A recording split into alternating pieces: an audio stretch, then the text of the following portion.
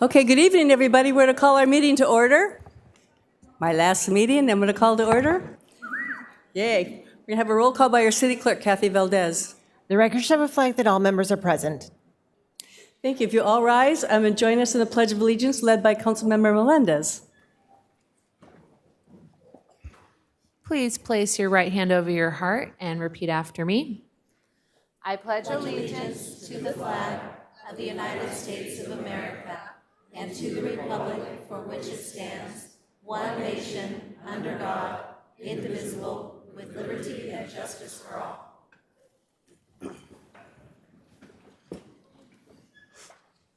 This evening, we're going to have an invocation by Pastor Rob Salvato of the Calvary Chapel.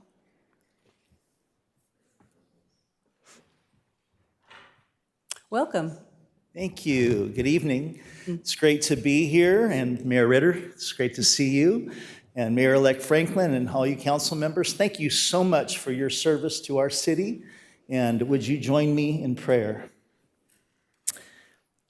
Heavenly Father, we come before you tonight.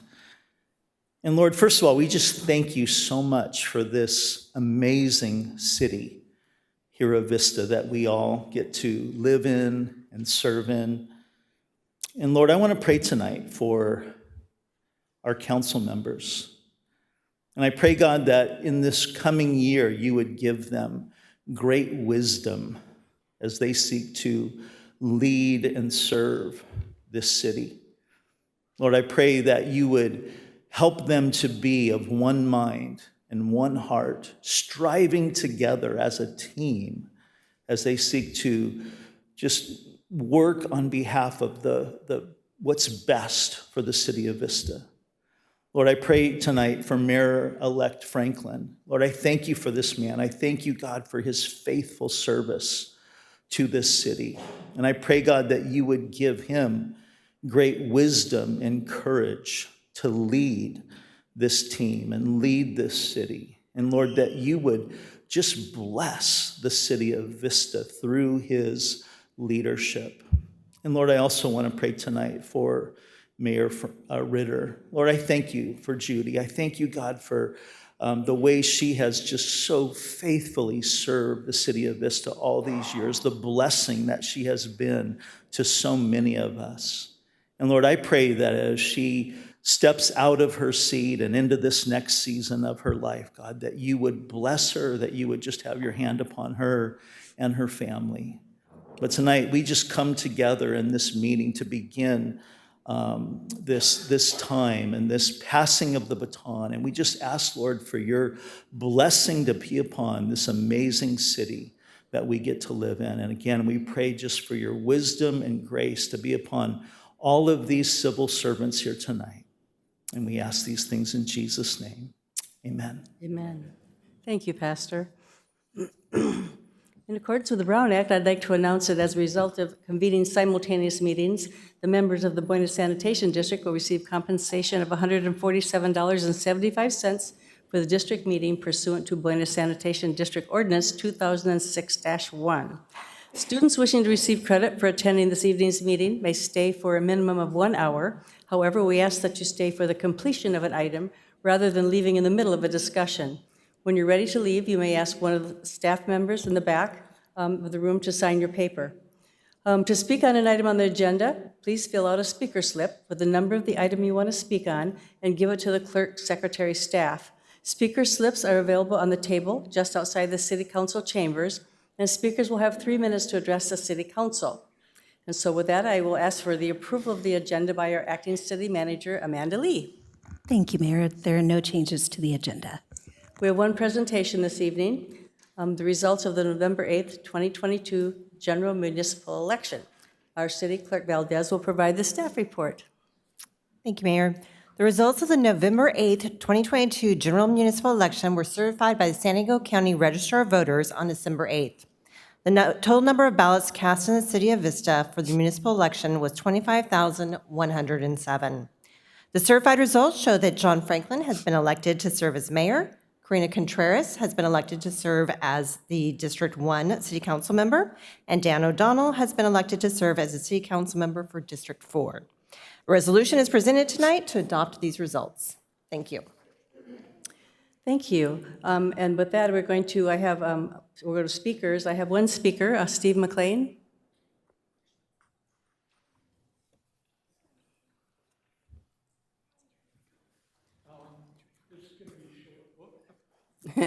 Do the tall one. This is going to be short for a change. I just want to tell everyone, whoever's watching, that Judy was one of the best people you could ever run into to listening to what the little people have to say. I'm one of the most outspoken but sharp-elbowed person making trouble for all sorts of departments, and she made sure I had a voice every time things came up.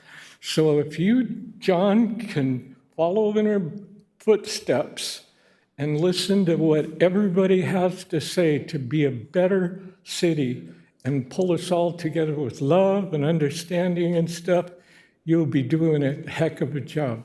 Judy, I love you. You're the best. Thank you so much. Thank you.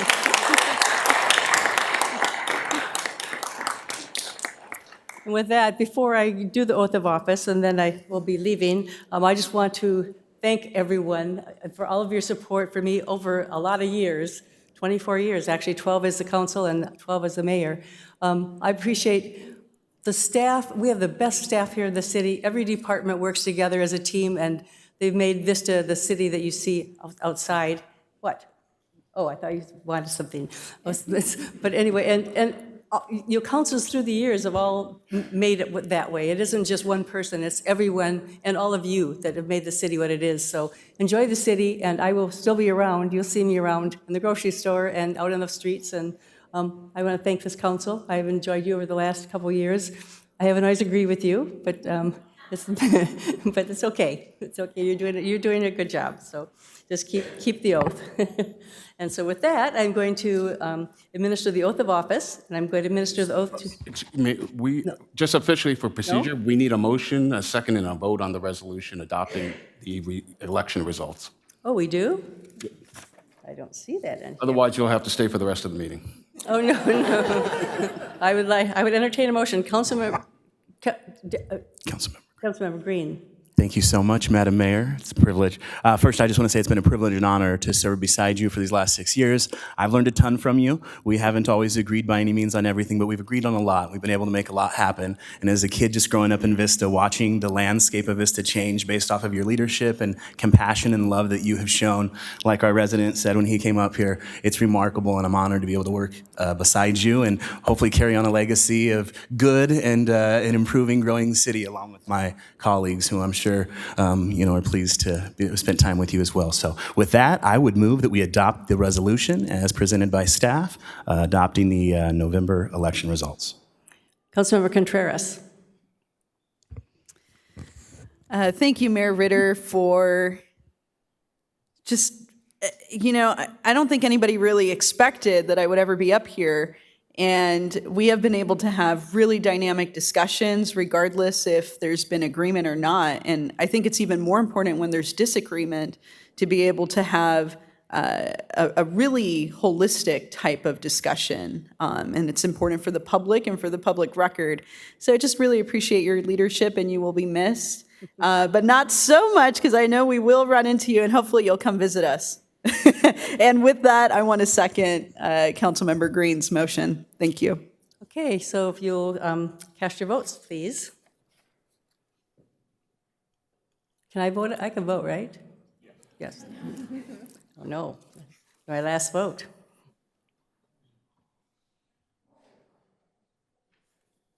That motion passes unanimously. That's nice. My last motion passed. Yes, the last. Okay, so with that, I will come down and do the oath of office. Mayor Franklin. Mayor elects for a moment longer.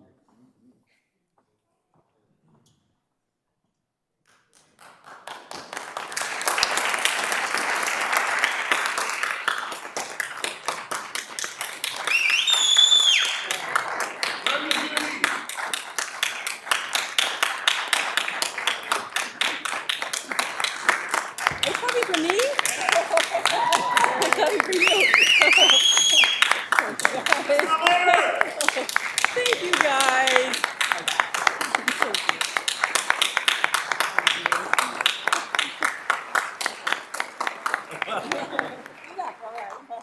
Thank you, guys. I so appreciate that. I mean, I'm gonna miss you guys. This is what I'll miss, is all of you here, just not clapping.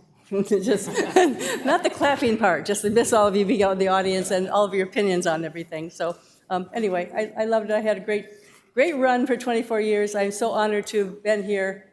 I'm very appreciative, and now it's time for John. So here, John, we're gonna get you. You're supposed to come out here so they can hear you, and we'll put this right here. Oh, yes, come up. Family, come up, yes. She's like, oh, I don't know. It's my wife, Shauna. Okay, so now, let me show you that they hear you. They can hear me. Can you talk? Can you hear me? Yep, All okay, right. we're good. Okay. The execution of this affirmation is required by Article 20, Section 3 of the Constitution of the State of California. I, John Franklin, just may say that, I, John Franklin, do solemnly affirm that I will support and defend the Constitution of the United States do solemnly swear that I Affirm. will affirm that I will defend and uphold the Constitution of the United States and the Constitution of the State of California and the Constitution of the State of California against all enemies, against all enemies, foreign and domestic, foreign and domestic, that I will bear true faith and allegiance that I will bear true faith and allegiance to the Constitution of the United States to the Constitution of the United States and the Constitution of the State of California, and the Constitution of the State of California, that I take this obligation freely that I take this obligation freely without any mental reservation without any mental reservation or purpose of evasion, or purpose of evasion, and that I will well and faithfully discharge that I will well and faithfully discharge the duties upon which I'm about to enter. the duties upon which I'm about to enter. That's it. John Franklin, you are now the mayor. Mayor Pro- Congratulations.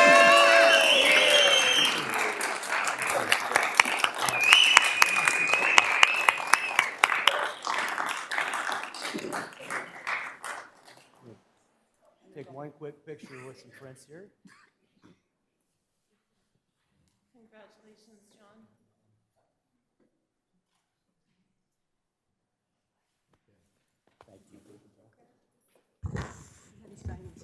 Yes, got to make it official.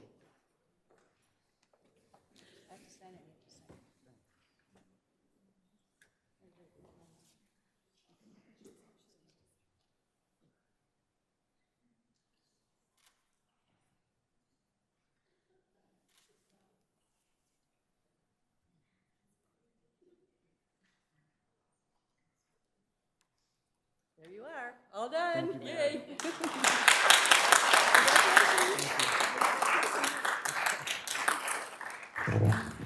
I just want to say a special thank you to Mayor Ritter for the 8 years that I've been privileged to serve under her leadership. I really appreciate it, and it was an honor to ask her to swear me in this evening. It's truly been an honor to serve this past decade with all of the members of our council that are past and current, and I look forward to working with this new council for the betterment of our city. Thank you very much to particularly my wife, Shauna, who spent many nights without me, and to my good friends who were my place of comfort and support. I appreciate each and every one of you for your personal support and friendship, and thank you. God bless all of you, and God bless Vista.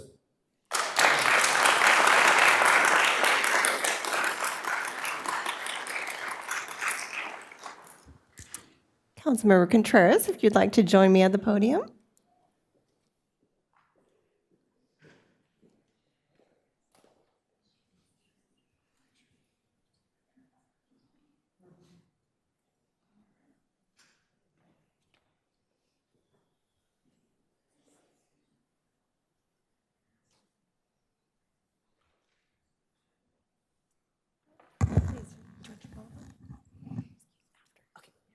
Please raise your right hand and repeat after me.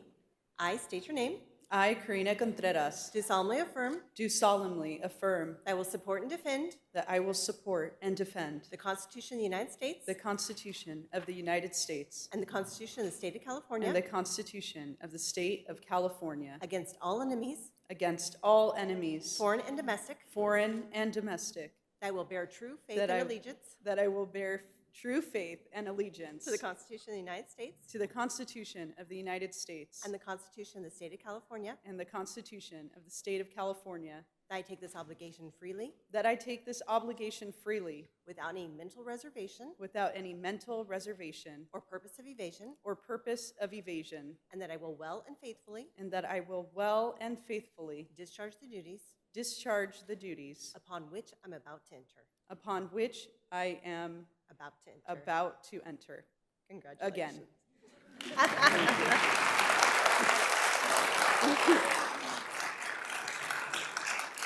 Thank you so much.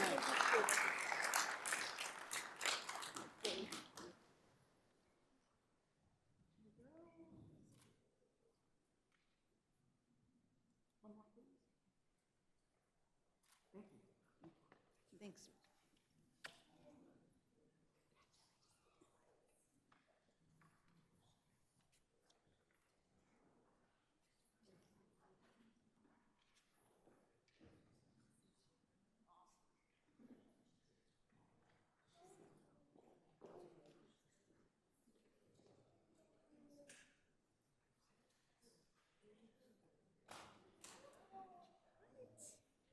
And Dan O'Donnell, please join me at the podium.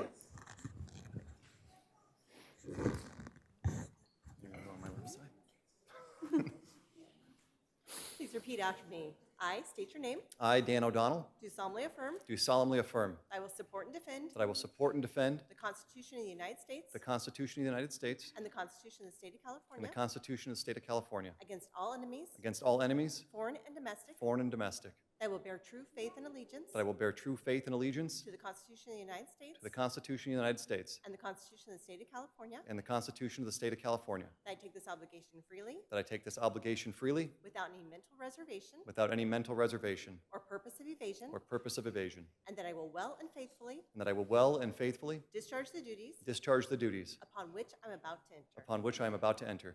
Congratulations. Thank you.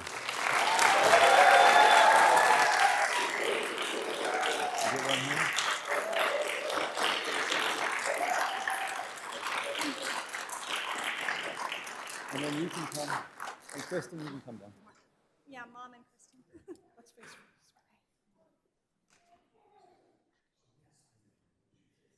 I got one more.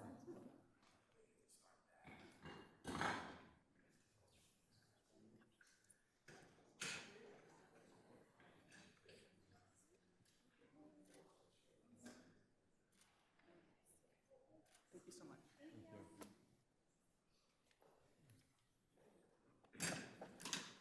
Okay, and at this time, the council is going to be recessed, and we invite you to join us for the next 20 minutes to celebrate with some cake and refreshments in the back. So if you would, please join us for a few minutes before we reconvene our council meeting.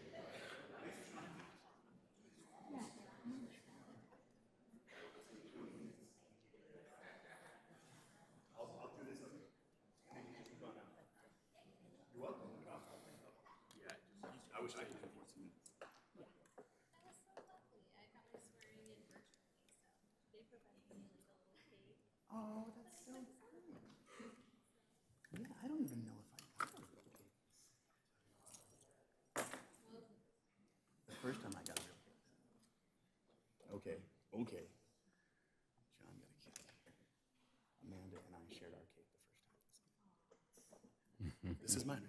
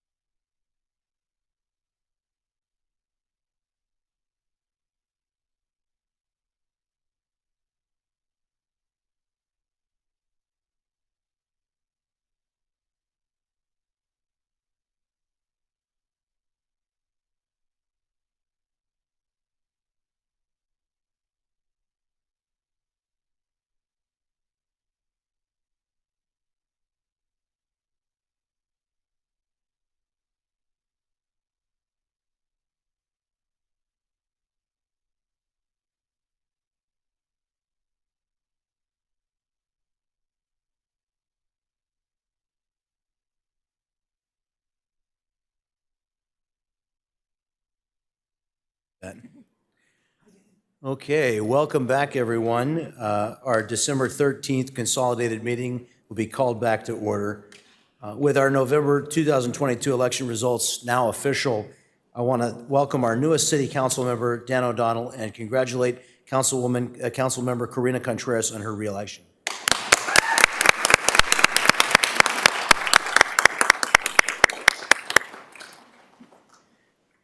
Okay.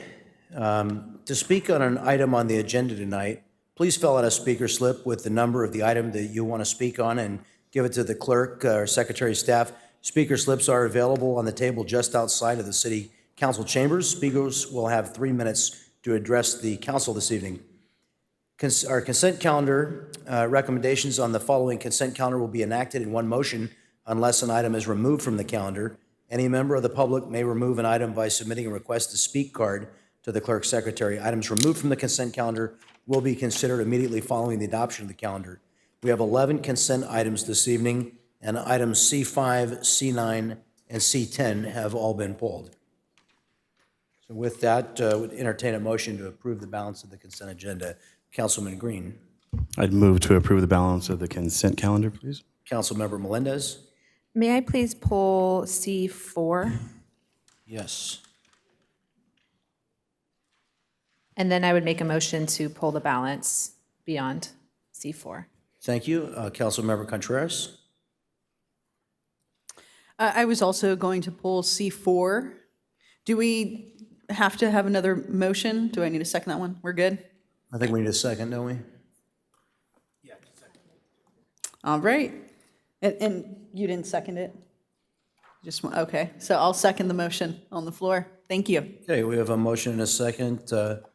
Seeing no discussion, please cast your votes on the consent calendar.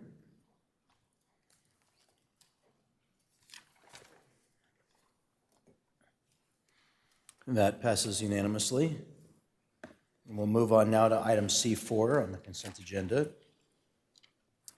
And would you like a staff report on C4? Yes, we could have a staff report, and then I just have a recommendation. Okay. Thank you. This item is to appoint the commissioners to a variety of commissions. We have it staggered so that when we have an election, the new council members will appoint for that year. So each year in December, we make a list to publish of all the upcoming vacancies. The terms are from April 1st through March 31st. And so we'll be opening those up for applications starting tomorrow. That completes my report. Awesome, thank you. I just wanted to pull this item because I'm really grateful for our local board and commissioners. They add a lot of insight to the business that we do, and recently received an update from our acting city manager that we're going to be able to honor them a little bit further by providing a headshot and a bio for them on our website. That way they can participate in more of the public view, and they can be visible and kind of have more ownership over that role and just show a little bit of appreciation to them. And I also wanted to make a recommendation regarding our city's preparation for receiving applications for boards and commissions, that we host a webinar or a series of webinars to educate the public on what each board and commission does. So that way it's more accessible to people. A lot of times people will see, planning commission or public arts commission or, these different names and titles, and they might feel like it's foreign to them or not accessible to them, or they don't have the right experience. But if we could provide an educational component before we fully dive into the application process, then that might get us a nice group of applicants that may not have been open to applying before. So I will go ahead and make a motion to accept this, staff's recommendation to schedule the vacancies, or to notice the scheduled vacancies, but to also add that we include webinars or educational components for the public. Thank you.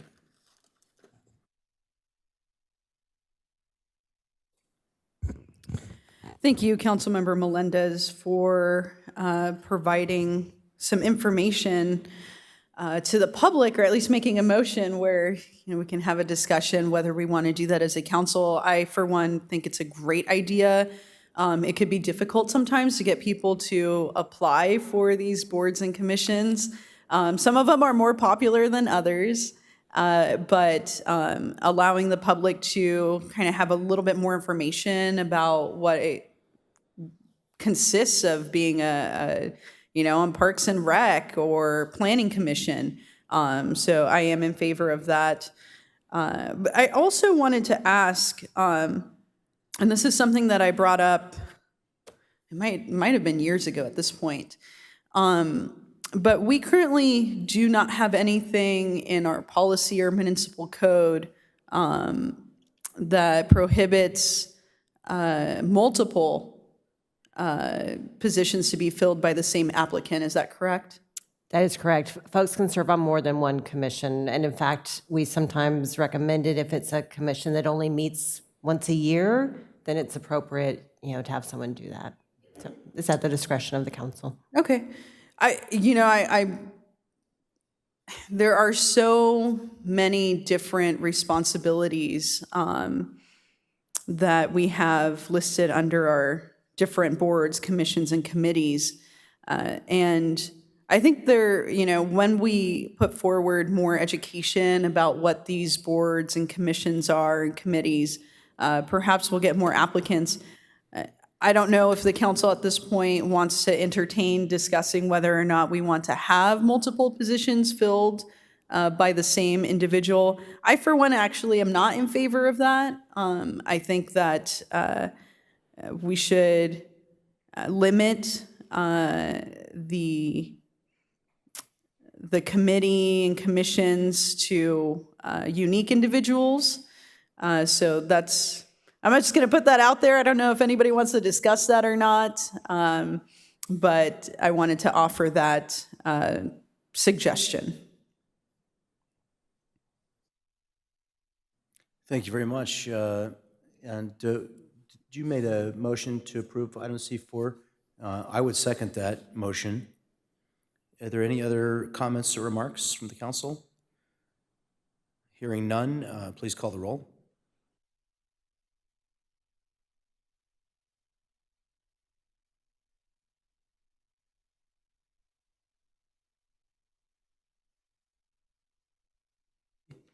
And next is item C5, the all-way stop at Goodwin Drive in Rancho Corte. We have members of the public that wanted to speak on this item. We'll have a brief presentation from staff first.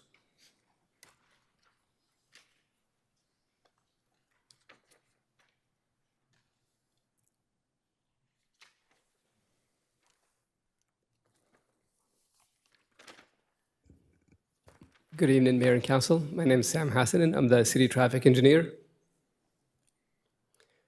So the background on this item, which is the always stop on Goodwin Drive in Rancho Corte, is that we received that request to evaluate the intersection of Goodwin and Rancho Corte for an always stop for traffic calming purposes on Goodwin Drive. We conducted the evaluation using quantitative criteria that we normally use, and we found that the intersection did not meet the criteria. However, the residents submitted a petition to install the always stop at the intersection as a traffic calming measure, which is in accordance with the city's traffic calming program. And a majority of the nearby residents are in support of the always stop in accordance with the petition that was submitted. We gathered some speed and volume data on the street, and we found that prevalent speeds to be around 41 miles an hour on the segment of Goodwin Drive between between Taylor Street and Barsby Street. We also found that there's 4 reported accidents on this segment of Goodwin in the past 5 years. This is a map of the area that shows Goodwin Drive, north-south, and then Rancho Corte as a T side street, and shows where the proposed stop signs would go.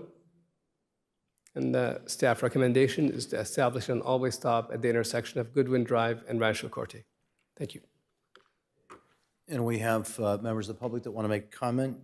James Mentz, if you would come forward, followed by Robert Golan. You'll each have 3 minutes to address the council. Good evening.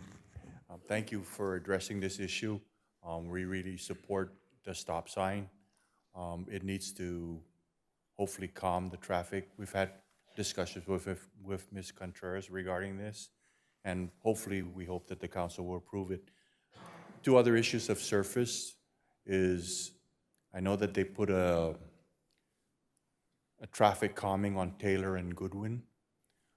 Then they came in, and the following day after it was installed, the kids were still doing donuts, so they came in and put a rubber pad, but they removed all the little orange markers that were there that should have been left there since we already paid to have it installed.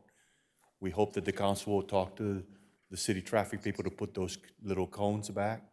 But as a result of that also, they've moved now to Amu. So now we're having issues on Amu and Goodwin. And so we wanted to bring that to your attention, that hopefully we can figure this out because it's still progressing and it's becoming a real problem. Thank you. Thank you very much. Mr. Robert Golan.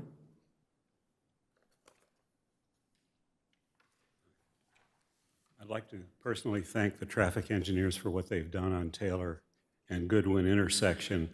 I live on Amu. My home's been there for quite a while. And during the time that I've lived on Amu, the traffic on Goodwin has increased as far as speed is concerned. My wife and I used to walk on Goodwin, and we came to fear walking on Goodwin because, yes, maybe the average speed is 40-something, but there are speeders that take it at 60 and higher. And we were concerned that they would actually leave the road and get onto the sidewalk. But in particular, what was done very well at Taylor and Goodwin. I'm sorry, yeah, Taylor and Goodwin. The device that was put in really works, but what's happening now is we've moved the problem, and the problem has moved down to my street. I'd like to just have more consideration put into what could be done to slow the traffic down along the entirety of Goodwin. Maybe speed bumps, maybe the type that are segmented so that they don't impede emergency vehicles. but they would slow the traffic down, would be very helpful. Thank you. Thank you very much. There are no other public comments, so we'll move to the council. Councilmember Contreras. I want to thank the public for coming forward and letting us know what the issues are. It's really important. I take public safety very seriously in all its different facets. And I invite you, I believe it's on the 24th, the council meeting, it's going to be the second Tuesday, whatever date that is. Is it the 24th? Yeah. In January, and we're going to have a discussion on how we can reduce vehicle velocities in neighborhoods, because it really is a serious issue here in Vista. Yeah, I was walking to catch the bus. I live really close to the AM/PM on North Santa Fe and Cananea and West Indian Rock. And I was on the phone, right, trying to multitask, and I see approaching me a vehicle, and it's red, right? We've done it so that all the stoplights are red in that intersection. So I know I'm the only one that's supposed to be moving, or other pedestrians. And I see a vehicle come towards me, and it's not stopping. And I had to tell the person that I was speaking to, hold on a second, I think I might just get run over. And I had to run out of the way because this vehicle, even though there was someone stopped at the stop line, they went around the vehicle and through the intersection and could care less that I was walking. So I wish I could say this is a unique experience and that this doesn't happen to other people, but this is happening more and more and more in our city. And the lawlessness in our streets needs to stop. So we need to have a robust discussion on how we can address this holistically, whether it's speed tables, whether it's bulbing out the corners on intersections to make the sidewalk much smaller, especially when it intersects with this idea of safe routes to school. Because, you know, in hearing this testimony about what's happening on Taylor and Goodwin, as we've moved along this process, you know, I have constituents that don't feel safe walking in their own neighborhood, that we invested sidewalks, right, in these neighborhoods. But what good is a sidewalk if people don't feel safe crossing the street? So we need to be able to have more of a menu of options. And I know our residents here in Vista are up to the challenge. You know, this petition came forward very quickly. I really thank you for gathering all the neighbors and being able to explain why we had to go down this route, because it's the first step and hopefully the last step, right? But as we can see, there are other issues that are surfacing, but it's the first step in the process that we have here in the city of Vista to address infrastructure needs when it comes to high speeds in our residential areas. So I look forward to having that discussion, and I want to invite everybody in the public. Please let everybody know that on January 24th, we will be having a deeper discussion about how to address this serious issue in our community. With that, I would like to move to accept staff's recommendation. Thank you. Councilman Green.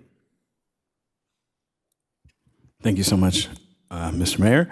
Thank you, Councilwoman Contreras, for your work on this, and thank you, residents who come and petition. Although that doesn't meet the guidelines for a stop sign, we know when it comes to quality of life, things like this need to happen. There's a couple stop signs in my area in the hills of Vista that don't necessarily merit, but when you have kids walking and families walking, you need to make sure that it's safe. So I definitely appreciate you doing the work on that. So that road there on Goodwin is definitely a cut through. It hits Barsby, they take Hutchinson to Osborne, Guahomie out to the 76. I mean, that's kind of how they go where there's no stoplights and they do fly through your neighborhood. So I wholeheartedly support the meeting on the 24th of January, which is going to be our second meeting in January. Is that correct? Acting City?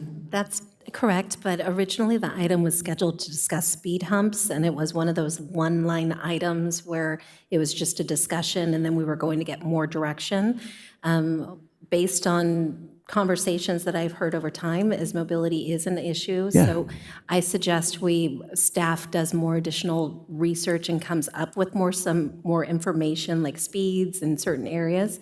So to get that data, we'd probably have to have that discussion at the last meeting in February. Okay. So if council's okay, then we'd be able to provide additional data instead of just getting more policy direction.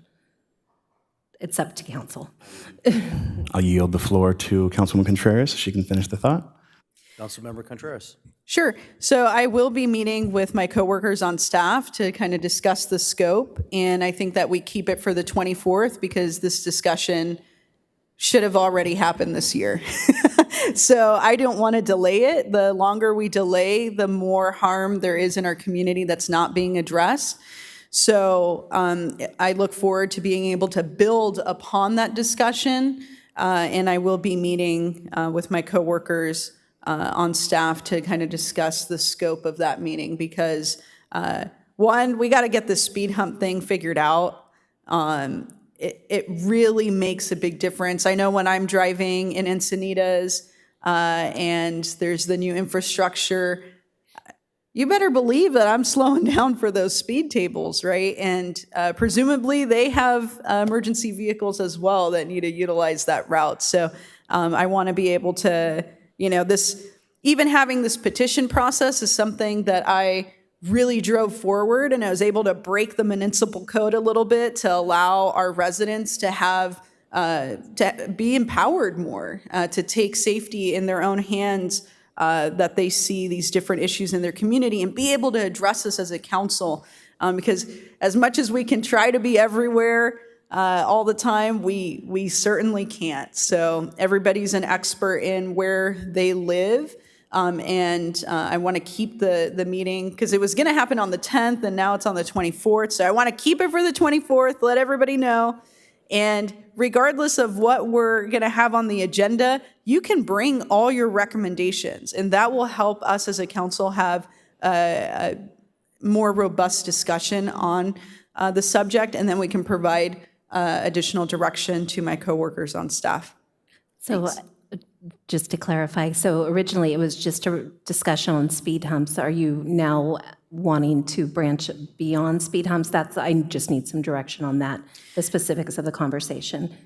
Yes. Okay. So I really want to focus on speed humps, but I think that it doesn't have to stay within just a discussion of speed humps. So all traffic calming measures is what you're Right. asking for. Okay, thank you. Councilmember Green. All right, and thank you so much again, Councilmember Contreras and Acting City Manager Amanda. Lee, I love the idea of having a fluid discussion since we all live in different districts, so it'd be kind of cool to say, hey, this is where our problems are and our issues are, and bounce them off of our engineering department and our staff department and let you experts tell us the best way and then give you some of our non-expert opinion and merge them for what's best for the city. So with that, I accept the recommendation to install the stop sign as listed. You second the motion? Second the motion, yes, sorry. Okay, seeing no other discussion, we have a motion and a second.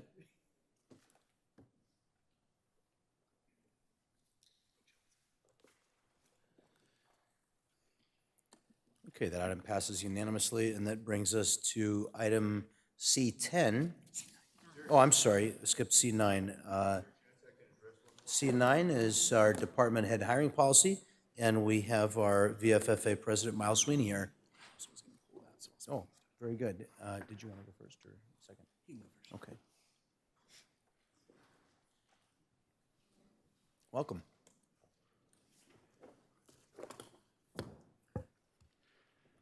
Good evening, Mr. Mayor, City Council. My name is Miles Sweeney, President, Vista Firefighters Association. Let me just take a moment first to say congratulations to those who took the oath today. We know a little bit about taking oaths and how important it is to serve. So thank you for your time served, and thank you for serving now. It is appreciated.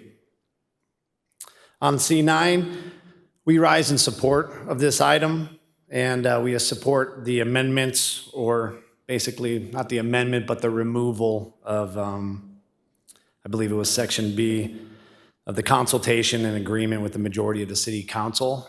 This was what was promised once a policy was put into place, once a policy was created, and you're keeping good on that word, so I thank you for that. And I want to thank staff as well for a very fair draft policy and for the creation of the employee group of stakeholders. All of us, whether it's VCEA, MA, or definitely the firefighters, we look forward to putting this brand new policy into practice in the hiring of our next fire chief. So thank you very much and congratulations. Thank you. Councilmember Green. Thank you so much, Mr. Mayor. I don't need a staff report on this item or anything. I was going to also pull it, so I appreciate President Sweeney pulling it. I just wanted to speak on this item. This is something we worked on as a council for a while. There was a narrative in the media that said that the council was trying to take hiring power away from our city attorney and that we wanted to approve all of the hires and we weren't letting our city manager approve hires as needed. Our direction to staff and as a council was to implement a policy. We did have a sunset date on our municipal code, which was altered, and this item sunsets that municipal code. I want to make sure everybody knows there have been no directors hired since we've started this process, so this is actually coming in, right in the nick of time, I guess. So when a new director is hired, this policy will be followed, and our city manager has ultimate authority. So the stakeholders that you put on there, the union representatives, basically everybody who's going to be giving recommendations to our city manager are all people who know what's going on in their field of work, and when their new leaders come in are going to feel like they're super connected because they recommended to the city manager, hey, these are the best 3 people that we want, please pick one of these. So I think it's going to make our city manager be more confident in hires, and our new directors coming in are going to gel with the team because we have excellent directors who are going to be sitting on these panels and saying, hey, how does this new person kind of work with our team? So we do have the city manager job out for application right now, and I just want to make sure any city manager coming in knows that as a council, we're not here to micromanage you. We are super excited about this policy, and we're excited to get stakeholders to the table, giving you their opinion on how we think Vista can be best led and served. So with that, I want to thank staff for all of their work on this, thank my council for everything we had to deal with going through this to make it happen, and I would like to approve this item, move to approve as presented in the staff report. Councilmember Contreras. I too want to thank my coworkers on staff for doing such an incredible job in a very short amount of time. We definitely didn't want to have to, on council, make any decisions on beyond our authority, and we had to do it in the municipal code a certain way in order to have the flexibility to have this department head hiring policy in front of us today. I will second your motion, Councilmember Green, and I also want to say that, and I said it before, that this is not enough, that we need to have diversity, equity, and inclusion as part of our hiring practice, and we don't currently have that. So in the future, I would like to have that type of discussion. And at North County Transit District, I even saw that they have a diversity, equity, inclusion, and belonging. That's incredible. So, we have other agencies and other corporate citizens that are really taking equity to the heart. And I think that as a city, we want to do that as well. So I will second your motion, but I just wanted to add that because I feel very strongly about it. Thank you. Councilmember O'Donnell. Thank you. I just want to echo their statements, and I want to thank staff for the tremendous job you did on this. It was a very contentious thing, and I will tell you, a lot of people asked me about it. Bringing in stakeholders to this decision-making process, I know there's a lot of things that have to go into it. In my professional role outside of this council, it was a 3.5-month hiring process. I went before multiple panels that all had to make decisions, so I stand by this wholeheartedly. I just want to thank you very much for your work and your efforts, and I look forward to working with my council moving forward. Councilmember Melendez. Thank you. Thank you to our amazing staff for, yes, very quickly turning around a policy. And I'm very pleased that we were able to be good on our word regarding staying out of the hiring of department directors. outside of creating the policy to ensure that stakeholders are included. And I just want to share my support of the concepts of diversity, inclusion, and belonging, and really moving away from a culture of exclusion and a culture of othering within our city, and creating a larger hug around our whole community. It's the best way I can put it right now, but I do support those concepts. I think that it would be great to bring those concepts back and build more inclusive hiring practices and more of a sense of a belonging within our whole city, right? Whether it's having greater education for our webinars, greater webinars and education for our boards and commissions, or the hiring of our city staff, there'd be an effort for diversity, inclusion, belonging, and just a sense of trust with the public with what we're doing. And I agree, it was very contentious, right? We saw different articles come out. There was a claim, different claims were being made that weren't accurate. And now we get to have a new hiring policy. But correct me if I'm wrong, I believe that we're going to be continuing to see this item come back to us when there are open vacancies for certain department directors that we haven't necessarily gone through the process of determining what those stakeholders are. Is that correct? If I recall from the presentation that happened back in October, that was something that council asked for. Okay, so it's going to be an ongoing thing that we get to participate in as a council and the public as well. So anytime there's a vacancy going forward, at least until we've established policies for each department head, we're going to be able to look at that director position and formulate a really good hiring practice. Who are the stakeholders for this position? Who should be involved in the hiring? And I think that will be really great going forward. So I support this item. Thank you. Okay, we have a motion and a second.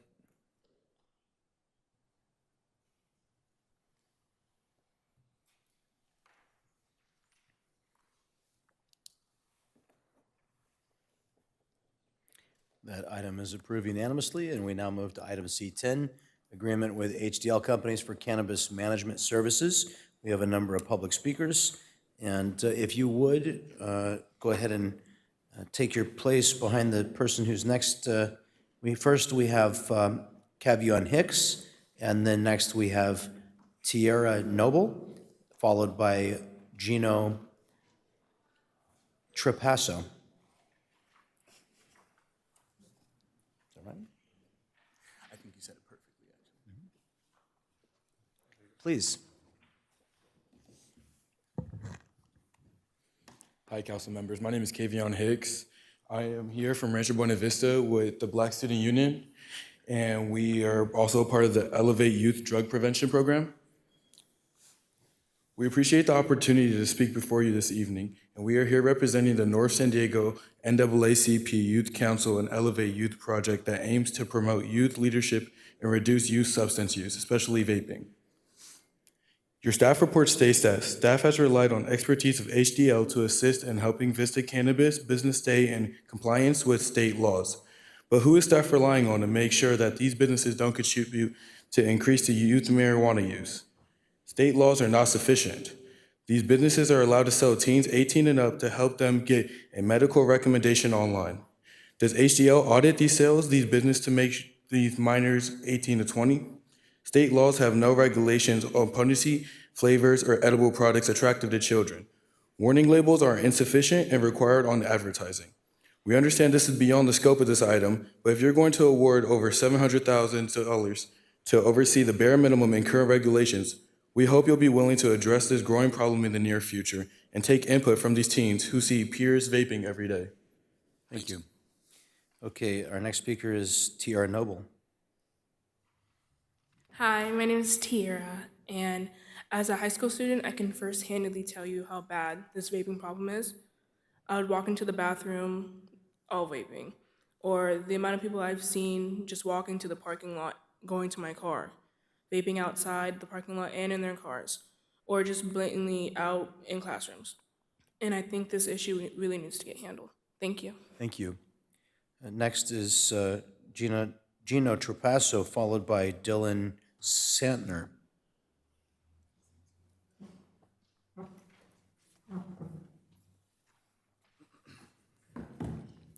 Good evening, everybody. I'm Jaden Finley. I also come from Rancho Buena Vista, as well as my classmates, and we are here talking to you about considering changing our lower freshman fields to turf. This field is covered in gopher holes and is not in the best condition. We're all athletes that play football, and we know how important it is when it comes to field conditions. This ground is not safe and will get our players hurt. We stand here today to introduce you our plan, and I hope you really consider this project. Thank you. Thank you very much. Dylan Santner, followed by Jaden Savage. Hi, my name is Dylan, and we want to add a little turf area on the lower field because the north side of Vista, the sports park has one, but the south side of Vista does not have one. And so it would be like a great impact on the community because, everyone's like inside doing bad stuff. And it'd be a great way to get everyone outside being active and doing something good. Thank you. Thank you very much, Jaden Savage, followed by Jaden Finley.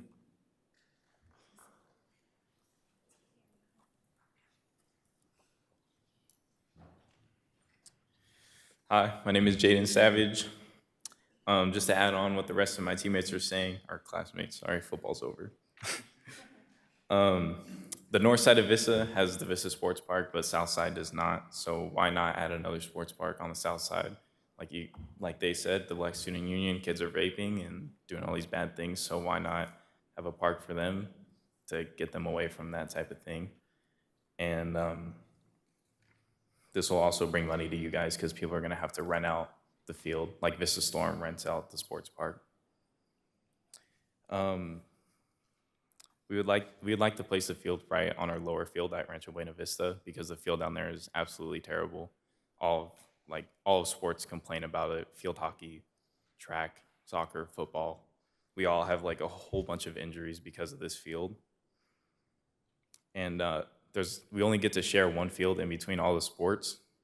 So fighting for a time slot is probably like the hardest thing ever, and to like share the field with other sports. Since we're all student athletes, trying to get our homework done is pretty hard because we're coming home late, coming home at like 9:30 at night, and then being like, I have an essay, but it's just really not getting it done. It's really affecting our grades. And thank you, that's all I have. Thank you very much. Jaden Finley, followed by Deborah Matthews.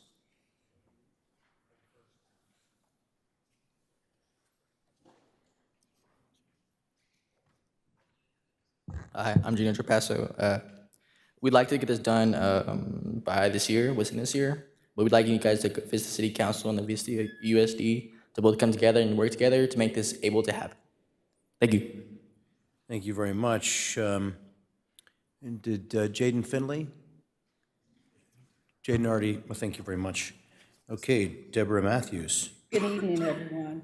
I am the NAACP Youth Advisor, and I'm also the Elevate Youth Program, Drug Prevention Program, Program Supervisor. I'm here with these youth today to support them in their voices. They've taken out the time to be able to put this on the agenda. There were two separate items. I think you realized that as the second group started talking.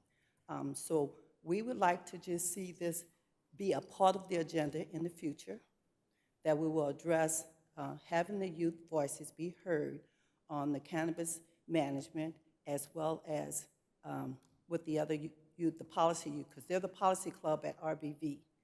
They're the future leaders. They're the ones that are going to be in your seats soon. So we'd like to input their voices on these topics. Thank you so much. Thank you very much. I'm sure we look forward to that. Sebastian Quintana is next.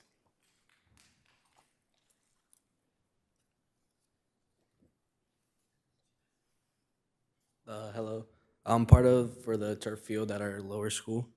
And how we want to do it is by getting the city council to an agreement with the VOSD district to help us pay for it, and then and as well paying for the company that's going to install it.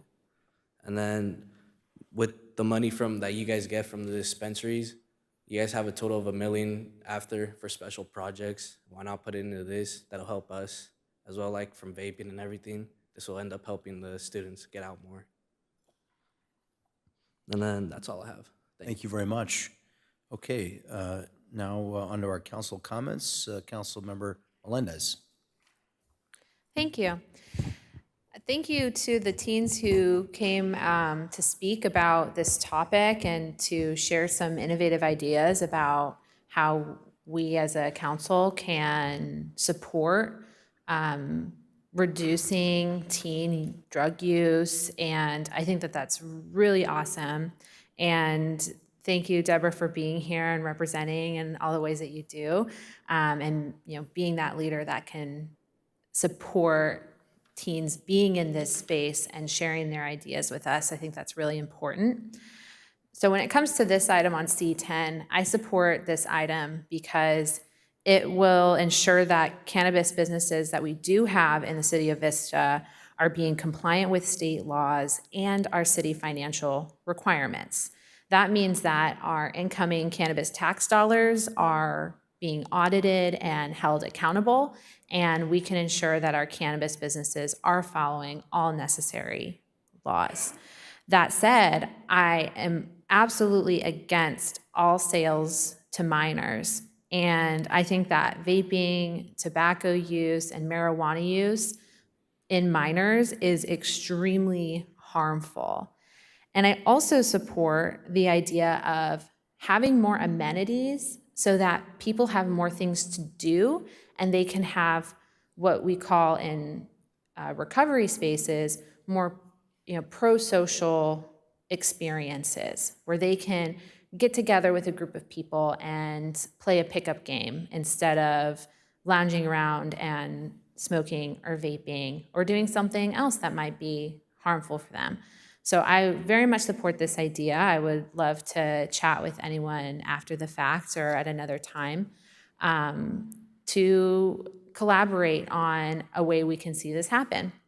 I also want to share that since we're talking about youth substance use, and tobacco I know has been a really high concern for a lot of youth, that I have previously asked our acting city manager to put on the agenda for February, and I'm requesting February, what is the date? The last meeting in February, I'll pull it up now, for us to have a discussion about sales to youth, tobacco sales to youth, and for us to reevaluate our penalties.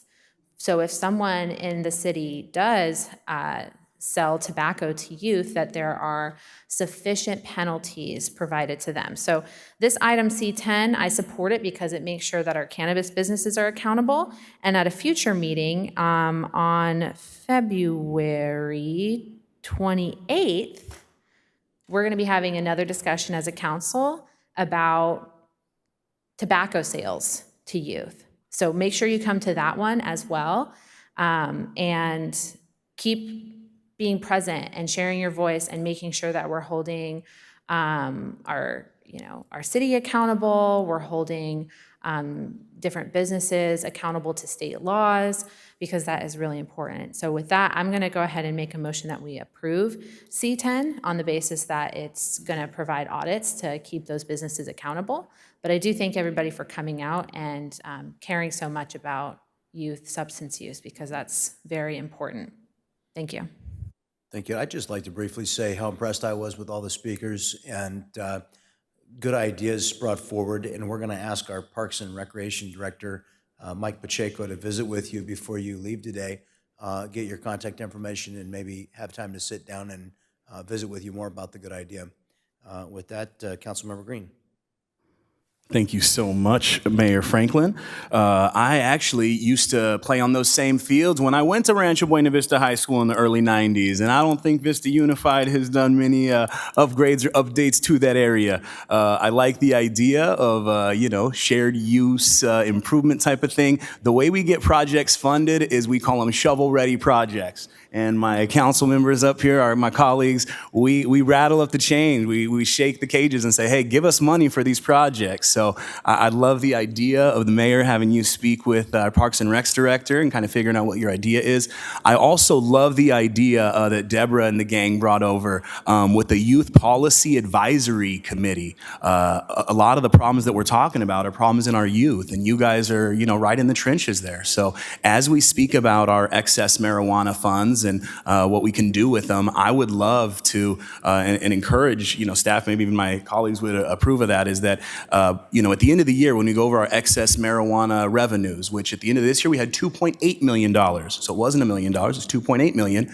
What type of programs would benefit the youth? What type of prevention measures should we be putting in place? Because we don't want to keep doing the same thing because it's not making a difference. So I would love to have your young minds, sharp minds, right in the trenches, telling us what it is we can do, whether that's a signage thing or, vape detectors. I don't know. You guys know better than us. But I really think having a youth policy advisory committee when it comes to excess marijuana revenue and prevention of youth use within our city is a great idea. So thank you for bringing that forward. That is amazing. Now, since you have such a great idea, sign up for the committee and do the work to get the job done. So everybody's got good ideas, but we need you to also come back and get the job done. So definitely appreciate that. With that, I definitely want to second the motion. I want to make sure this auditing company is a company that's been working with us as a city and with our marijuana businesses to make sure that they pay proper taxes. And we have been allocating those funds for really good things. We have allocated for youth prevention programs, additional sheriff's deputies, park rangers, street lights. Every year we have some good stuff, but having more input from the community is what we're all about. And your voices need to be heard. So thanks for coming and letting us hear from you. We really appreciate it. Councilmember O'Donnell. I want to second first. I'm so impressed by. I'm just very loud, I guess. I just want to echo what Joe just said. I am impressed by every single speaker that came up here. I really mean this sincerely, how much I appreciate you being here this evening, sharing your thoughts, sharing your voice, because when I was younger, that's something I would have never done. And you are the experts in your own community. So within our youth and our teens, you know better than I know or anybody up here on this dais knows. So thank you so much for coming before us, because I can tell you when I was a child, cigarettes were a big thing where I grew up. And the access to underage children to be able to get to those was just absurd. And I remember, some of you might not have been born, but in the mid and early 2000s, they had flavored cigarettes, and they were around for about 1.5 years. And there was a total ban on all flavored products because what happened was they were targeting youth. And so I would love to have a longer discussion with you as your representative in District 4. I live right behind Rancho Buena Vista High School. I am open to having a discussion with you anytime you'd like, and I will meet with all of you. Beyond that, on the second item that you mentioned, as far as the turf and the parks project, I wasn't clear. Do you want to have this as a community project or something specific for RBV?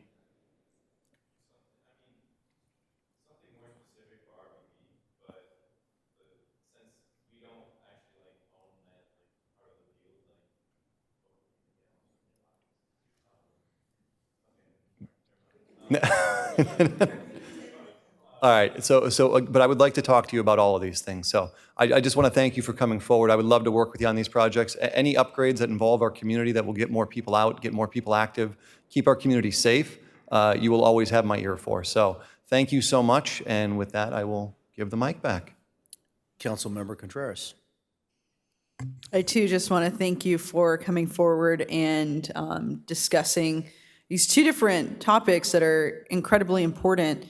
I grew up playing sports here in the city of Vista, and so did my brother. And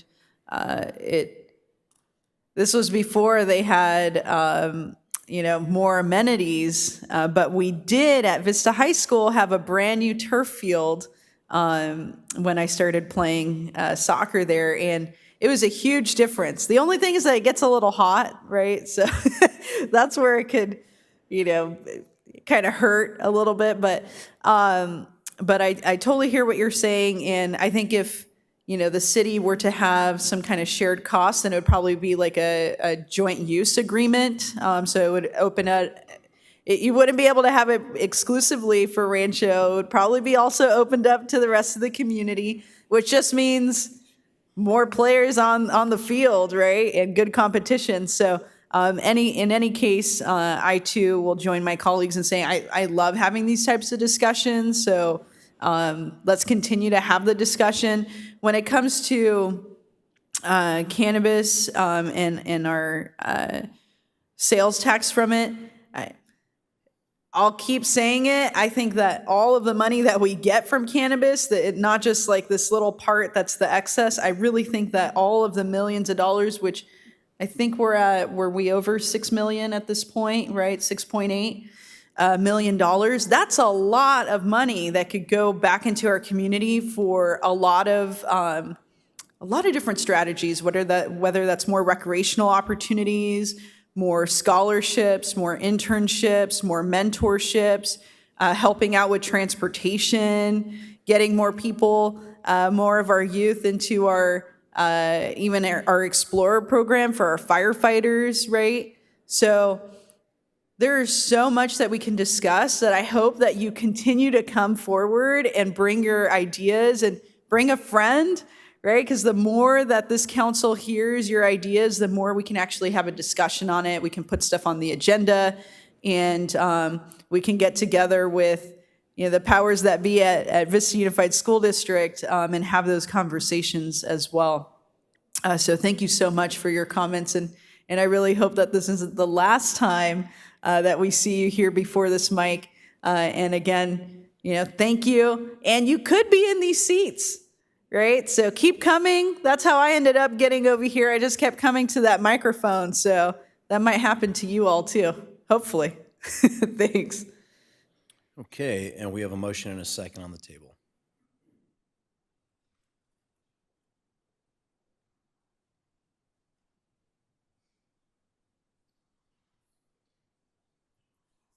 Item passes unanimously, and that is the conclusion of our consent agenda.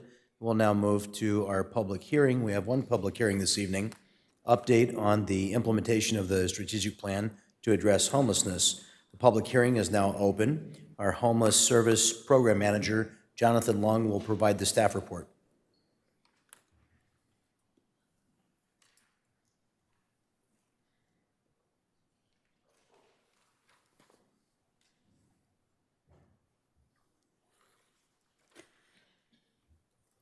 Good evening, Mayor and City Council members.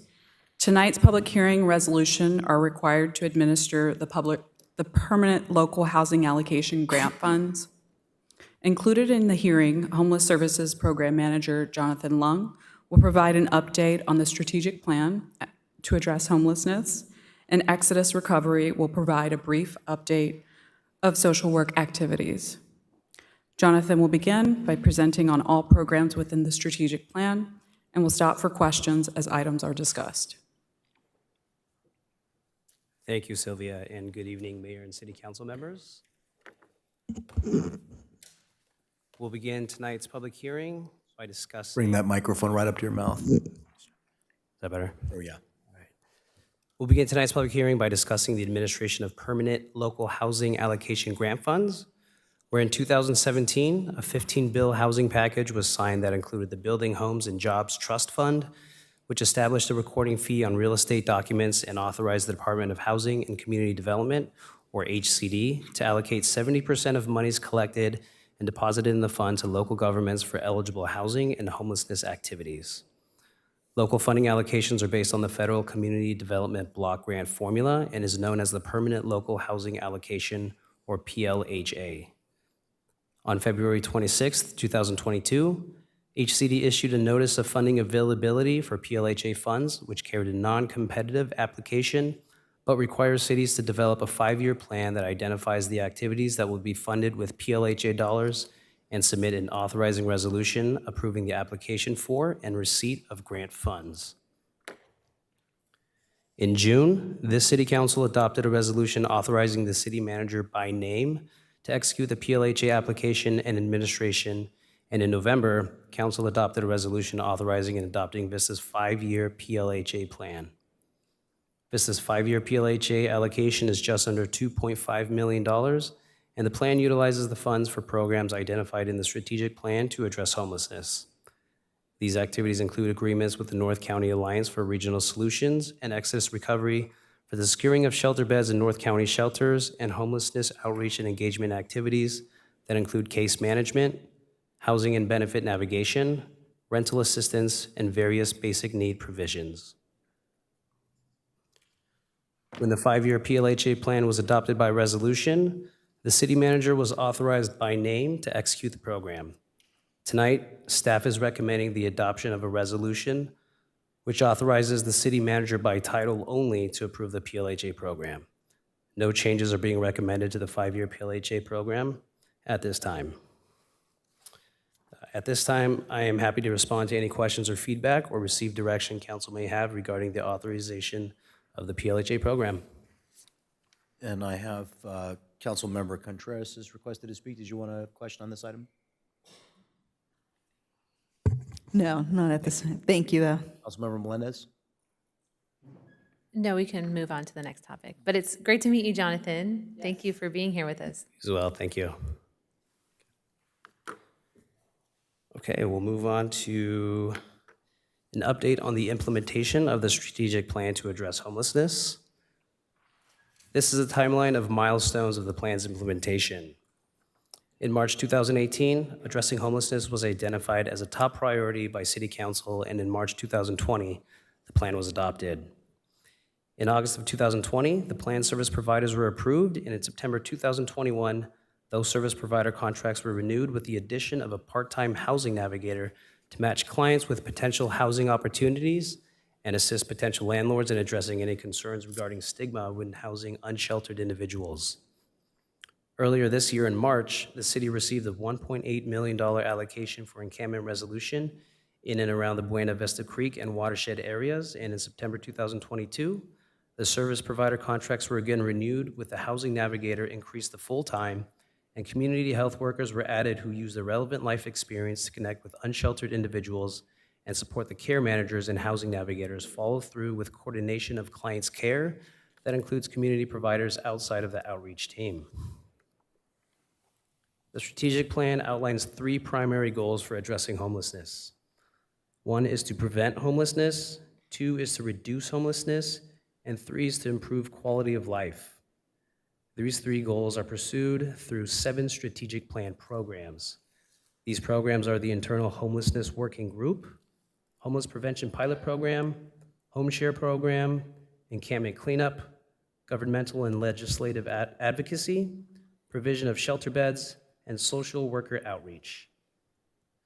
Updates to these programs since the last plan update include the addition of community health workers, as previously mentioned, new Caltrans fencing and beautification projects, an application to a HUD Notice of Funding Opportunity to address unsheltered homelessness, the addition of a community improvement team, and the selection of a safe parking provider.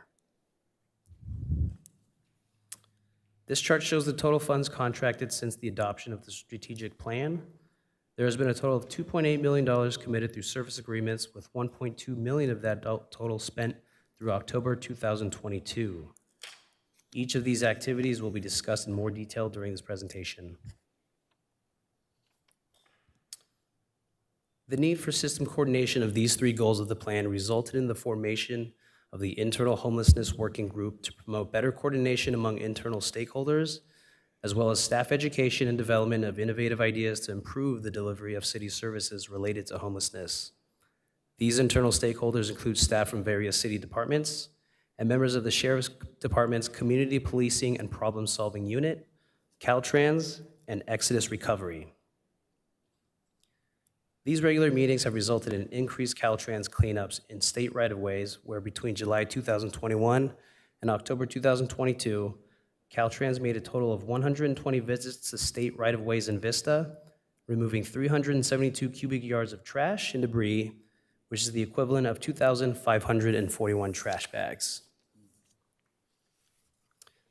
Caltrans has also begun installing a new 4D cut-resistant fence that is impenetrable using handheld tools and has been installed along the California State Route 78 westbound Vista Village off-ramp to deter encampments from forming in close proximity to traffic, posing an imminent safety risk.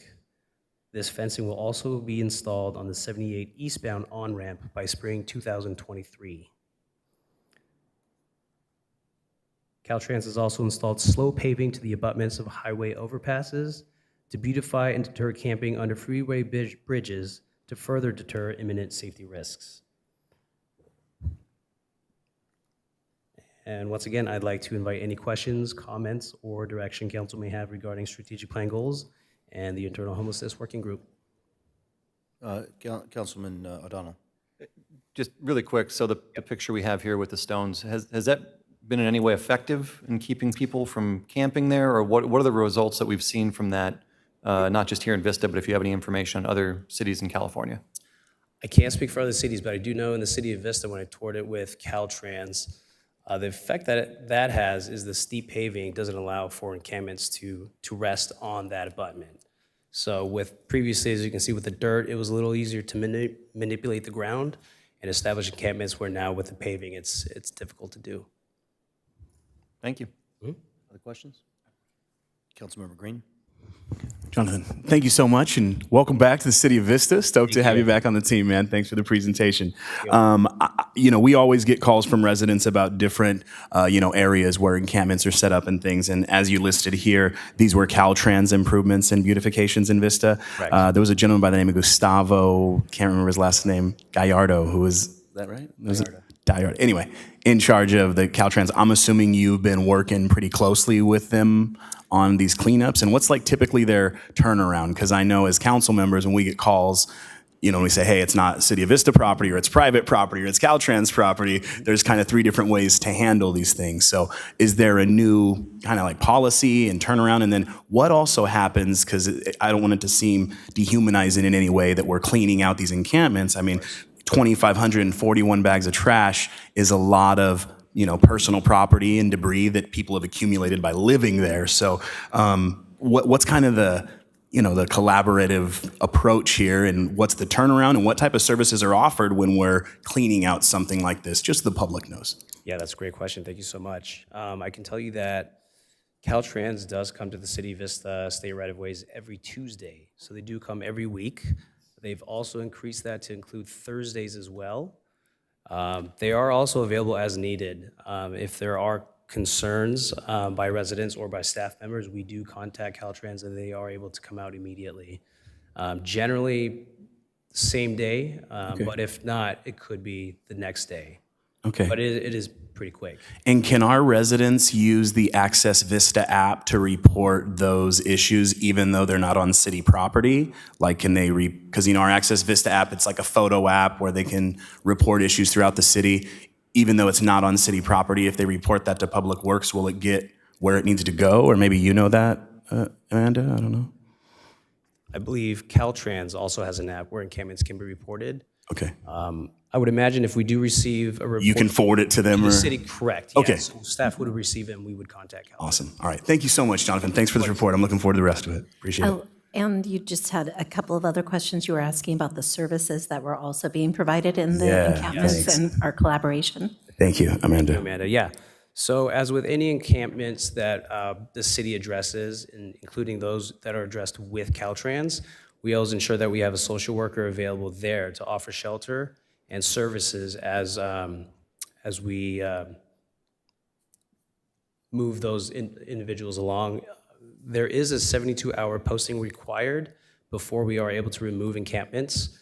So with the first visit, we post the 72-hour posting, and then after those 72 hours have arrived, staff will once again visit the site with the social outreach workers. Okay, and we had spoken as a council about vans for our social workers, so that they had the ability to, move anybody who wanted to go to shelter with any of their property. And we were also hoping they would be branded homeless outreach team vans in Vista. Hopefully those are coming. But what I was wondering is, have you seen more acceptance of services now that they say, hey, we can take all your stuff with you? I know that a couple of our providers also allow the pets to come on site now. Have we been, You know, we hear a lot of the services were turned down. So as a council, when we implemented this, we're like, okay, what are ways we can get into support? So is that van out there running and is it being used? Are people accepting it? Yeah, in fact, we have 3 vehicles that are in use that the social worker provider is utilizing. I don't have the reports of what the increase or decrease or any change in the acceptance of services with those vehicles, but I can certainly find out. And are they branded now where They they are. say Homeless Outreach Team Yes. Vista? It does. City Real big. Vista with the phone number. In Love fact, it. our social worker provider, who's also here tonight, has reported a lot of success with that marketing and outreach materials. Perfect. I think that was a great idea. I had a lot of people telling me how Carlsbad's van. I didn't want to hear that again. I'm like, yeah, we got them too. We can brand it. So thank Ours you are so just as much. good, yeah. Really appreciate. Ours are probably better actually, but thank you. Appreciate it, Jonathan. I just want to add that actually Caltrans would not be doing encampment remediation in Vista if it was not for our social work program and our outreach. That is one of the requirements. Councilmember Melendez. Thank you. I don't have too much on this item. It seems like we're taking them, kind of breaking up this large agenda item into smaller pieces. So I just wanted to kind of get an understanding of procedure tonight because I imagine there are speakers. And I know that at previous meetings, we've gone through it piece by piece, and sometimes we kind of get through all of the discussion and we've kind of said a lot of what we've wanted to say, and then speakers will come. And I do want to make sure that I have a chance to, and I'm sure others feel the same, have a chance to hear speakers before finalizing my comments. But I don't know if we could allow that in the procedure. But I think that the fencing is really interesting. I hadn't seen that before, and that's interesting technology that it's cut proof. But one of the questions I had with the internal work group is our community policing and problem solving unit, our COPS team. So I didn't see specific updates about their activities or how everything is going within their unit. I do understand that a large portion of their activities is going to be surrounding encampments, right, or illegal activities that might be connected to someone's homeless experience. So would you have any updates about our COPS unit? There aren't any substantial updates regarding the COPS units and homelessness outreach. I will say that they do accompany the public works personnel and social outreach workers to ensure safety during those visits, and they continue to do that. Okay, awesome, thank you. I'd be happy to take those public comments at this time without objection. So we'll go ahead and go to public comment on this item before we ask you to finish your report. And we'll start with Sarah Benson, followed by B. Palmer.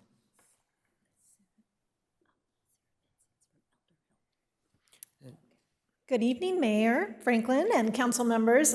My name is Sarah Benson, and I am with Elder Help. I think Jonathan will share a little bit more with you about Home Share.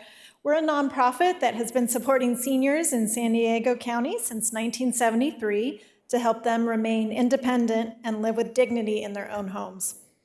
For years, I ran the San Marcos-based Foundation for Senior Wellbeing. We recently merged with Elder Help, and I am on the team now tasked with expanding Elder Help's programs to North County.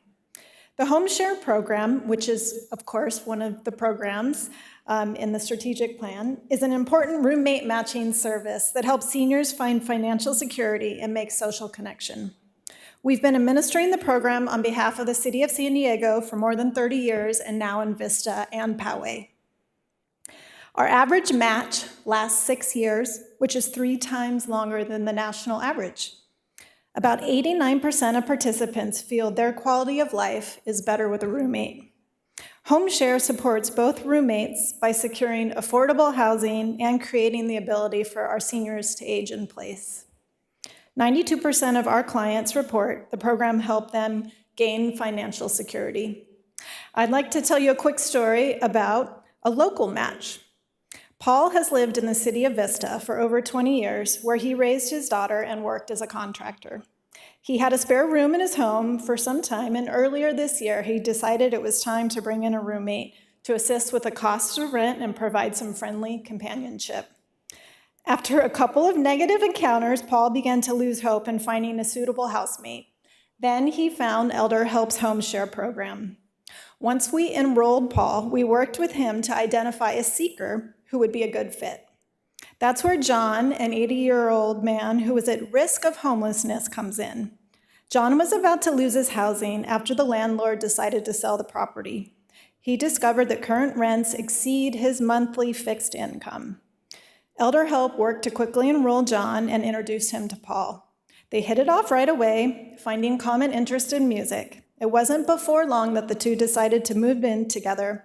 We oversaw that process, and now we hear from Paul that this process helped relieve much of the stress associated with renting out a room. And for John, he now has a safe, affordable place to call home where he pays rent at $650 a month. Elder Help will continue to work with the pair and lend support when needed. In Vista, we've enrolled 4 home providers, and we currently have 17 potential seekers on our interest list. In addition to Home Share, we assist Vista seniors with information and referral. We've connected with more than 100 seniors since July in Vista. In a nutshell, Elder Help's Home Share program helps stabilize finances, keeps the housing insecure in a home, helps reduce isolation, and allows seniors to age safely in place. I thank you for supporting this program and your strategic plan as just one part of the housing solution. Thank you very much. It is indeed one of the best ideas that we've implemented. B. Palmer. First, congratulations to the new council members or reseating, and to you, Mayor John Franklin. I'm Beatriz Palmer. Can you hear me? Because I hear an echo. Okay, good. I'm Beatriz Palmer. I'm the board president for Operation Hope North County, and I'm also an educator in higher education and a sociology professor. And I have a couple of things to share. Let's see. Here we go. First, I want to thank you all for the support that the City of Vista has given to Operation Hope, the families and children. When I say children, this fiscal year, 62% of the clients at Operation Hope North County are children and youth under the age of 18. Last fiscal year, it was 55%. So we're seeing an increase. Vista's families are also our largest demographic represented at Operation Hope North County. So we're so thankful that you are working to provide a safe parking lot program that will help many of our families who find themselves living in their cars when they apply for our program. We look forward to the continued support and partnership. Next year will be our 20th anniversary. And we know that we wouldn't have gotten to 20 years without the key stakeholders like the City of Vista. And we know that through all of the strategic plan, it will also help support the families that come to Operation Hope. And I wanted to share that part of this success is because of the 4 steps that we have implemented. The stabilization to help families feel safe when they first enter with their children and our single women. The education component that we provide with the wraparound services so they can set goals that they can achieve. And then the action plan, because it's not a handout. We want to elevate them so they can equip themselves, so they don't find themselves seeking shelter. So I'm so thankful for that part that you included. And then the independence, so that they're equipped well with all the tools so that they can keep their family safe through sustainable housing and permanent housing that is affordable. So again, thank you so much for the work that you're doing, and we look forward to celebrating our 20th anniversary with you. We look forward to that too. We're proud of our long partnership with Operation Hope North County. Thank you. Thank you very much for being here. Okay, Mr. Long, back to your presentation. Thank you, Mayor.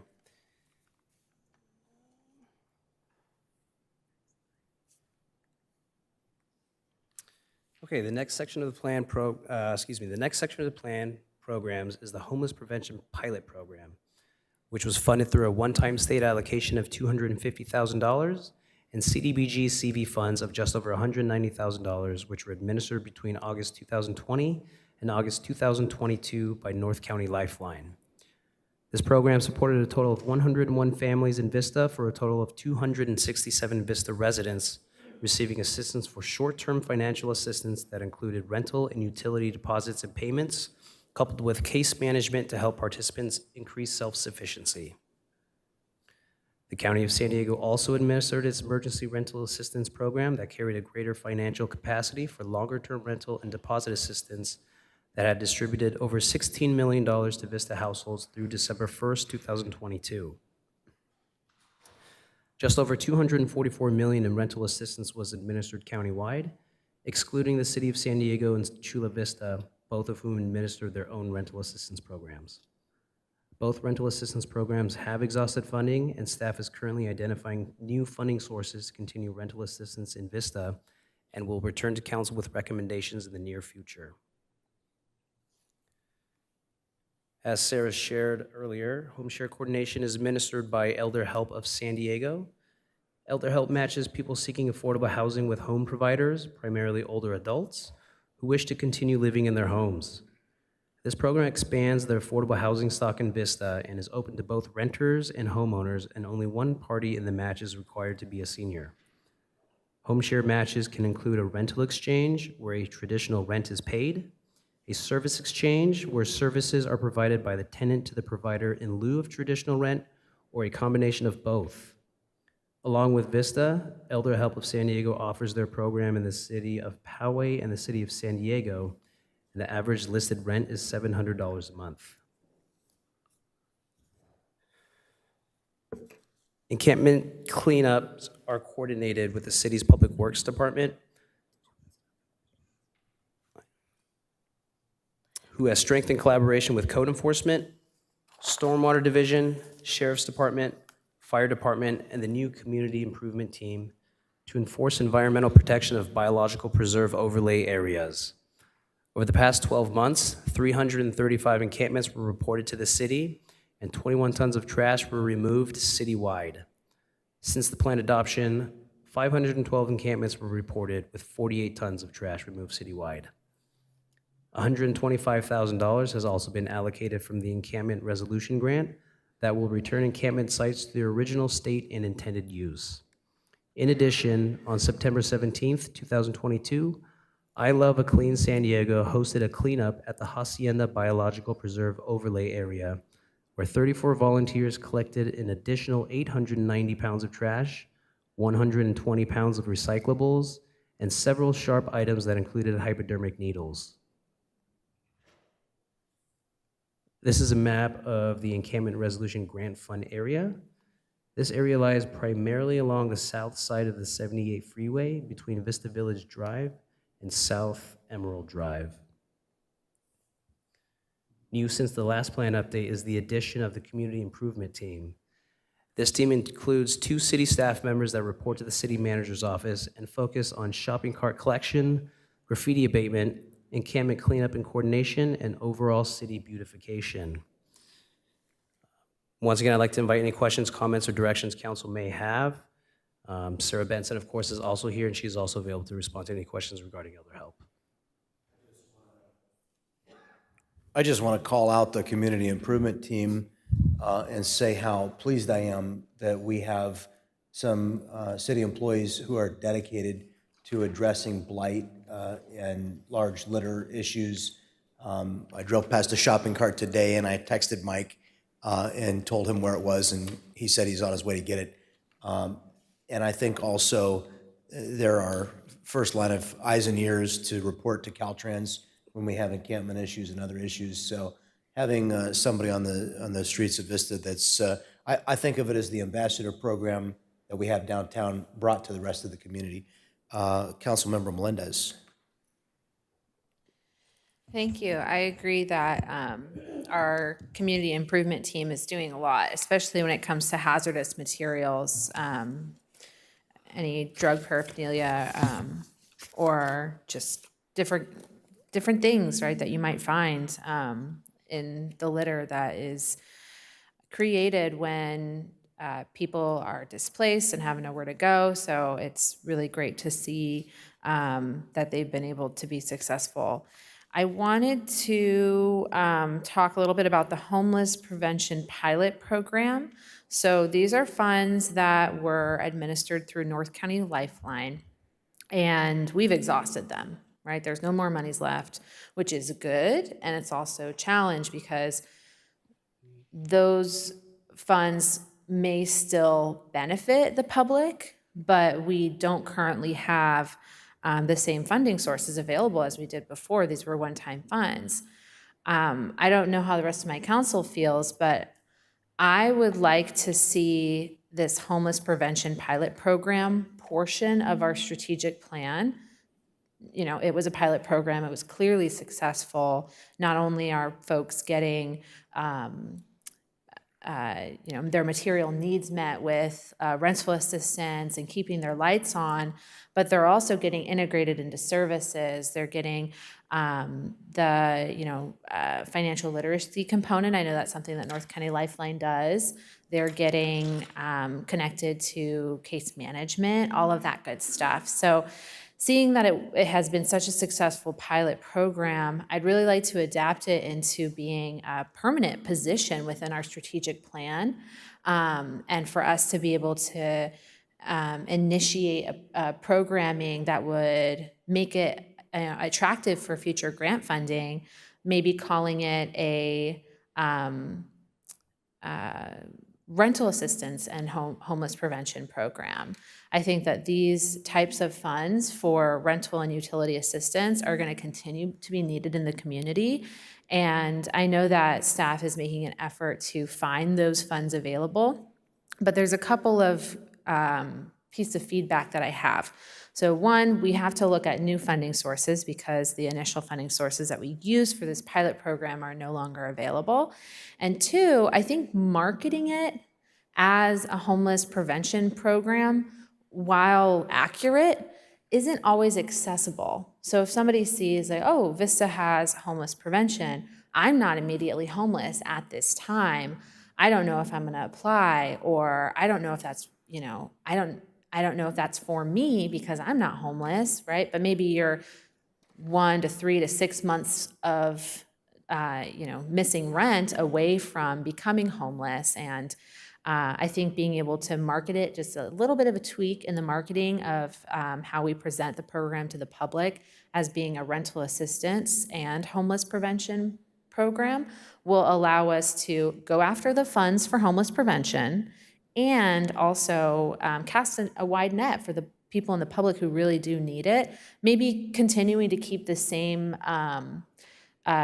qualifications for and eligibility requirements, right? I think the eligibility requirements for the program being what they were, I think we could go over them too. That might be helpful in this discussion. But keeping the same relevant eligibility requirements, but marketing it as rental assistance program and homeless prevention, because we really are going to be doing both. By providing rental assistance, we accomplish that goal in our strategic plan of preventing homelessness. Because I would really like to see this programming continue, and it's just such a blessing and a curse that we were able to go through all of these funds. And even the county, right? The county is no longer administering funds. They've exhausted the caseloads that they're going to be working with. So I know even just in my own community, in my own neighborhoods, that there's people struggling that would benefit from rental assistance. And I would like to see us expand the program and take it off as a pilot program and establish it within the strategic plan. So that was my comment for the homeless prevention pilot program. And for Elder Help, because I know we got to hear from Sarah, thank you for being here and for sharing with us.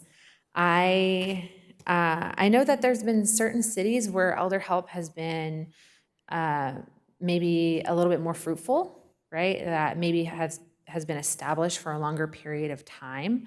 But from my understanding right now, we do have one placement. And that is really awesome. It sounds like that was the story that you were able to share with us today. That's so awesome to hear. I would like to see the program be more widespread. right? I know that there have been barriers with COVID, that there have been challenges in marketing the program, but there are currently 4 home providers, which is better than 0, but I really would like to see more.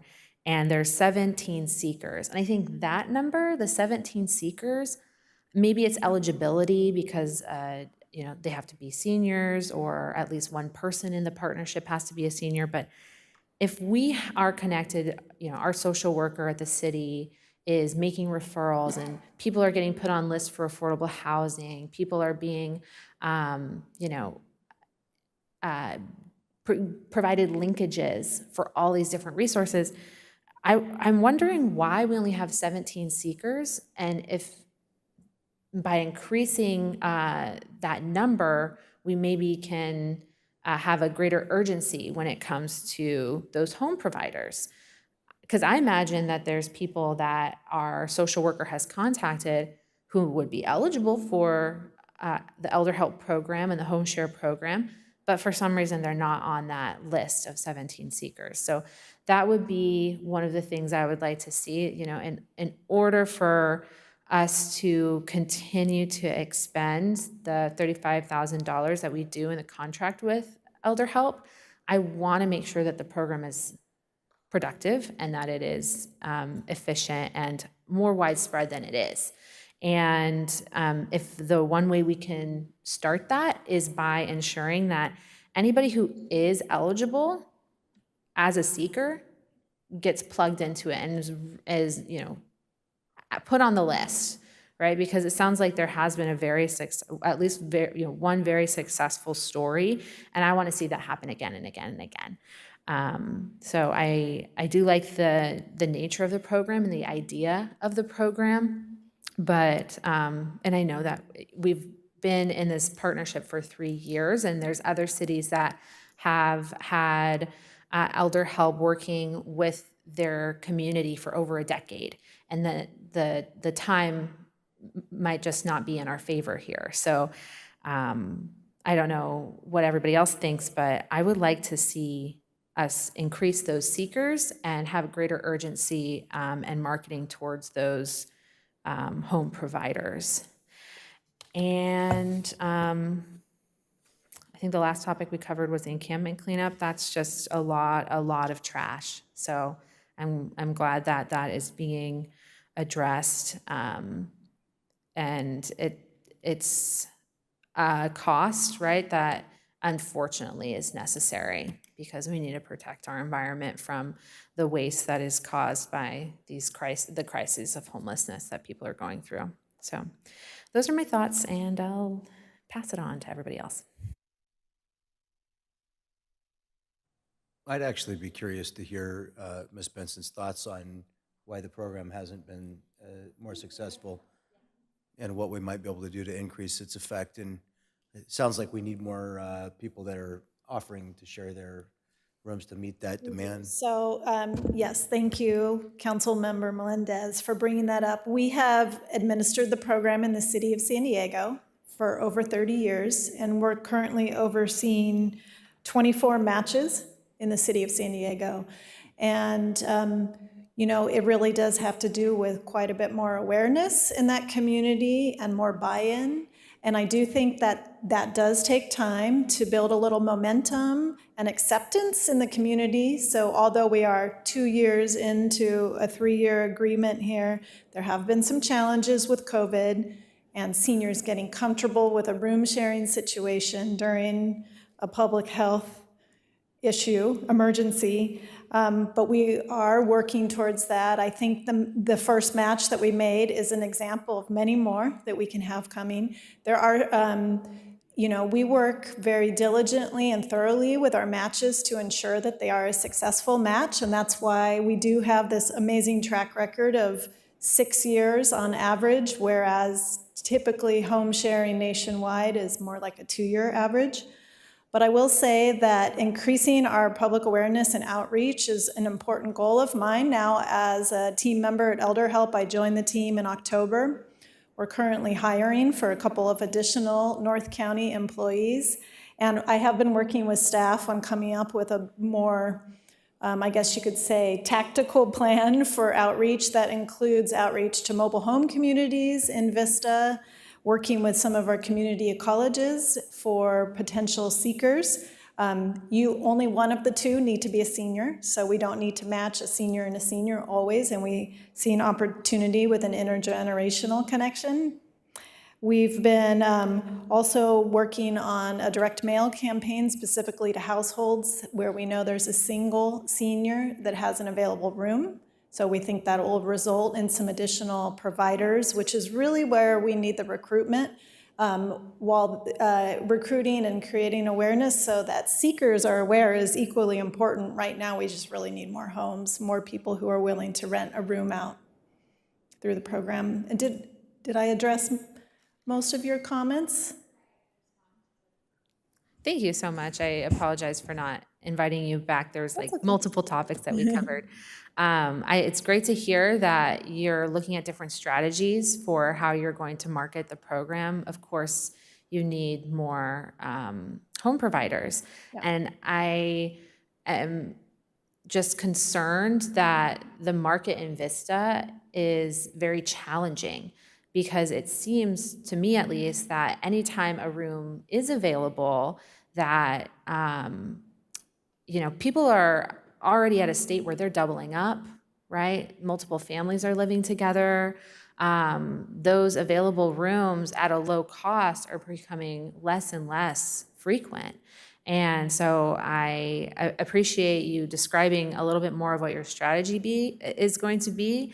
I just want to kind of illuminate what I think is the reality of our situation in Vista, where it may be very challenging to find those homes that are available, because any space that is available, the first line would be to go to family, right? If there's something available.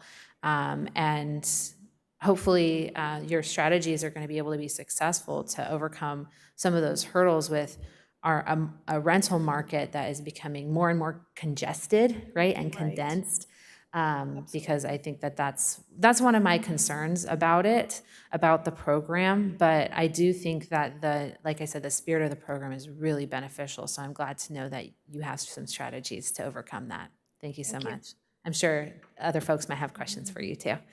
I have a question, which is out of the $35,000 annually, how much of that is dedicated to marketing?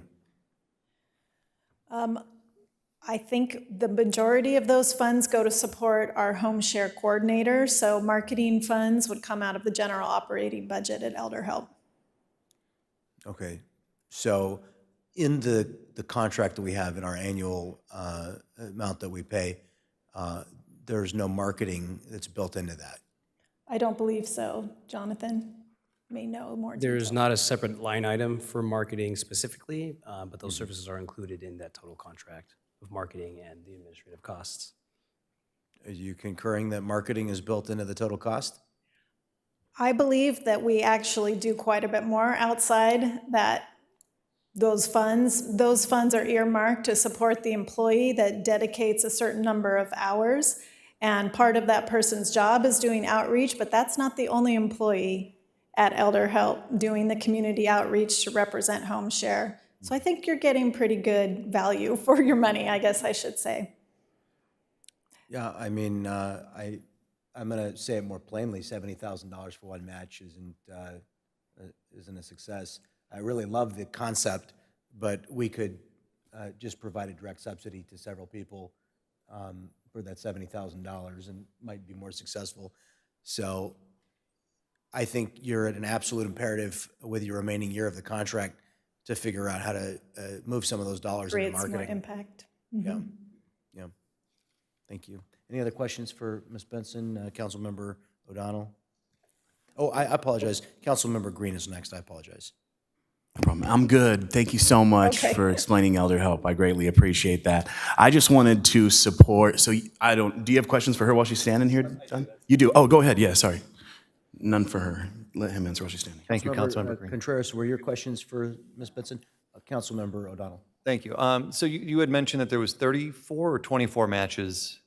In the city of San Diego, currently, we are overseeing 24 home matches, yes. And that's been over the course of 3 decades? Like, or you've been there for Yes. 3 decades? Okay. Yes, those are current matches. So the numbers that you have for current matches, has that been consistent over a longer period of time, or is that more recent? So the higher threshold of matches, is that something that's taken place in the last few years? Was it higher before COVID? Higher before COVID. We have seen an uptick recently in interest over the last, I would say, 6 to 7 months. For example, I think we have about 8 new home providers just in the last several months in the city of San Diego and 4 in Vista. And was it significantly higher? Like, do you know the number prior to COVID? I don't know personally, since I'm newer to the team. I'd be happy to get the data to you. Yeah, I was just curious, just because I know that that's a larger number, but you also have a larger pool to work from. Right. So, but I agree it is a great program. I would love to see more results come from it, but I was just curious about those numbers. So. Yeah, I'm happy to follow up with you through staff as well. And can I ask you, since we did mention marketing, is there something that you're doing with other cities or working with those cities that has been more fruitful or more beneficial in trying to spread the word so people know about it, know about the program, so it has been more successful? Yes, so we have a close relationship with the Housing Commission in San Diego and get quite a few referrals there. But additionally, the direct mail campaign that I mentioned is also happening in the other 2 cities, so Poway and San Diego, in addition to Vista. So we are coordinating that so the costs are spread throughout the 3 communities. We do have a couple of relationships with senior communities in Poway where they do work with their homeowner association or their communities to directly refer homeowners to us. And that I do believe that an outreach strategy to some of the 55 and over communities and mobile home communities in Vista will be successful as well. Wonderful. Thank you. Thank you. Councilmember Green. Thank you, Mr. Mayor. I just wanted to, number one, support Councilmember Melendez's suggestion that instead of having just a pilot rental assistance program in Vista, that we have a permanent. I don't think we can do for anything else, by the way. You can see. Thank you so much for your time. I really appreciate you. Sorry. But I love the idea of a permanent rental assistance program. If it's a thing of, annually, it's got to be a budgeted line item. Next time, maybe we talk about our budget discussion or something. We talk about having an annual allocation for that. I know cities used to actually have down payment assistance programs for homeowners that they would get grants from different places for. So I'm into providing down payment assistance for homeowners in Vista to try to give them good opportunities, and also rental assistance and homeless prevention assistance. I like kind of partnering them together because I do think that it makes it a lot more palatable for somebody. Nobody wants to call and say, hey, I'm going to be homeless, I need help.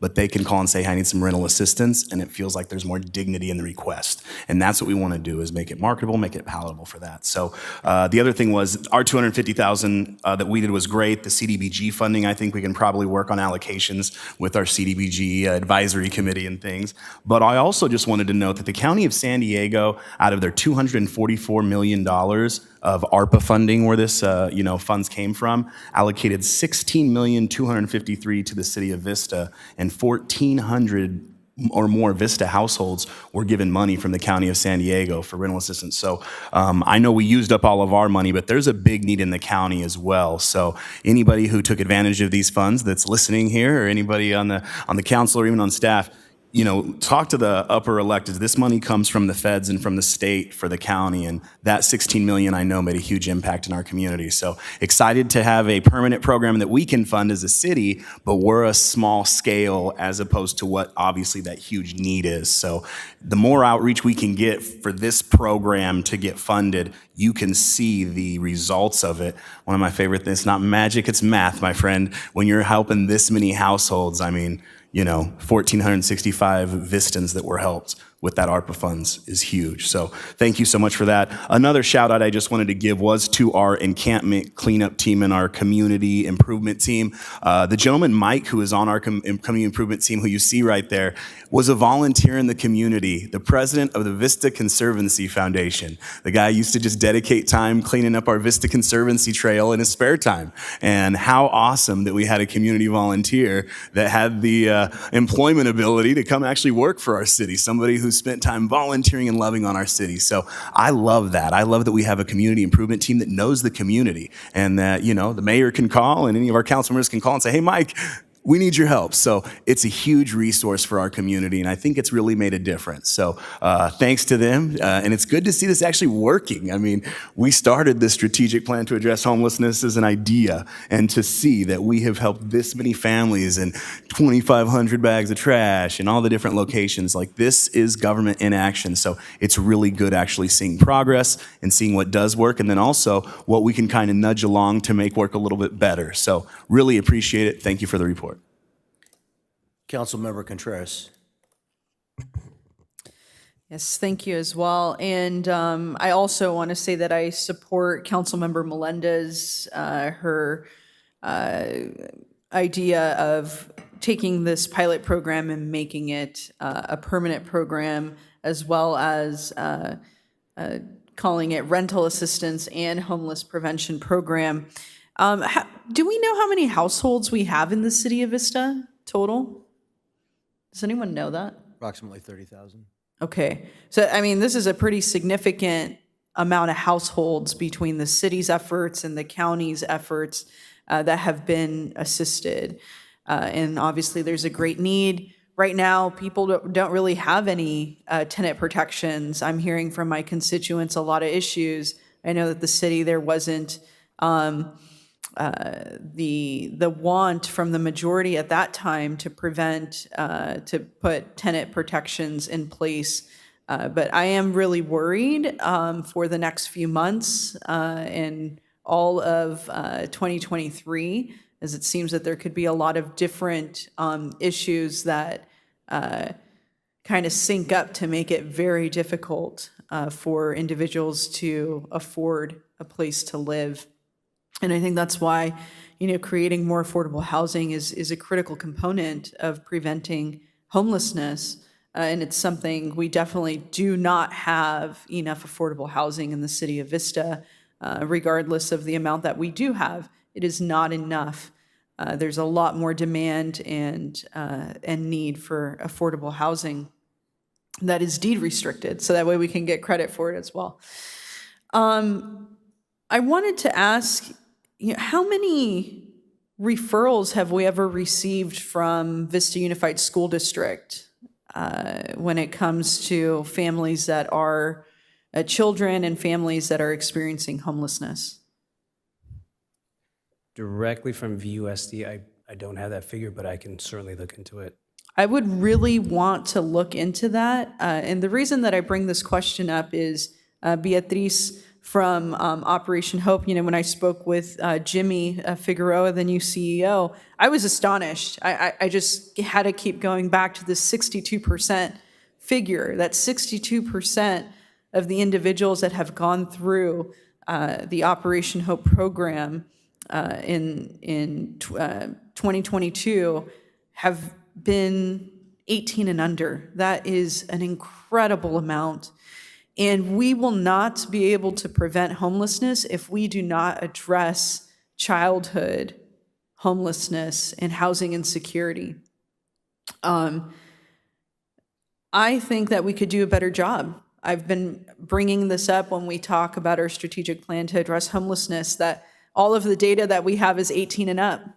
But I know that Vista Unified School District has their McKinney-Vento numbers, and we can look at that just to see, hey, these are thousands of children in our community that are housing insecure. At best, they're housing insecure. At worst, they are homeless.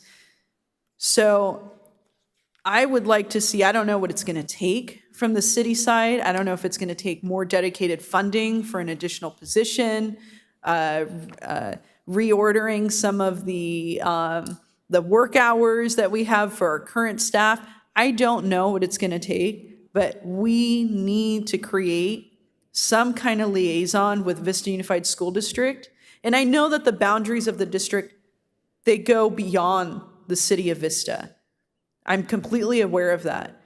You know, maybe we can only focus on individuals who live within the boundaries of the city of Vista, and other individuals, maybe they can be referred to what Oceanside is doing or whatever the case, but we need to have a dedicated person that works with Vista Unified School District and the resources that they have, the social workers they have.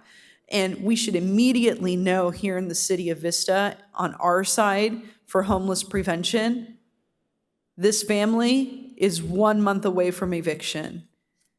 This family is having illegal practices where their landlord is doing things that are not correct, but they are too afraid to say anything. Maybe they're undocumented, whatever the case might be. So I really think that we could work much closer in tandem with Vista Unified School District and be able to ensure that our homeless prevention is doing what we wanted to do, which is preventing displacement. So I want to make that really clear. I don't know if I have support from my council. I would hope that I would, but it seems like we need to have a specific strategy in our strategic plan here that involves preventing childhood homelessness and housing insecurity. So anyways, I just wanted to say that. And those are all my questions and comments for now. Thank you. Councilmember Melendez. Thank you. I support the effort to prevent childhood homelessness. I think that that's most urgent. And when I'm looking at the strategic plan, I'm trying to plug in, right? How can we use different strategies? A lot of them will be overlapping. We obviously heard from Beatrice, right, that the safe parking program is going to be helpful for families. We know that securing shelter beds is helpful for veterans experiencing homelessness. We know that home share is beneficial for seniors experiencing housing insecurity and homelessness. So I don't know if y'all are open to this concept, but I'm looking at the amazing report that was being presented by Jonathan, and we see in our strategic plan programs, right, we have 7 programs, and those can be added and those can be taken away. But what if we add a strategic plan program that is specifically a demographic-directed homeless program? So that helps us to strategize based on those sensitive demographics, whether it is age, right, and someone who's a senior or someone who's a child, whether it is someone who's a veteran, whether it's someone who's part of the LGBTQ community, whether it's a woman experiencing homelessness. There's so many different experiences that if we are to dedicate an effort and specific strategies for demographic-specific programming, one, we might be able to develop programs that assist us with getting grant funding, that help us to target those specific demographics to, if we have that goal of resolving childhood homelessness permanently in the city of Vista, that could be something that we're able to focus on because we're looking at each demographic. Because there's a lot of communities that are of concern, and I think that being able to recognize that there's different demographics that are impacted by homelessness in different ways is going to help us over the long term. So that would be just one of my suggestions of when we're looking at our strategic plan from kind of the top down and kind of from eagle's eye view, adding something about demographics so that we can have a more dynamic conversation going forward. But then just specifically to your point, I absolutely support us making a greater effort to address childhood homelessness. And that absolutely begins with renter protections and tenant protections and making sure people aren't displaced in the first place. Thanks. Councilmember Contreras. Yeah, I'm not sure when it comes to looking at specific demographics, what that would look like. I am in support of my coworkers on staff taking a look at this proposition and seeing what can be done. What comes to mind is also individuals who are experiencing domestic violence and how there are such few resources that people know about when they are going through that experience. And it's a traumatic experience that you don't want to re-traumatize someone. So being able to empower our community members to move beyond some of these abusive situations that they feel trapped in because of a financial need that they can't get anywhere else. That's, when you talk about different demographics, that comes to mind. And then I also think about looking at the data, how we have a lot of males who are experiencing homelessness in our community. We have La Posada, which we contract with, but that's not enough. So, and then we've specifically talked about veterans and ensuring that we connect our veterans to a secure place for them to live. So I don't know what it looks like, but I do support the idea.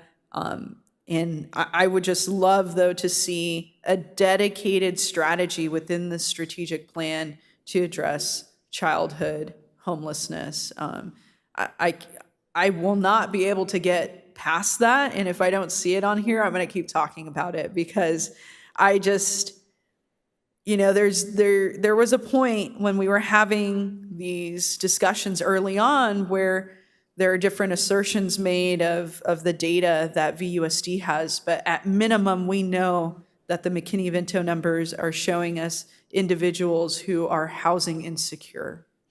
So anything that we can do to have better success identifying our families and our members of our community that are experiencing homelessness, who are on the cusp of homelessness because of housing insecurity, that we are able to identify those individuals, connect them with resources and case management, and follow them through to stabilization and then success. I'm thinking about, the stabilization, education, the action plan, the independence, the 4 steps that Beatriz outlined that Operation Hope has. And I think that's something that we can do here in the city as well. But just knowing that we haven't had any specific referrals and knowing that we have individuals who are going through this experience of possibly losing their home, I know we can do better. So, and I would love to hear from my colleagues to see if there's more support on that, or if you just want to nod your head and support, that way we can make sure we give really good direction to my coworkers on staff. Thanks. Okay. Mr. Lung.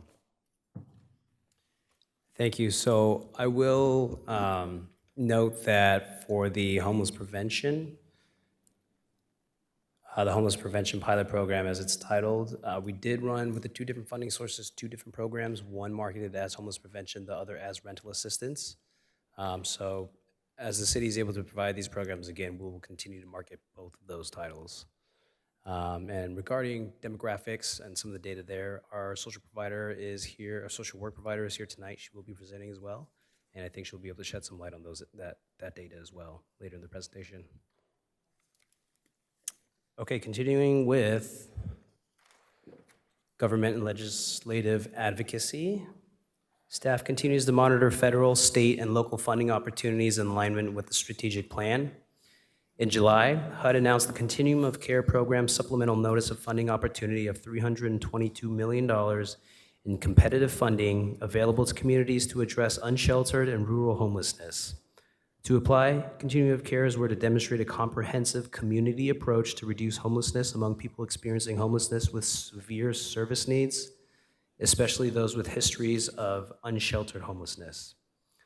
Staff submitted 3 project proposals to San Diego Region's Continuum of Care, the Regional Task Force on Homelessness, or RTFH, and 1 proposal, a master leasing and rapid rehousing rental assistance program, was approved to be submitted with RTFH's collaborative application to HUD. If awarded, the program will receive an allocation of just over $1 million for the 3-year grant and is expected to begin in September 2023. Master leasing will provide a housing resource for clients experiencing chronic and acute needs, such as physical and/or mental health conditions, and offers a safe place to reside, increasing access to address their other immediate needs. This program would allow for 4 total beds to be master leased by the city at any given time, with 2 reserved for men and 2 reserved for women. Once a client utilizing a master leased bed has gained self-sufficiency, that client will take over the lease and a new bed will be leased by the city and made available to a matched client. The Rapid Rehousing Rental Assistance Program would be administered using a model consistent with housing vouchers. Unsheltered clients will be matched through a housing navigator to receive rental assistance for a maximum of 24 months. During this time, they will receive case management and additional resource navigation will be provided with the goal of self-sufficiency. The collaborative application was submitted by RTFH on October 17th, 2022, and HUD plans to announce which COCs will be awarded funding in January of 2023. A notable bill that staff continues to monitor is California Senate Bill number 1338, the Community Assistance, Recovery, and Empowerment, or CARE Court program. The CARE Court program will authorize specified people to petition a civil court to create a care plan and implement services to be provided by county behavioral health agencies to provide behavioral health care, stabilization medication, and housing support for adults who are suffering from schizophrenia spectrum and psychotic disorders and who lack medical decision-making capacity. This court-ordered response may be initiated by family, county and community-based social services, behavioral health providers, or first responders. The care plan can be ordered for up to 12 months, with periodic review hearings and subsequent renewal for up to another 12 months. Participants who do not successfully complete a care plan may, under current law, be hospitalized or referred to conservatorship with the new presumption that no suitable alternatives to conservatorship are available. Again, I'd like to invite any questions, comments, or direction from council regarding governmental and legislative updates. You know what, this is actually something that I forgot to ask about the homeless prevention. I wanted to say, are we working with North County Transit District at all when it comes to homelessness outreach? Because I know on North County Transit District, I serve as the representative for the city of Vista, and this is something that I've been wanting to address more and more. So we've had different staff presentations, and I know that Supervisor Desmond has allocated certain funds for specific outreach for homelessness dedicated to our transit system here in North County. And, you know, we're starting to see success coming from that. But just as someone who utilizes public transit a lot, sometimes this is, you know, the only place that someone feels secure. When you start utilizing public transit, you actually start recognizing people. And so I recognize some folks who are utilizing the Sprinter to get from one place to another, but also as a safe place to go to sleep where they won't be harassed. We have facilities like restrooms that are being utilized. I'm hoping that as we move forward with some of our mobile showers, that we can connect folks that are trying to use a restroom as a shower facility to a more appropriate venue for that. But I just want to make sure that as a city, we are also collaborating with North County Transit District to be more successful in that outreach and to place individuals in the continuum of care so that they can get to the next step that they need. So I'm not sure if we're doing that now. If we're not, I would like us to start discussing with NCTD what some of their practices are, so that way we can have a more successful collaborative strategy and strategies to address the issue. So city-funded social work, there is no formal collaboration with NCDD. Most of the social work performed by the city-funded program is for street outreach. But I do know the county social workers do perform their outreach work in the transit system on a pretty regular basis. But the city can certainly explore that option as well.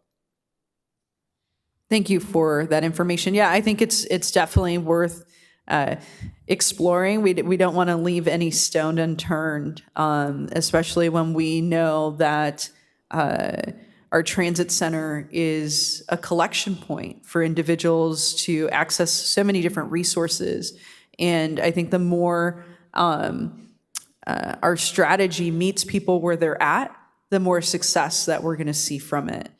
So I, for one, believe that it would be really important to at least begin that process of collaborating, discussing with NCTD and the county, since NCTD, the program that they have is in collaboration with the county, for all of us to really be working in tandem.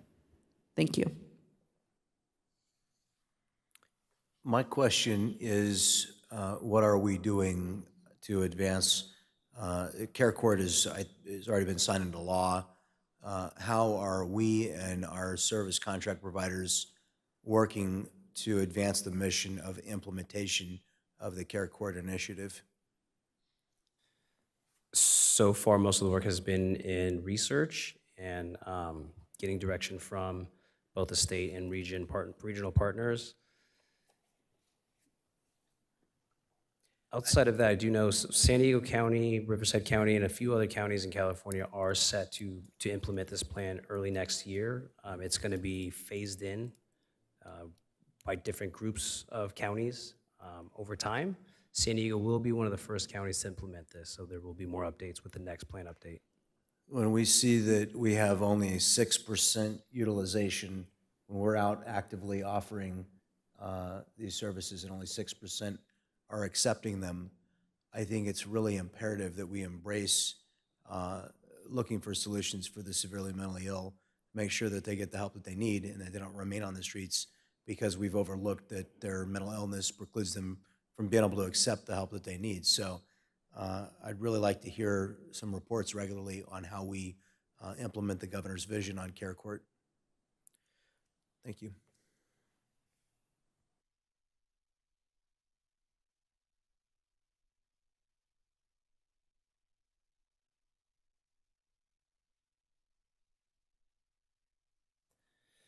All right, shelter beds are provided through the North County Alliance for Regional Solutions at Haven House and La Posada shelters in Escondido and Carlsbad, respectively. Over the last 12 months, 53 unduplicated individuals stayed for a total of 3,015 nights of shelter, which is an 82% utilization rate. Since the adoption of the plan, 96 unduplicated individuals stayed for a total of 5,769 nights of shelter, which equates to a 79% utilization rate. It should be noted that during 2021, several COVID restrictions, including closures and fewer bed availability due to distancing requirements, affected intake capacity. On June 28, 2022, City Council approved a safe parking program request for proposals with $250,000 allocated to the program using city housing funds for operational costs. Later in October, Council approved that $250,000 in excess cannabis revenues to fund the program in lieu of the housing funds. 2 safe parking program proposals were received in response to the RFP, and staff will be recommending Jewish Family Services to operate the safe parking program. In addition to the local funds, the city was awarded a $65,000 grant from the County of San Diego for facility improvements at the selected site. The Safe Parking Program will provide a welcoming environment, meaningful resources and tools, and dignified support to help families stabilize and transition back into permanent housing.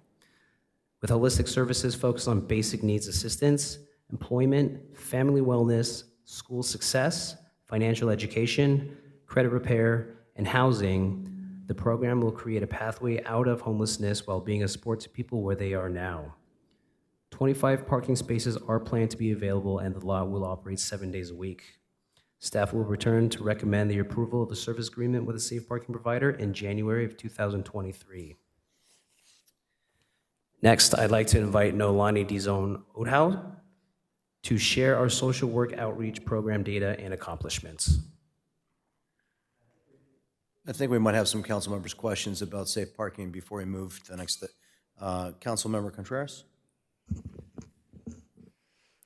Yes, thank you. And actually, I also have a question, Mayor, for you about the 6% utilization. I'm sorry, what was that attached to?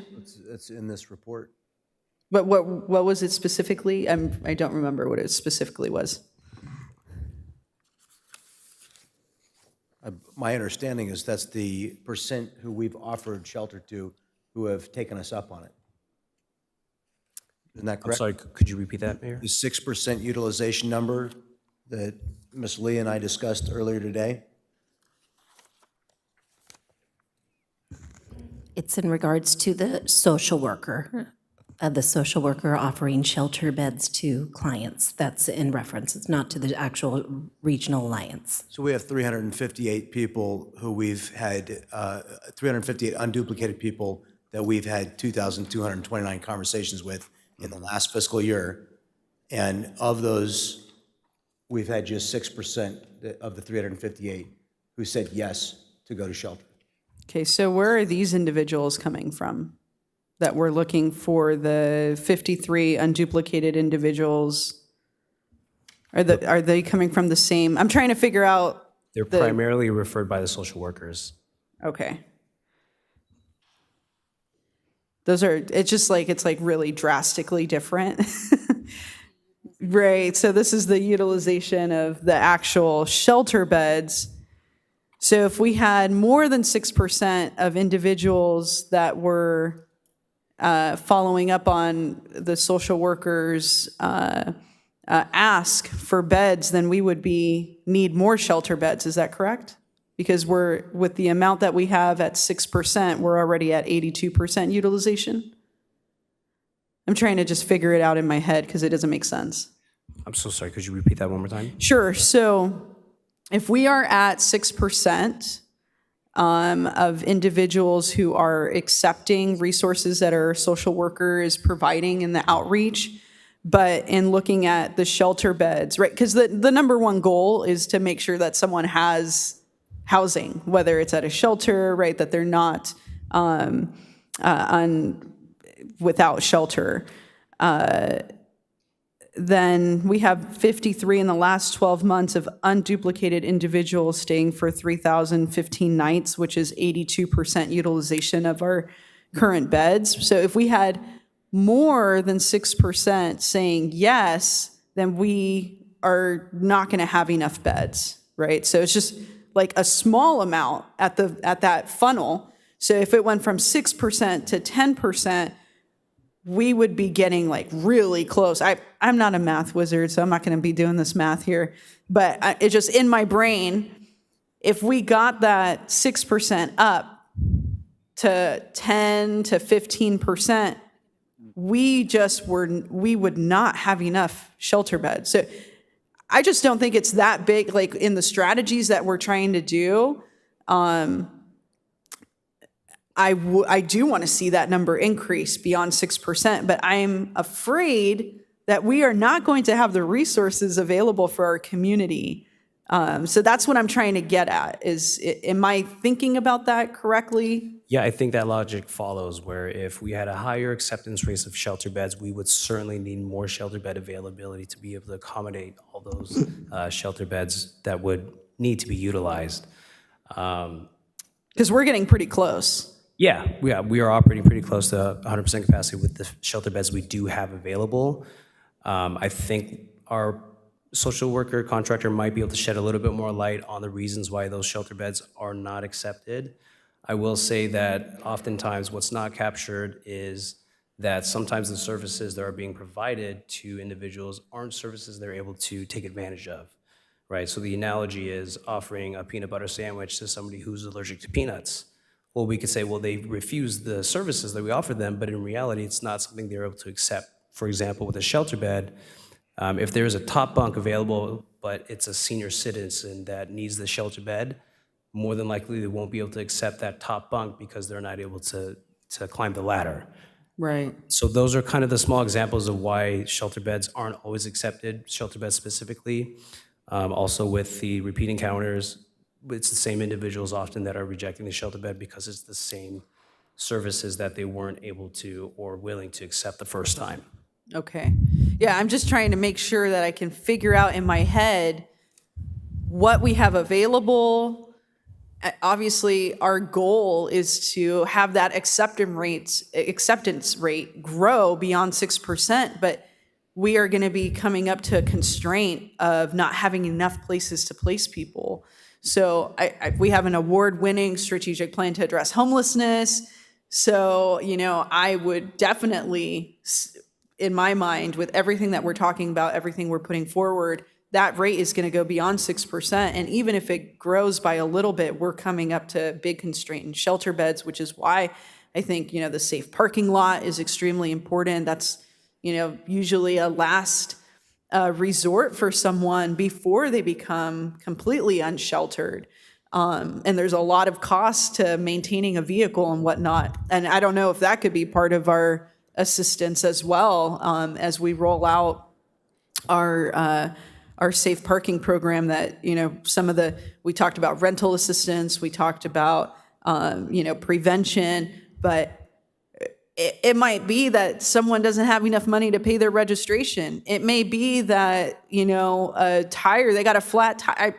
Flat tires suck, and it's like, it becomes an expense that just continues to grow, especially if you have to have your car towed, if you have to do, X, Y, and Z, you have to figure out how to get it fixed. So something as simple as getting a nail in your tire could be the end of your shelter. So anyways, I appreciate and I look forward to hearing from our social worker a little bit more about why people are saying no to the resources that we provide. But I just want us to be really cognizant as a council that even though we're seeing this low amount, a little few percentages more, and we're not going to have anything available for people. Which is why, I wanted to have a shelter here in Vista, but we didn't bring that forward successfully because we didn't identify a site. We didn't have funding attached to it. So, maybe in the future, that's a strategy that we can utilize as well. Thank you. And if I could just, it was a little confusing with the shelter. So on page 209, Exhibit 10, it does say how the person entered the shelter. And out of the 5327, people went to the shelter themselves. So the social worker did refer 26 of the people as well. So not all 53 was actually done by the shelter. And as Jonathan mentioned, the contract for safe parking is going to be coming in January, and I believe it's about $10,000 is going to be allocated for improvements. So if someone's car breaks down or any type of prevention or rental, kind of like those services will be offered in that contract as well. I believe it might actually even be more than 10,000. So it will be taken from the $30,000 available in flex funds.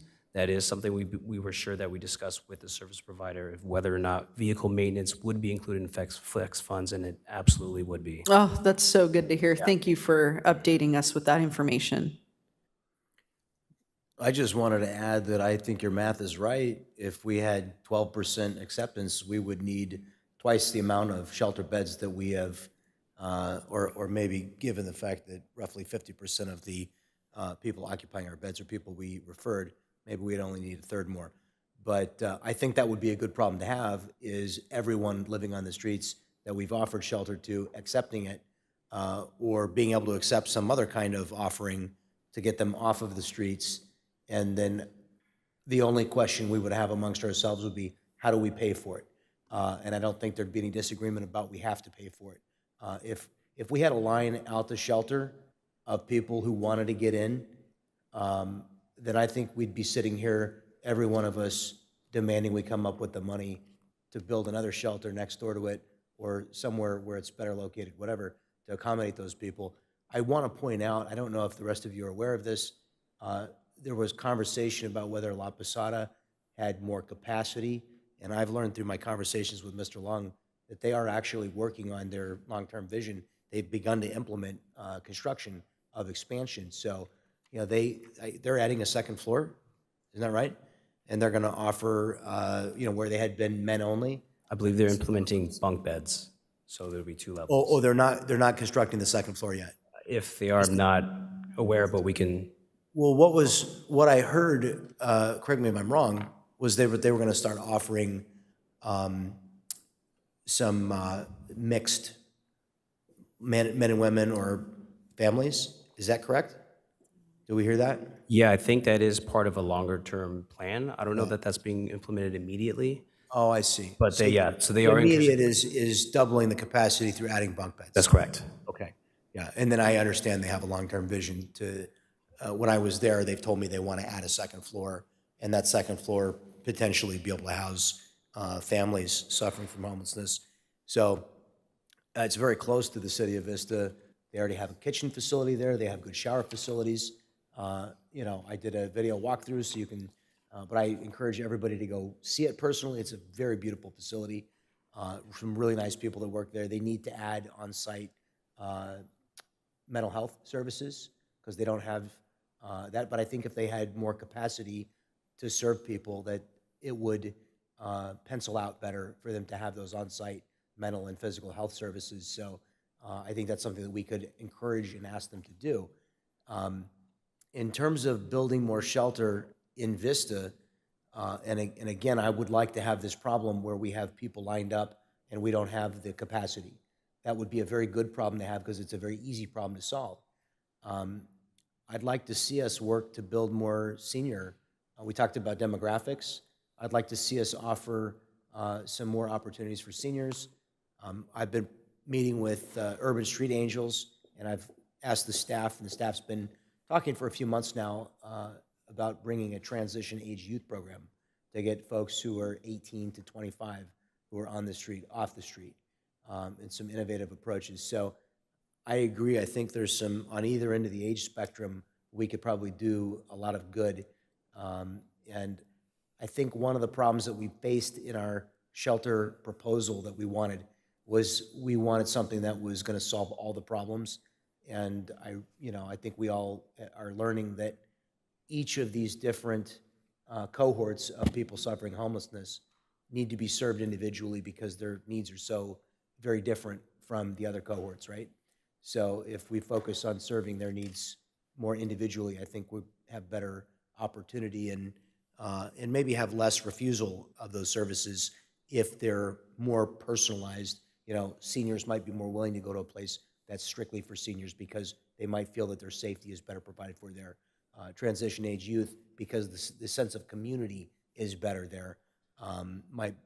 So I think those are the directions that we really need to look to get the higher level of utilization. And, I voted for the shelter RFP.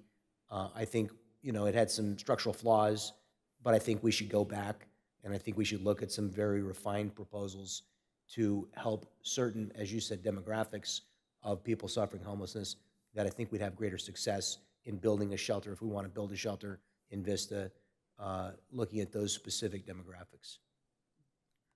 Thank you. Councilmember Melendez. Thank you. And Mr. Mayor, I think you brought up some examples of how we can build demographic programming into our strategic plan in a way that will help us be more successful. So I think, I would like to see that as well. And I'll just make a quick note about the legislative advocacy and care court, since unfortunately I was in the restroom. It would be a wonderful problem to have if there were people lining up for the shelter and we just didn't have enough beds and we could just immediately build more. With care court and its implementation, that is not the problem that we have. Our leaders in Sacramento are administering a new legal process to make a housing plan compulsory for a group of people without guaranteeing the necessary infrastructure. And so as it is implemented, which San Diego is going to be one of the first counties to implement it, we are at risk of a crisis of not having sufficient housing stock to meet the need, but a new population of people going through a court process that have that need and are compulsed to get that need in a certain way. So I definitely will be following Care Court closely. I have been critical of it, and it is because the infrastructure for the housing and the shelter component is not insured in the legislation. And it's just up to the counties to figure it out, right? And I'm glad that there's a will amongst this council, right, or from some of us to solve that problem and to fund that problem. And it's likely we're going to have to, because the state's not doing it. They're not guaranteeing money for us to create a new shelter. And that aspect of Care Court really pisses me off, because not only are you making it compulsory for people to go through a program because of a diagnosis or because of an aspect of disability, but not providing the proper infrastructure is only going to lend itself to failure. So I will do what I can as a representative to make sure that people are not left without the proper resources and then therefore entered into a permanent conservatorship because we failed them. That would be my biggest concern, but we're going to have to follow it closely because it's going to start in San Diego County very soon. And I want to make sure that we have the proper housing infrastructure to meet the need of people who are going to be referred to Care Court. And that's very serious to me. In regards to the shelter beds as it relates to safe parking, I'm very excited about this. I brought this forward in January, and now here we are almost a year later, and we're going to have a safe parking program for people. And I'm so pleased with how this looks and that we were able to successfully get a partner. I am curious, why did we choose Jewish Family Services over the other applicant?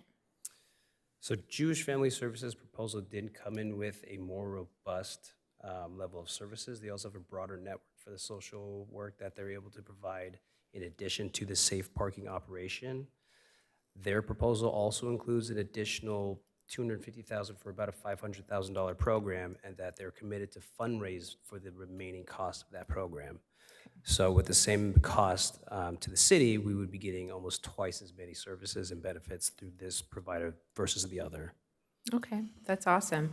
I had the opportunity to visit one of their sites. Actually, I've visited two of their sites before, once as a council member, their site in Encinitas, and when I was serving as an AmeriCorps, I visited their San Diego location, the one with the food pantry and all that jazz, and it was really awesome. So I'm really excited for them to be partnering with us. And I also think that safe parking is, seeing how successful it's been in other communities, believing that it's going to be successful here in Vista, we can do similar type programs, right? It's, if you have an asset like a car, that's amazing, right? But if we can provide more module type of temporary dwelling for people that are in these experiences, that could help us meet the shelter need in a more dynamic way. It doesn't always have to be a congregate bed setting, right? Sometimes it can be a parking lot and your own vehicle, or right, any type of smaller arrangement that is from permanent to temporary, that is using programming that has social services. And I just am really looking forward to following this as well and seeing the success of the implementation of our safe parking program. So I don't know who else has more comments, but I'm really excited to hear from our social worker too. I know you have a lot of data for us and have a lot to share. So thanks for being here too. Last thought is I completely agree with you that there has to be a place for people who are ordered to have housing. They have to, if you're going to order somebody to live in a house, you have to give them a house. That's a 100% agreement. So if that's one of the demographics that we need to look at and say, we need a facility with real supportive services for 25 or 50 SMI, persons, that are living homeless, and that gives us the ability to help some of those people to get off of the street. But one of the concepts I really want to advance as we go forward here is the concept of triaging, which is helping the people that are in the greatest need and suffering the greatest harms of homelessness, helping those people with our resources first, where we can. And I feel like people who are suffering from schizophrenia, who are suffering the effects of living on the street, are suffering some of the worst effects of homelessness. And I feel like it's among the most egregious victims of homelessness because they don't have the mental capacity to help themselves get out of that situation without some assistance. So that's where I'm fully committed to saying, how do we make a place for that person to live with the kind of services that they need to have the support that they need. So I'm 100% with you there, and your point is well taken. And that needs to be part of our oversight as a council. What we don't want is we just don't want people who are severely mentally ill living in our creeks, because that is not where they should live. They should live in a warm, clean place. And if I agree with you, if we need to provide that place and we need to provide the mental health services for their needs to be taken care of, then so be it. But we cannot continue to leave people suffering severe mental illness in ravines and ditches. It is just, I am, as you said, PO'd. I'm PO'd about that. So we've got to meet in the middle and figure out where we can help people have a safe place to live who need it. And there's got to be a way to get those folks out of the circumstances that they're in, because it's intolerable. So. Thank you. And once again, I'd like to present Nolani DeZone Othout.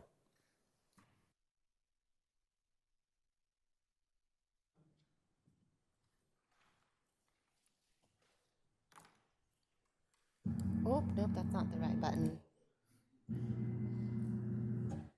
I know that they said that there was Is this, oh, it's working. Beautiful. Hi, council members and Mayor John Franklin. My name is Noelani DeZone Othout. I am the program director who has been overseeing the Vista Homeless Outreach Team since its inception. Thank you. So in this slide, we're looking at the number of individuals that we have served in both of our program years since 2020. In this most recent reporting period for 21 to 22, we encountered 358 unduplicated clients, and this was an increase of 82.7% from our first program year. The way that we have defined unduplicated for an operational definition is individuals who were linked to us at least once during that reporting period. So the duplicated individuals represent those who may have had more than one engagement period with us between 21 and 22. Some of the things that have really contributed to that increase in our total contacts and the number of individuals that we are actually engaging with is the chronic contact that our team has had over the last 2 years. Individuals, our unhoused neighbors, have really noticed the difference in service provision, the effort that they make to encounter those folks, and they're seeing a higher rate of people getting linked. And so when they're engaging with new folks, they're more receptive to services in this year than they were in program year 1.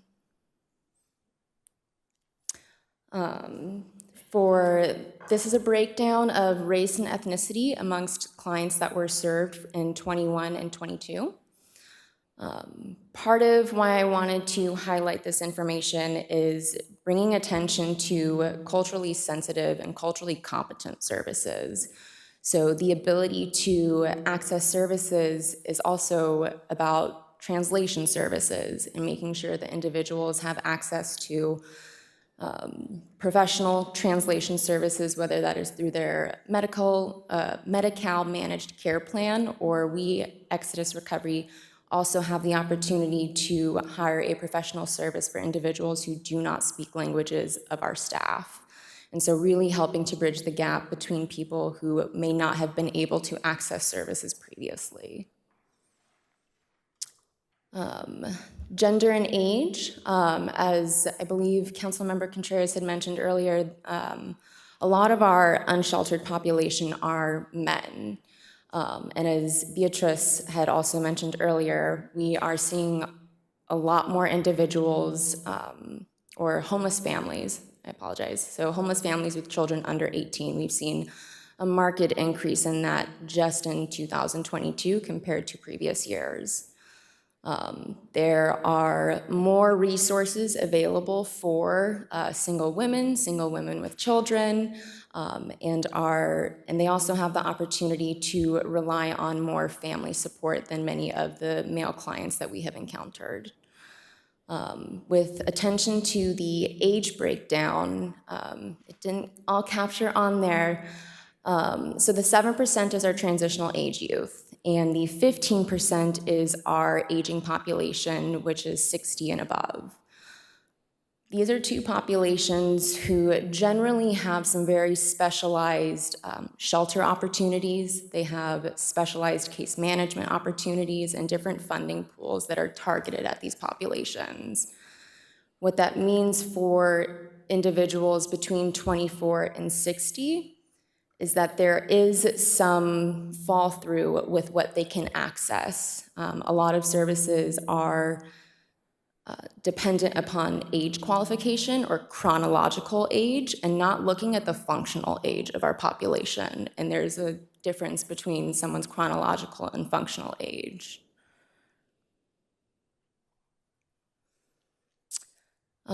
So we have been collecting reasons leading to homelessness in our initial encounters with individuals. I do want to highlight that it's important that homelessness cannot be deduced to one singular reason. There are multiple personal, social, and systemic barriers that contribute to individuals ending up on the streets. In our first year, so 2020 to 21, the top 3 reasons reported were substance use, housing, and income. In 21 to 22, the top 3 reasons reported were housing, other, and support systems. So housing has moved from the second biggest barrier to our top barrier, as we all know, with our housing market and inflation. For referrals, so in 21 to 22, we made a total of 961 referrals. That is an increase by 58.8% from the amount of referrals that we made previously, which was 605.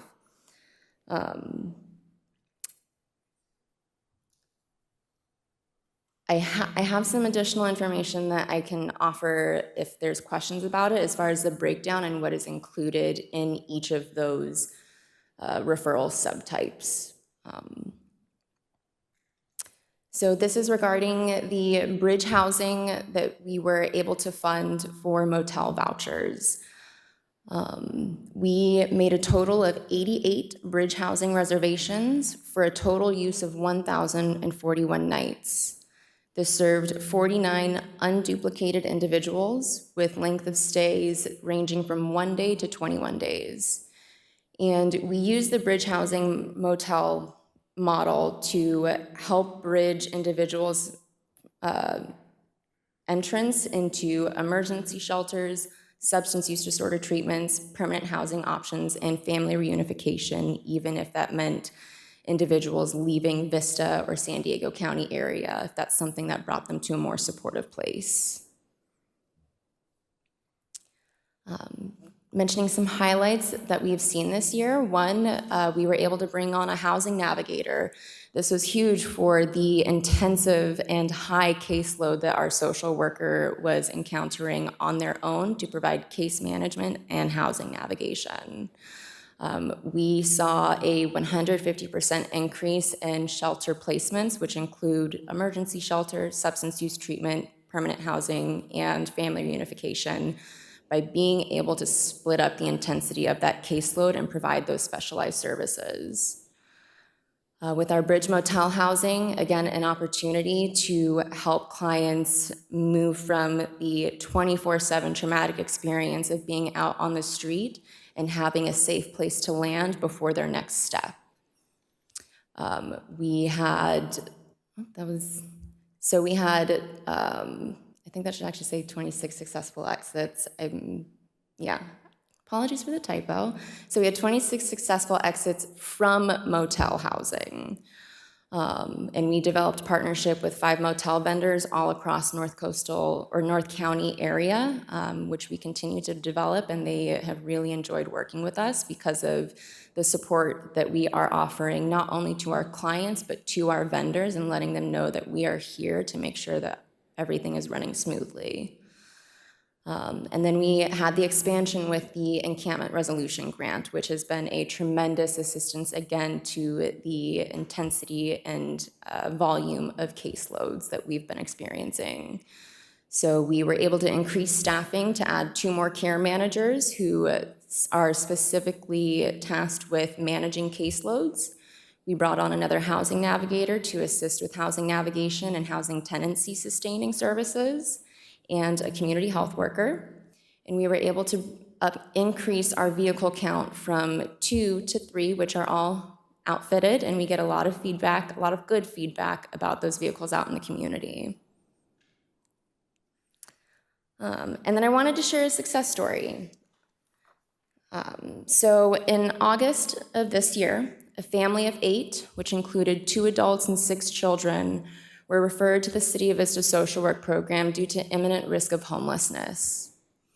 The family had maxed out any of their COVID-19 rental assistance on the 2-bedroom apartment and had received an eviction notice to vacate by September 1st.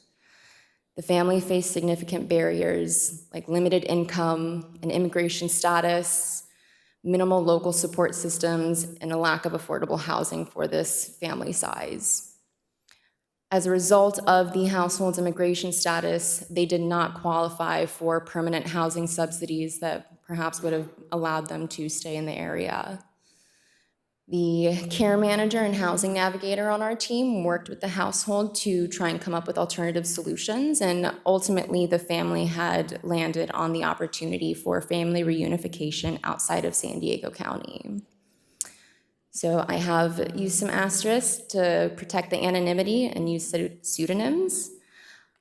Hector and Josephine contacted their family friend out of state who agreed that they would be able to not only provide them with housing and a secure place to land, but opportunities for employment so that the family could continue supporting themselves during the move.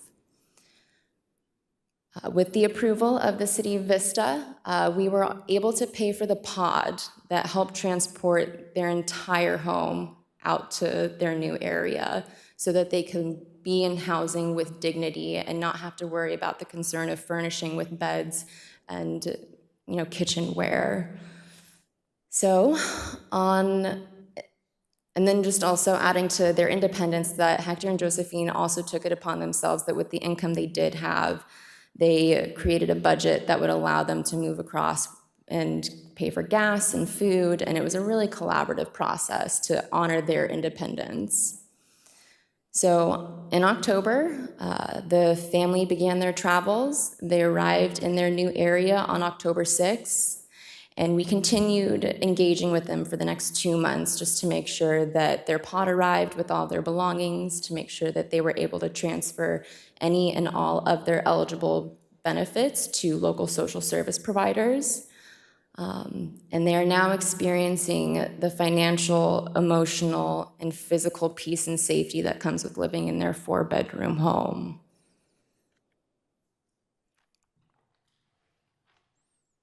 And available for any questions that you may have.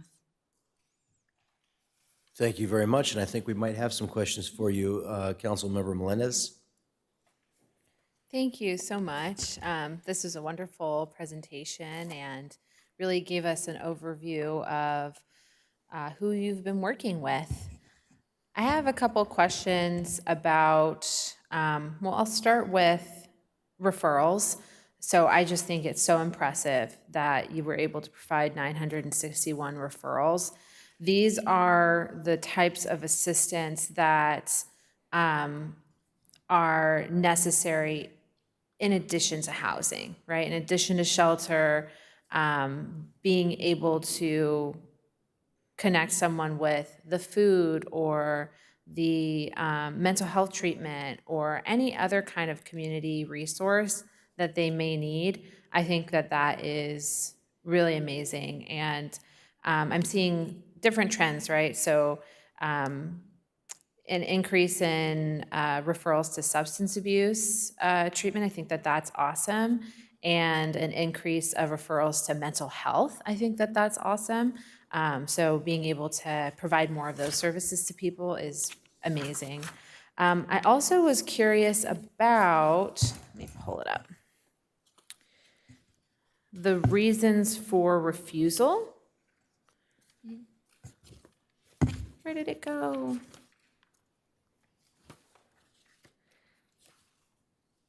Here we go. Oh, no, the reasons for leading to homelessness. People self-identifying, housing and support system and other as the higher categories in this second year. I'm curious about that category of other, right? Do we have, is it broken down any further than that? It's just a large jump from being kind of a low reported option to being one of the most prominent options on the graph. So the most common reported reasons, one, we selected other if individuals had declined to state why or their reasons leading to homelessness. Some of these can be really shame-inducing, and people need time to feel comfortable to expand and share on that story with us. Is it your belief that some of those experiences could be related to substance use? Because there was such a high self-reporting of substance use in the previous report. Some of that may have to do with substance use. We've also just noticed a higher increase of individuals who are having or identifying more traumatic experiences, but not necessarily grouping them into the other reasons that we have inquired about. Okay. With other, I will also add that relocation from out of San Diego County was a very common reason for individuals being homeless in our area. So if it was, Riverside County or individuals who are coming from out of state. Okay. Yeah, that's kind of gives me a better picture of what other means for us. And I also wanted to ask a little bit about who we're serving, right? And we have been having discussions about demographics and specific needs that people might have. Out of the 196 unduplicated clients, sorry, it's a little hard to read. It's very faint. Oh no, we're at the 2021, 2022. So thank you, I can see it better here. I like the colors, they're just a little faint. Out of the 358 unduplicated clients, my question is in regards to Care Court and the procedure that is going to be part of the San Diego County initiative to institute Care Court here in this region. Out of those 358 clients, what percentage would you say, in your opinion, may qualify for a referral to Care Court?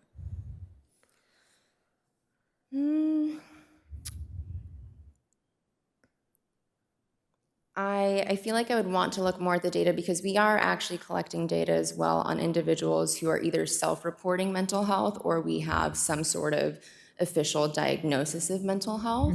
And that does include substance use disorders as well. Okay. So I'd be happy to look into that data a little bit more comprehensively to give you an answer. I would love for that to be folded into future discussions, especially because of how we are recognizing that there is a need for housing to be provided in our region for people who are going to be referred to care court, and I do not want them to be left without housing to fulfill their housing plan.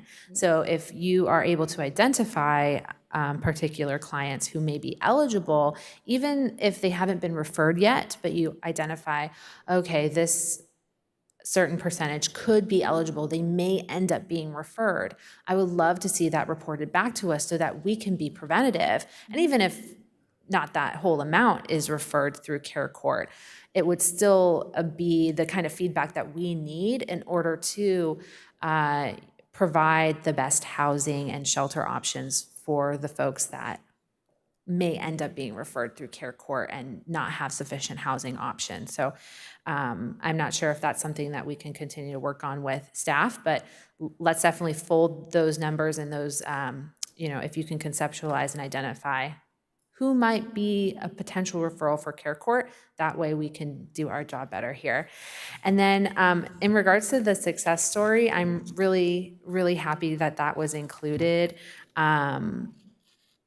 I think I'm familiar with this situation, and in this situation, it became necessary for me to follow up several times with our city staff about their situation. And I spoke directly with the client as well. He and I had communication. And normally it's not something that I would participate in because there's so many points of referral, right? That someone would be able to successfully get plugged into the resources that they need. But for this particular family, their situation was really difficult. They had, several children, a large family. They were being evicted. They had tried to have mediation with their landlord. They had an immigration status, right? They had all these challenging and complicated parts of their story that ultimately resulted in them not being able to stay in our community. So as much as I really do want to believe that there is a place for everybody in our community, the success story that we're able to share tonight actually shows us that sometimes the best possible outcome is that someone ends up being displaced, which is horrifying and tragic to me because being displaced is also a traumatic experience. So I want to have just a recognition of that, right? This is an incredible success.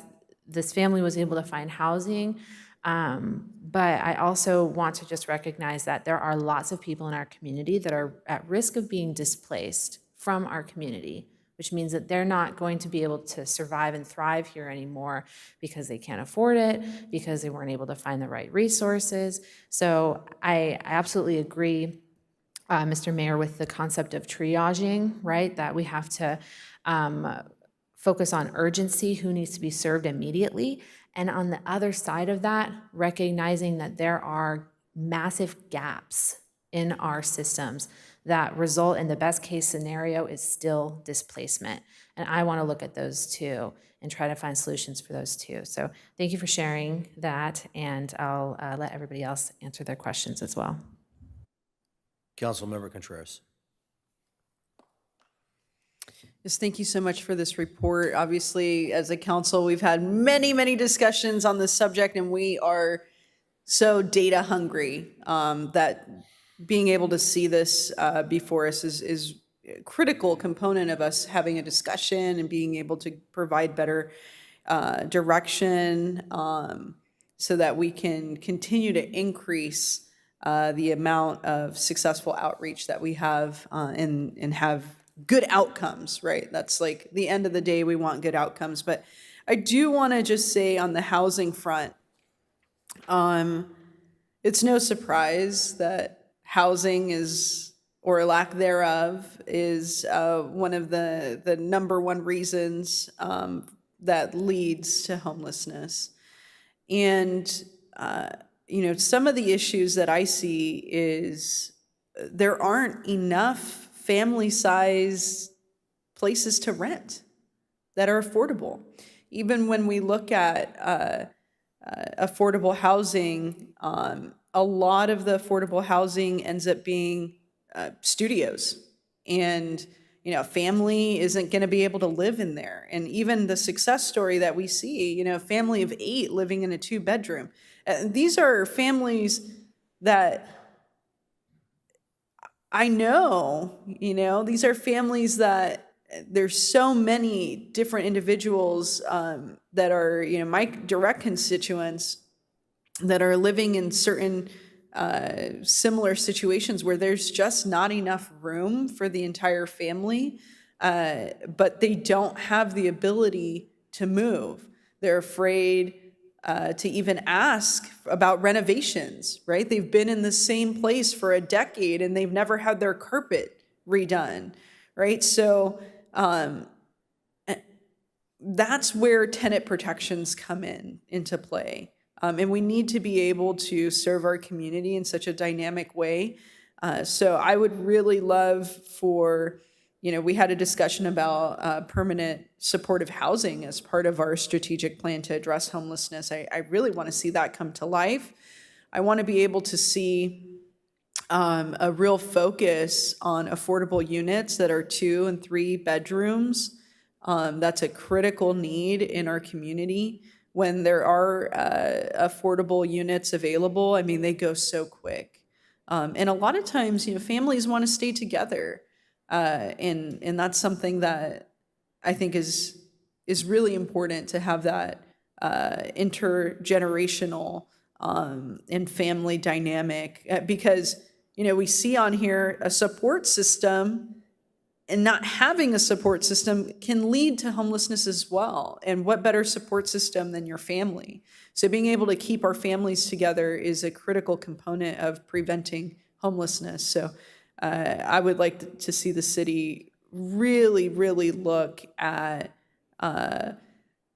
implementing a permanent supportive housing plan, because it takes us so long just to go through it. It could be 5 years before it's actually built. So the sooner that we can get a plan going, identify a site, identify funding, and really meet the need of our families with 2, 3 bedroom, 4 bedrooms would be great. That's like unheard of.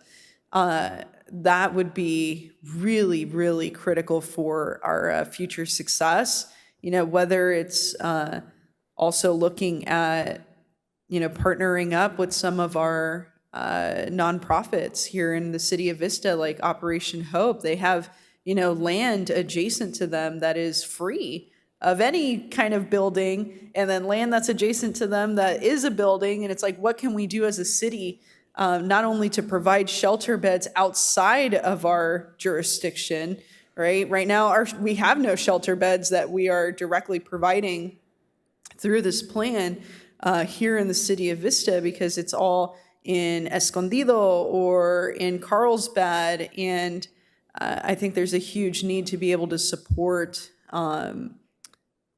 family units and individuals here in our city where they don't have to leave those boundaries. Because I really want to see, and I 100% believe that we can get there to get a higher success rate of connecting individuals to resources, so that there aren't so many of these other obstacles that are huge obstacles to an individual that is experiencing homelessness and the traumatic experience that can be. I think that we're all up here, we're so lucky to be so privileged, and to have a place to live, and to have, access to transportation, and to have an income. And, I know we don't get paid a ton, but we get health care, and we do get income, and some of the stuff that we get is beyond what, some of the families that are working 60 hours get in our community. So I really, appreciate having this data. It is really disheartening to see the increase in homelessness. I think there's a potential for 2023 to be even higher than what we're seeing. And it's absolutely critical that we move forward as quickly as possible with procuring more shelter for individuals within the boundaries of this jurisdiction, whether those shelters are a shelter proper, right, with beds and a congregate setting, or whether it's permanent supportive housing, or whether it's, creating more connections with hotel and motel providers here in the city of Vista. Of the 5, how many are in the city of Vista? One directly in the city and one that is neighboring right between Oceanside and Vista. Okay. Yeah, I would love to see that number in Vista increase, because I know we have different providers of hotel and motel services here in Vista. And so being able to increase the amount of vouchers that we can provide so that individuals can have a place to sleep and have that wraparound service that we're creating. Obviously, this has been very successful. So I don't know what we need to do in order to get more participation within the boundaries of our jurisdiction. But whatever it is, I would love to hear what that is from our staff, from our social worker. Maybe that's not something that's prepared today, but for a future discussion, I think it's really important to understand what we can do within the boundary of Vista to address some of these issues. And let's see here. I feel like I had something else. Oh, when it comes to referrals and it says transportation, what does that mean? So for transportation referrals, we're either helping clients connect with non-emergency medical transportation through their managed care plan, or we are supporting them with obtaining monthly bus passes through North County Transit. Okay, yeah, I was wondering about that, if we're handing out Pronto cards that are, have money on them for people to be able to get around. Yes. And I just want to say, I do remember Mayor Franklin, you talking about Urban Street Angels. I think they're incredible. I have a picture in my office of the grand opening. I forget where in downtown San Diego, but I had a great conversation with Eric, and being able, I think we also have a drop-in center here in the city of Vista. I don't know if that's still in collaboration with North County Lifeline, but it was just in time for foster youth, and it was individuals who had aged out of the foster system. There's a huge gap in what we're currently providing individuals, and this data helps illuminate different demographics and different strategies that are appropriate for these different demographics. And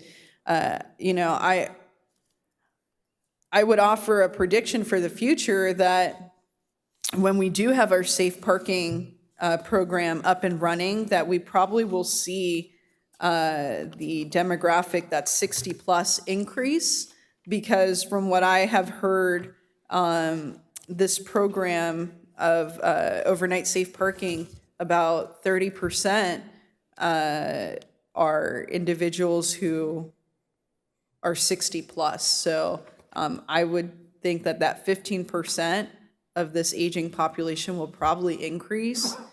And one thing about a aging population is that their costs of living go up dramatically. So they need to be able to have access to, Vista Community Clinic or different services like that. So I want us to keep that in mind too as a council, that some of these demographics are going to have higher costs to help keep them supported and stabilized and secure with a roof over their heads. So thank you again so much. And next time I look forward to hearing even more information. It's great. And it's also incredibly sad that we're seeing such a dramatic increase in homelessness. But again, it's not a surprise given the irrational exuberance of the market over the last few years and how we as a city didn't have inclusionary housing, and we built a lot of market rate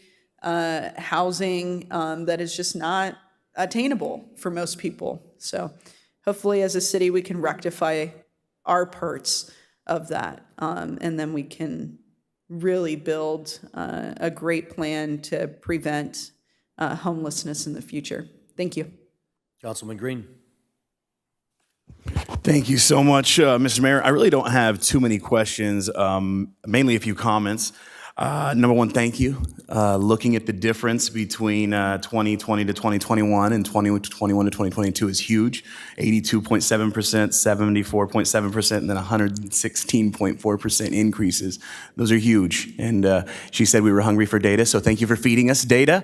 It's not magic, it's math. It's my favorite saying, show me the math, show me the numbers, and actually seeing tangible evidence that we've been making an impact and making a difference is super huge. Hearing Councilwoman Contreras speak about permanent supportive housing and the lack of product, a 2 or 3 bedroom or a 4 bedroom affordable home, and the need for rental assistance, it brought back a lot for me. I am a product of Vista Unified Schools. I attended them K through 12. I lived on all these East Los Angeles Drive, Palm Drive, Alistar Road, Chauncey Road, View Ridge Road, Arroyo, Normark Terrace, Alistar Terrace, Buena Creek Road, Tiburon, and Jefferson Drive. Those were my houses K through 12.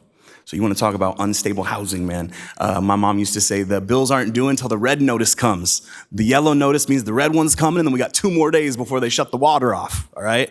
A lot of people haven't lived like that. I have.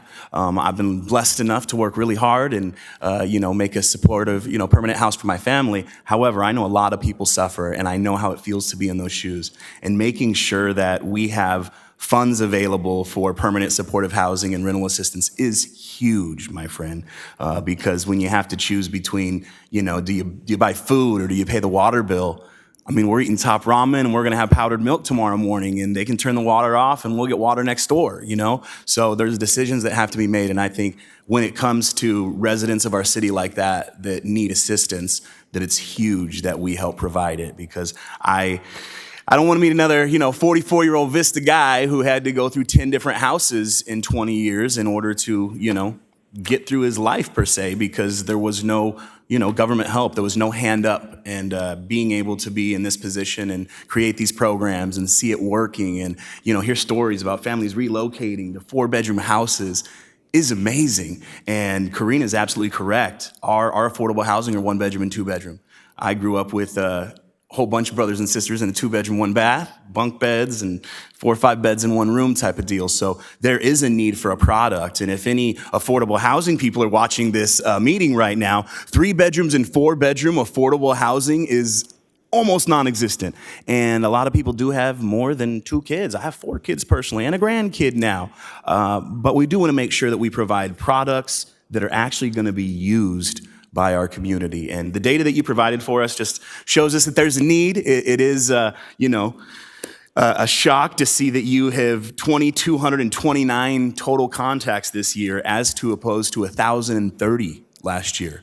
That's the 116% increase. That's twice as many contacts on the street than you had the year before. So really want to make sure we're allocating funds properly so that those contacts can go down, those placements can go up. So thank you for this report. This is the report we look forward to, because you are our boots on the ground. You are our 3 vans driving around as our homeless outreach team. So being able to say, hey, this is what they did. They've contacted 2,200 people this year. So what's Vista doing? We got boots on the ground working super hard to try to make a dent in this and try to improve the quality of life for our unsheltered residents and residents that are just struggling. So thank you so much. Really appreciate it. And thank you, council, for this work. This is going to change the lives of so many kids and families in Vista. It's really a big deal. Thank you. Staying on this slide for a second. So we had a 116% increase in contacts. So and we also probably had roughly 116 or maybe 150% increase in man hours on the street. Is that about right? Mm-hmm. Yeah, because we had an increase in personnel, which I'm glad we did. But we only saw an 82% increase. In a very serious question, I would assume because we had more social work hours, we were able to contact more people and therefore discover more unduplicated people living homeless in Vista. If we doubled our resources again and doubled our contacts, would we find another 82% increase in the number of unduplicated persons? Or are we getting near, do you think? Or is that something you think you even have a basis to say? So I think I do want to make two clarifications with the specific slide. One is that the data for program year 1 and program year 2 we looked at separately. So I would be happy to look at data covering both of those years to look at the unduplicated count across both. And then for the total contacts, that's actually representing the number of contacts that we had with individuals, not the number of people that we had contact with.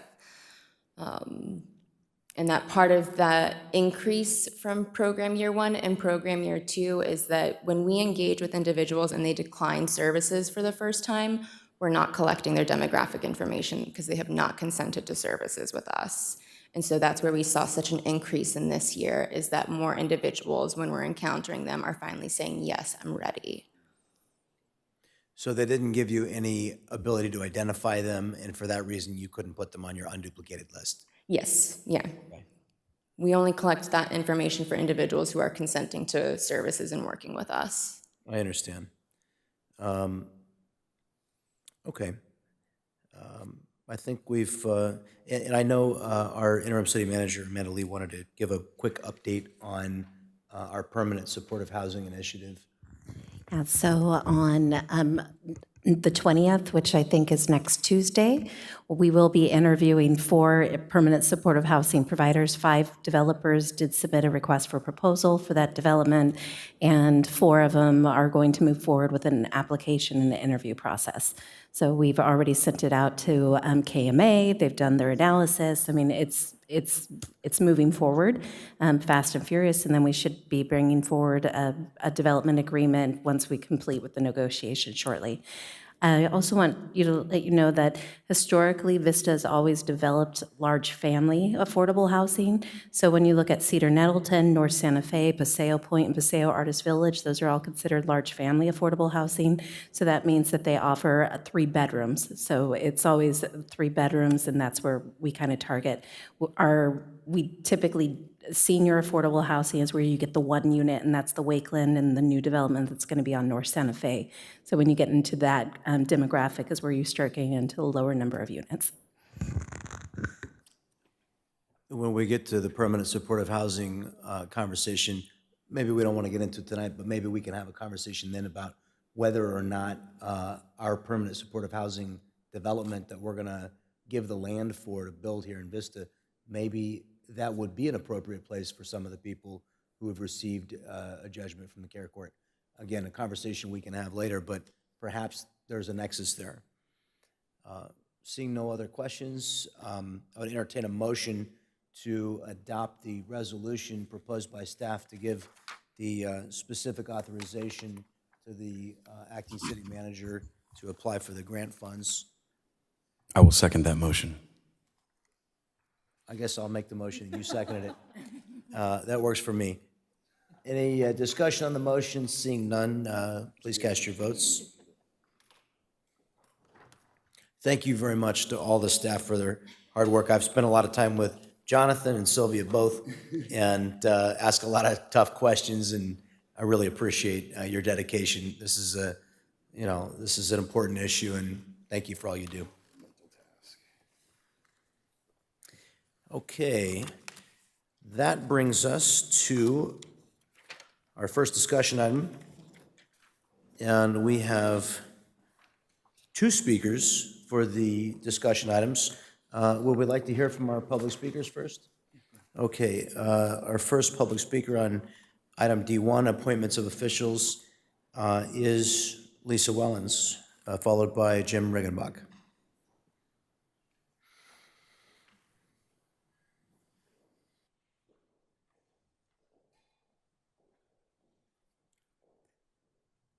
Esteemed council members, good evening. My name is Lisa Wellens, and I am a resident of Vista.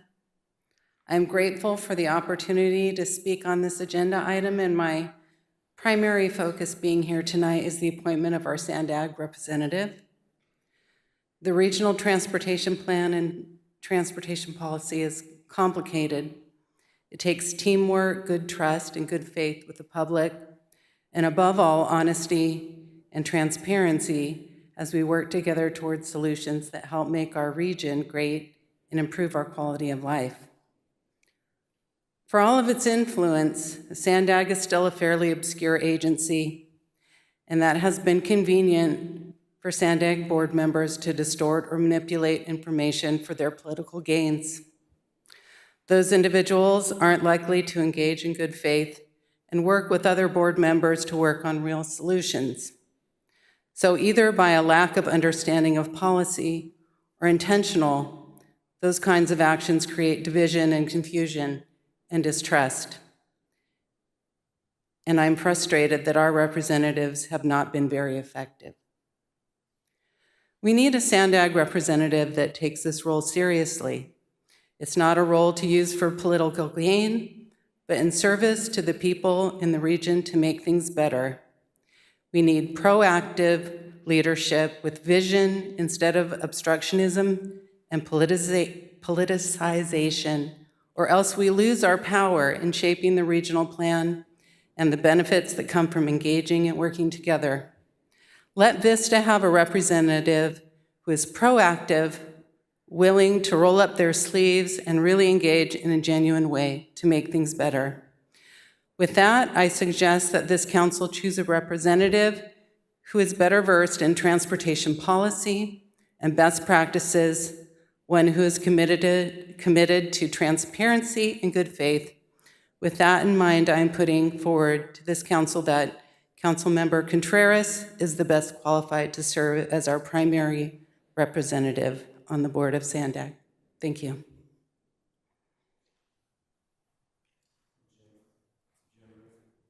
Jim Riggenbach. Good evening. I also wanted to comment about the SANDAG appointment and the NCTD. Please consider someone with an interest in long-term planning and someone who has a vision for Vista 20, 50, 100 years down the line. There's a lot of innovative solutions to transportation out there and in the SANDAG Regional Transportation Plan. We need someone who's looking for ways to innovate and invest and who values all forms of transportation, someone who seeks out experts and best practices. It's nothing personal, but I don't think Mayor Franklin is the person who's going to get things done on SANDAG. I have two reasons for that I want to highlight. At a council meeting on October 12, 2021, the council received a report from the city's traffic engineer. In this report, the engineer noted, quote, "Widening is high cost, about $1 million per block, and generally when there's widening, it's likely to invite more regional traffic and negate the benefit," end quote. And then 10 minutes later in the same discussion, Mr. Franklin responded, quote, "I know we don't have funding for widening projects, but those continue to be goals for me," end quote. So that exchange highlights Mr. Franklin's disinterest in listening to experts and making strategic investments. My second reason is Robolini Drive. This street is under the purview of the county, but it's a key connection point for Shadow Ridge residents to get to the Inland Rail Trail bike path and the closest Sprinter station at Buena Creek, not to mention cars coming from the north to get to the 78. The street is extremely narrow and in disrepair, has no bike lane, no sidewalk, and barely a shoulder. After 8 years as a Shadow Ridge rep, Mr. Franklin did not improve this short but important street. He has a friend and ally in the County Board of Supervisors during his entire tenure who he could have worked with to make that change. It's a perfect example of needing to advocate for Vista and work with different levels of government to get things done, and it didn't happen. Please select someone for SANDAG and NCTD who's interested in active transportation. Thanks.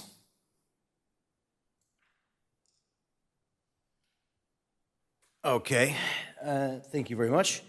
And before I offer my slate of appointments for the consideration of the council, would like to ask if there are any thoughts or feedback on the slate of appointments that I have offered the council, and I see Councilwoman Contreras.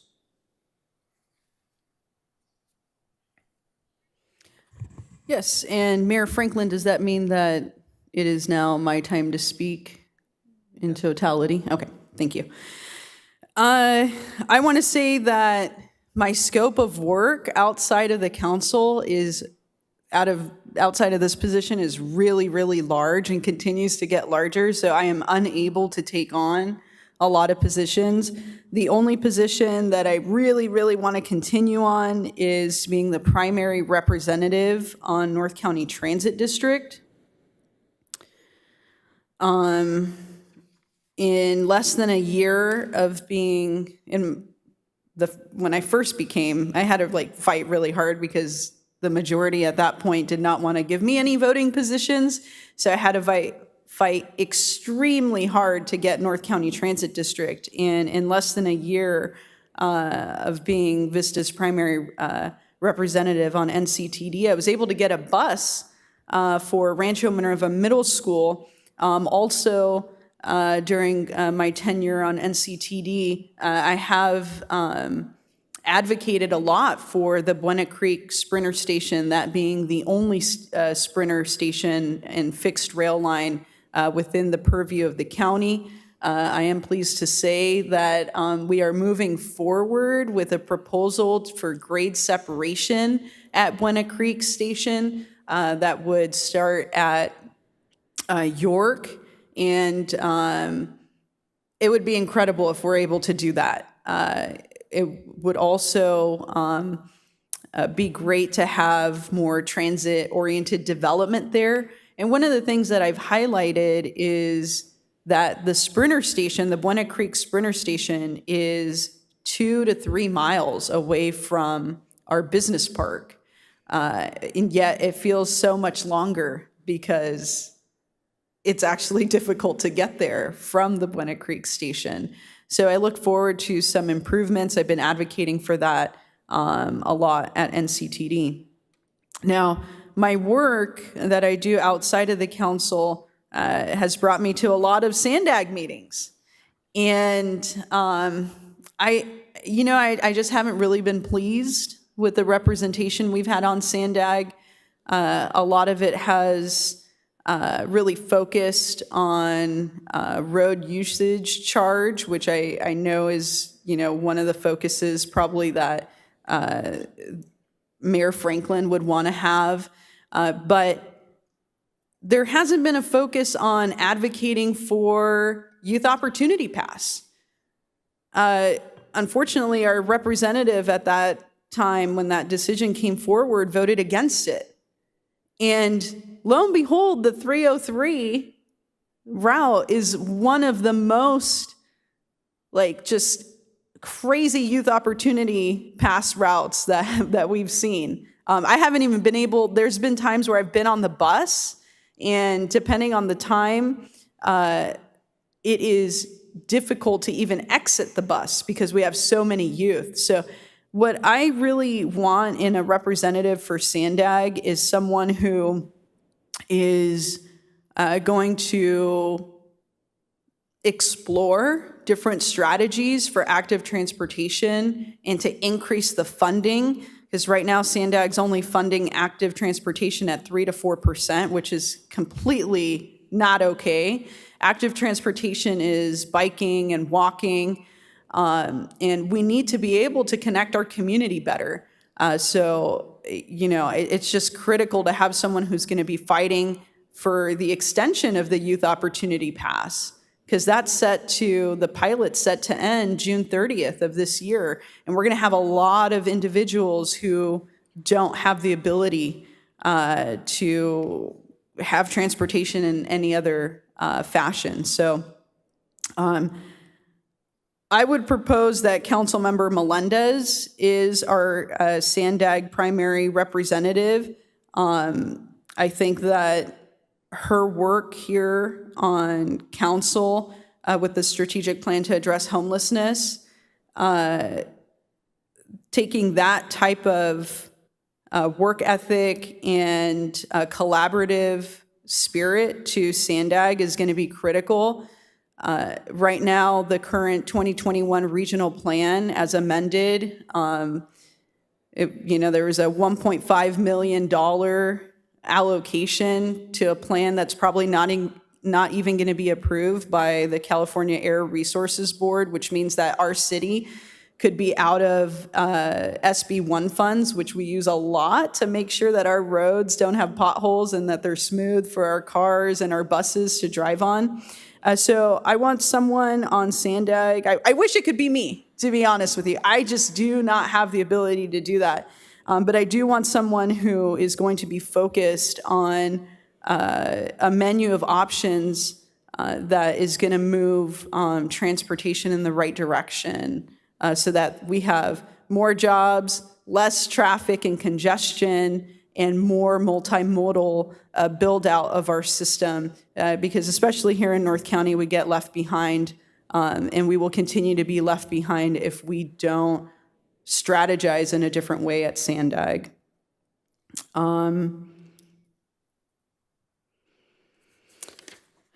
And I definitely don't want to be on League of Cities.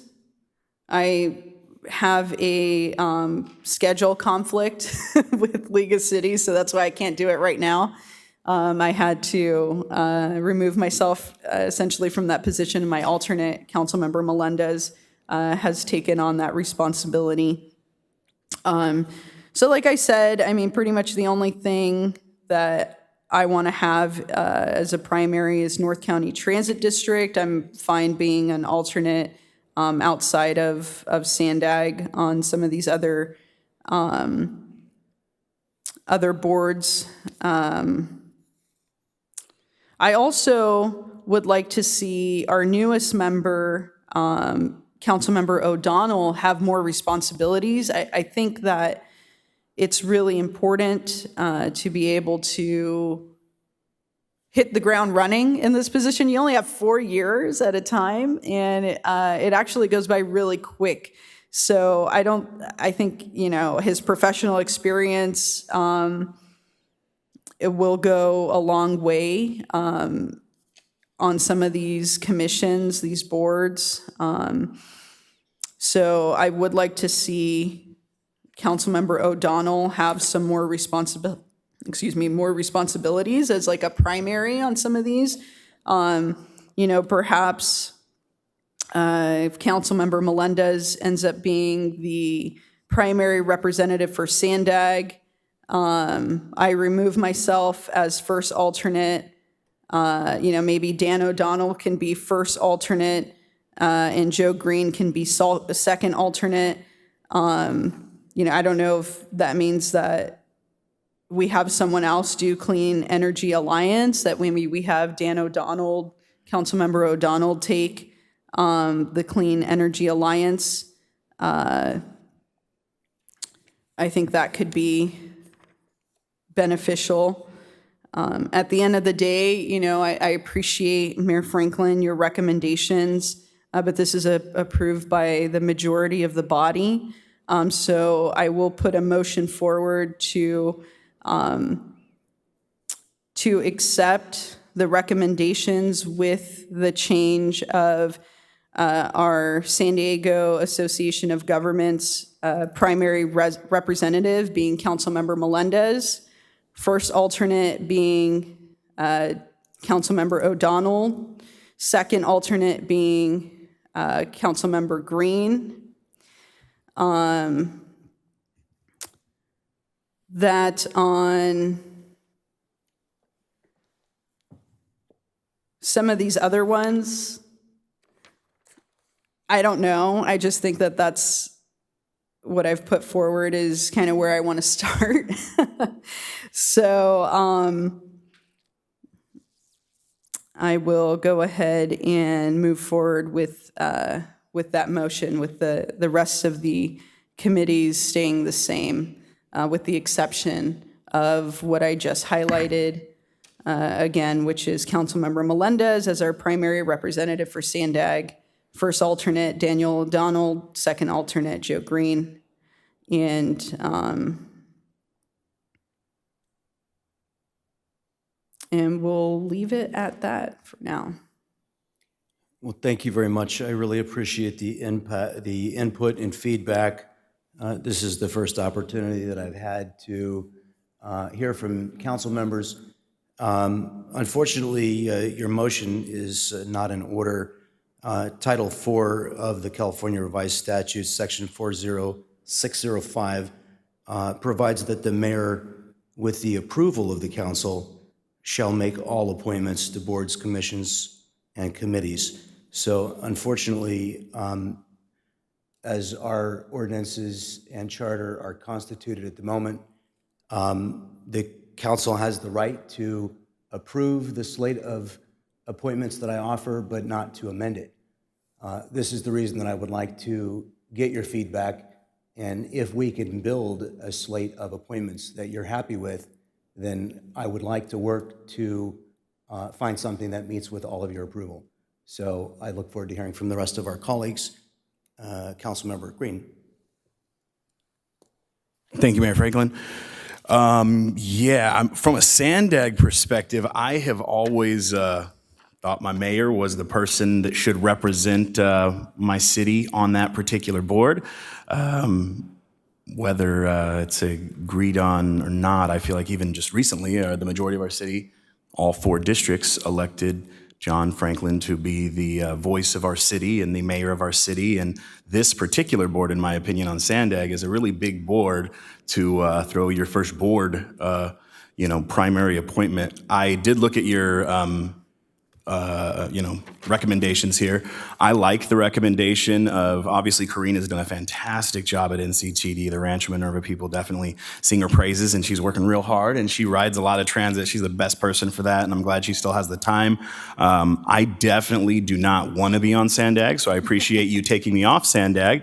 Even being a second representative, the chairperson of Sandag, if they like you, they can appoint you to different boards. So Catherine Blakespear, who's a friend of mine and who was the previous chair of Sandag, appointed me to 4 different Sandag boards as the second alternate in Sandag. So I have been regional transportation, litter abatement. So I'm hopeful that our alternates will be appointed as well to a bunch of subcommittees where they can help with, like the litter abatement aspect was my big thing because I'm the trash guy. But with Sandag, I like my mayor representing the city personally. I would be fine with Councilmember Melendez being the first alternate since Karina is unable to serve, and then have Dan O'Donnell be the second alternate. I think that, I know the mayor won't be able to make every meeting down there at Sandag, so Councilwoman Melendez would definitely be representing our city here and there. I think having our mayor representing our city is better than having no one representing our city. So if the alternative is no one representing our city at Sandag, I vote for having the mayor representing our city. If it's a thing of youth opportunity passes, I would recommend that my mayor advocate for youth opportunity passes. I support youth opportunity passes. If it's a matter of 3 to 4% active transportation allocation for funding, I would love to direct my mayor to, try to get some more funding for active transportation instead of 3 to 4%. Figure out where those are going. And I really am hoping and I believe that you are a mayor that is going to listen to your colleagues and that we can provide you with questions to ask when you're at that board on behalf of our city to make sure that we're getting action.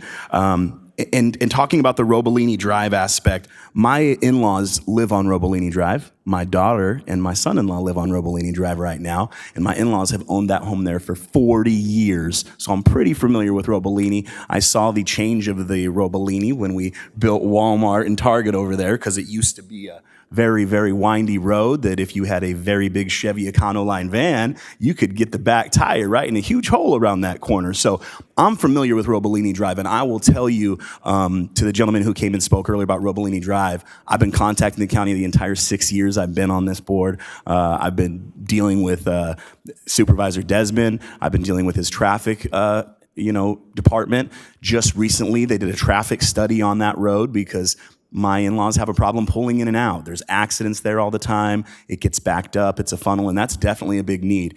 As you know, we have a county island in Vista, and as a city, we are not able to do any improvements or any work or allocate any funds on that. And I hope that the council will hear, the resident who spoke, and also Mr. O'Donnell, who probably drives down Robolini Drive all the time to get into Vista, and just know that that is something. And the more loud voices we have, that could be a change. So it's something that's kind of beyond the purview of, Caltrans and the Sandag position, but definitely want to collaborate with the supervisor on Robolini Drive, as well as other county roads throughout our city that we have a lot of problems with. But that is a very big one. From a board appointment standpoint, I love putting Councilmember Melendez as the primary representative for the Clean Energy Alliance. For those of you who don't know what the Clean Energy Alliance is, it is basically going to be the service provider of your utilities. So we are taking over basically the SDG&E servicing aspect. The city will now be responsible for procuring your energy. My first year on the CEA, or I guess first 6 months, Councilmember Melendez and I served together, and we just recently signed a contract to procure $32 million of biothermal energy for the next 15 years. It's a lot. I don't know exactly where all the biothermal energy is coming from, what the turbine energy and hydro energy. It's huge. What I'm getting at is that this budget with the CEA is going to be one of the biggest budgets of any JPA ever formed in the county. The level of responsibility and the amount of reading that is going to be involved in the CEA program and actually stabilizing utility rates for our residents is overwhelming. And I really think that Councilmember Melendez is the person to focus on that and dive in on that and make sure that we have rate stabilization, that we have clean energy, that we are getting 100% clean energy here at the city like we're passionate about.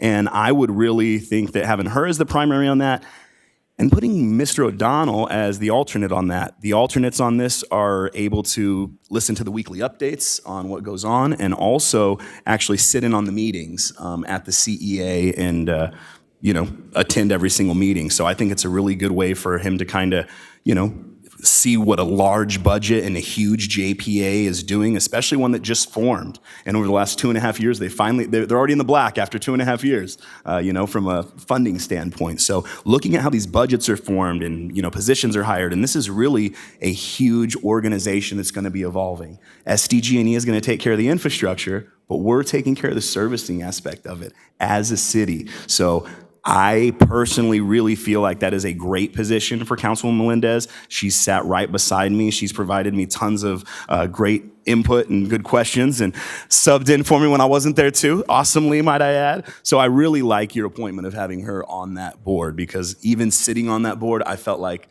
I wasn't the guy for that. I really feel like Councilwoman Melendez is good for that. So I love trash, okay? I'm the RISWA guy. So Regional Solid Waste Authority, that's me. I've been on there for 6 years, and in 2016, SB 1383 came through, and that means I had to divert 75% of your organic waste. So all of your uneaten food and green waste isn't going to a landfill anymore. It's actually going in an anaerobic digester and being converted to renewable natural gas, which runs all of the trash trucks these days. So over the last 6 years being on this board, we've been at the tip of the spear here in the city of Vista in complying with SB 1383. Other cities are actually coming to us now and coming to RISWA to say, hey, how'd you do it? How are we going to comply? How can we stay in compliance with Cal Recycle? Because the funds and the fining is coming down as of January 2024. So I love being on RISWA. I'd love to stay there. As far as who my alternate is, Karina has been a great alternate. I show up to every meeting, so she doesn't have to go very often. But I like that. North County Joint Powers Agency, great for Dan O'Donnell. I've been an alternate on that forever, and I've only had to attend one meeting in 6 years. So if Dan promises to attend every meeting, I'll be your alternate. Or we can put somebody else on there as an alternate. But I think having him as the primary on that is a good start from a board position. And to be an alternate on Sandag, to be the alternate on the Clean Energy Alliance, that puts him on 3 huge governing boards where he can backseat a couple of them and then be the primary on one of them. So I really like that there was a shared power. I know that when some of our people had got on here, we didn't get boards initially. That's how it worked, is you were just an alternate for a while. So I love the fact that you're saying, hey, every sitting council member should be a primary on a board. So really the only changes that I have to this is that I would remove Councilmember Contreras from Sandag. I would put Katie as your first alternate, and I would put Dan as your second alternate. And I would also make sure that all of the things we were worried about, the vision for Vista, the seeking out experts, And, I actually think, take it for what you'd like, they always were going to do something with the 78 from a widening standpoint or carpool lane or something to ease traffic flow. 78 is the worst interchange in San Diego County. And Sandag, when we voted on, I don't know what it was, Prop A or something like that years and years ago, they were supposed to allocate a bunch of money to fix the Emerald Drive off-ramp and widen the 78 at some different areas, or put a carpool lane in. That hasn't happened yet. And I do think that's a great thing to advocate for, in addition to additional train stops, additional bus stops, and active transportation allocation. But I do think we need a balanced approach. And I feel like you as the mayor bring that approach, and you collaborating with your colleagues here will be the voice of Vista that we need up there. And like I say, if the alternate is having no representative on Sandag, that's not an option for Vista. You are our mayor, you were elected by the majority, and you should be representing us up there. That's my feeling. I am not as passionate about any other board. I will take myself off of RISWA and put somebody on RISWA. I will take myself off of every single board in every single alternate position so that you can serve as our Sandag representative, because I think it is very important that Vista has a Sandag representative. And it sounds like the alternative is to have no representative. So I hope that my council will take that into consideration, what the law is that we can't change, and let us send a representative up there that we can count on. And in the event we see that he's not performing, and this is a question for my city attorney, are we as a council retroactively allowed to say, hey, we want to withdraw our approval of his appointments and not have a representative on Sandag anymore? No. Okay, so if we appoint him, he's there. So tonight we got to decide, do we want somebody on Sandag or do we want nobody on Sandag? And is that an accurate statement by my mayor, that if we do not approve his appointments, basically we just don't have anybody on there? Yes, per the government code, this mayor, with the approval of the city council, makes the appointments. So Okay, and the mayor has to approve what the city council, if we're, basically whatever our changes are, if he doesn't approve them, we don't sit on boards, is how it works. Correct. So the mayor is the only person on the council that can offer a slate. of Okay. So this is just us telling him what we think, and as the mayor, this is his responsibility. Correct. So we either negotiate something, or some boards we may have nobody on. Correct. Okay, Walter, thank you so much for the clarity. I appreciate it. That's my suggestion. I'm fine where I am or off everything as long as we have a representative on Sandag, whoever. Thank you. And I'll just say I heard those, and I'd love to hear from Council Member Melendez whether she'd be willing to serve as first alternate on Sandag, and from Councilman O'Donnell whether he'd be willing to serve as second alternate. Also love to hear from Councilman O'Donnell if he would be willing to serve as alternate on Clean Energy Alliance. And I heard a preference for a changing of places on League of California Cities to perhaps promote Councilmember Melendez to the primary if she desires, and perhaps make Councilmember Contreras the alternate if she desires. So,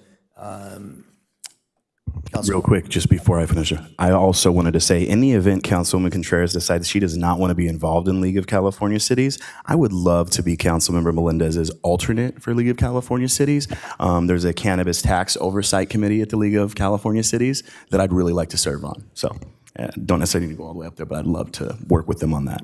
very good. Councilmember Melendez. Thank you.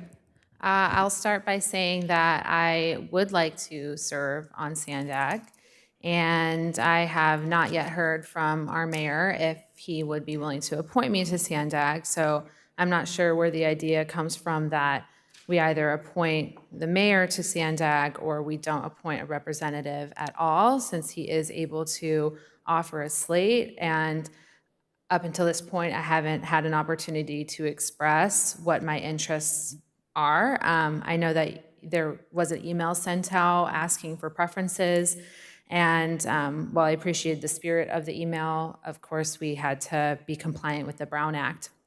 So I would like to serve on Sandag. I think that there's a lot of assets that I would bring to that position.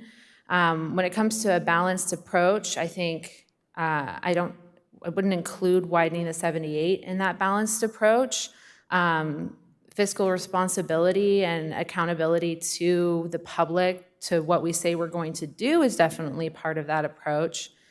But a couple of reasons why I am attracted to the body of SANDAG.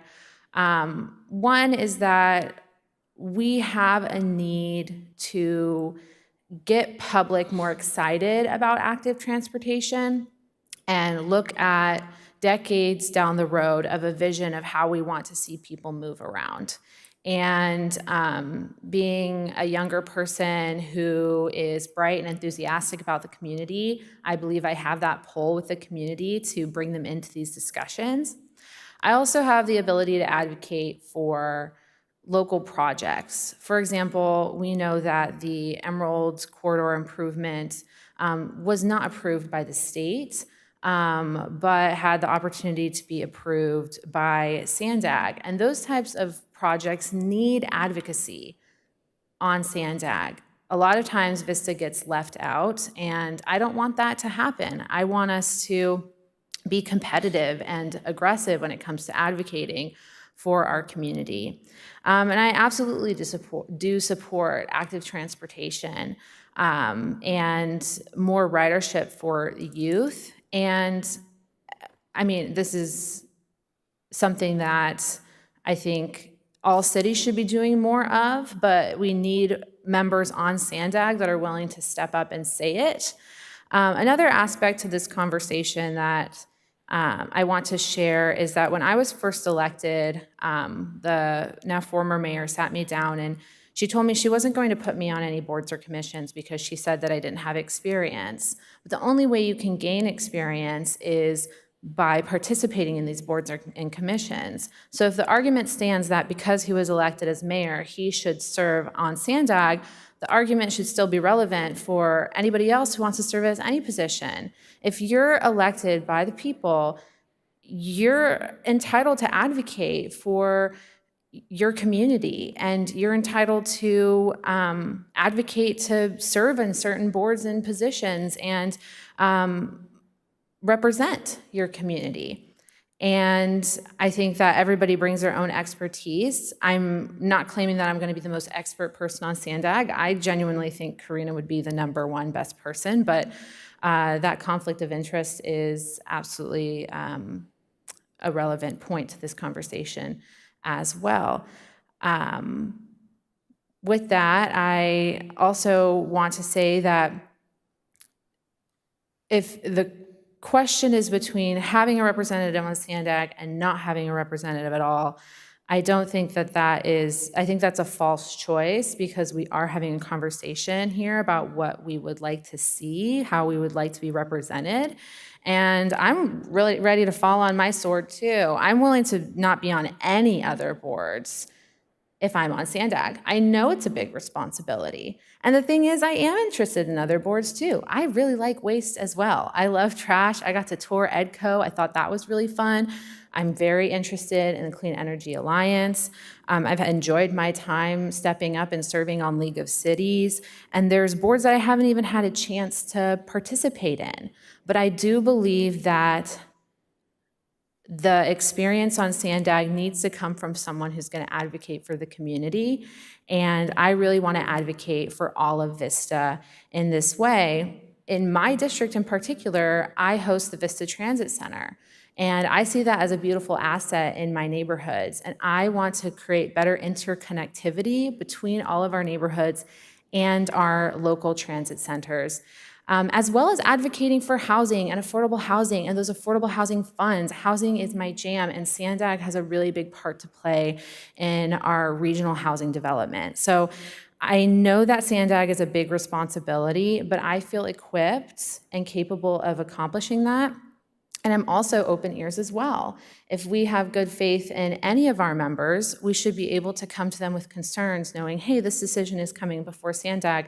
Can I have your ear about it? Let's talk about it. Because I'm here to represent the entire body and ultimately the entire city. So there's so many ways we can piece apart this, right? I think it's, if we're not able to make amendments, I don't understand what the procedure is, but if we're not able to make amendments to, for example, me being on SANDAG, which I would hope that I could have majority support for. If we can't have that change, then how can we change some of the alternates as well? So, City Attorney, could you please clarify? Let's say this list isn't approved, right? And let's say there's a motion and a second, and then the majority says, no, we don't approve this. Then what happens? There'd be no representative to any of these bodies from the city of Vista. Would it be permanent? Could we have a new slate during the same meeting right now? What would the procedure look like? If I could, I'm more than happy, and this is why I'm asking, and I'm asking for your feedback before I offer you my final slate. Sure. And I just didn't know the procedure. Oh, absolutely. And I'm just letting you know that I've heard some of these requests as we're going down the dais, and I'm asking you to tell me right now what changes you want me to make so that I can offer a slate to you that will earn the support of every member of this council. So if you tell me what that is, then I will work to make it so right now. Okay, so I would like to be on Sandag. Okay. And that would be my #1 priority. Even though, maybe in future years I'd like to be on RISWA or I would like to be anywhere else, but I don't believe in the argument that just because someone is elected as mayor, then they're the one who's supposed to serve on Sandag. I don't think that that's built into any bylaws or anything like that. Is that, City Attorney, is that a requirement? It's not a Sandag requirement. I think it's more just what has procedurally happened in most cities historically. So it's like a precedent that's been Correct. set. Okay. Well, the City of Vista we're very innovative and we're very creative and we don't always do things by precedent. So it's a huge responsibility, I understand that. And I am very confident in my ability. So that's why I'm putting myself out there and saying that I would like to serve on Sandag. So thank you. Thank you very much, Councilmember O'Donnell.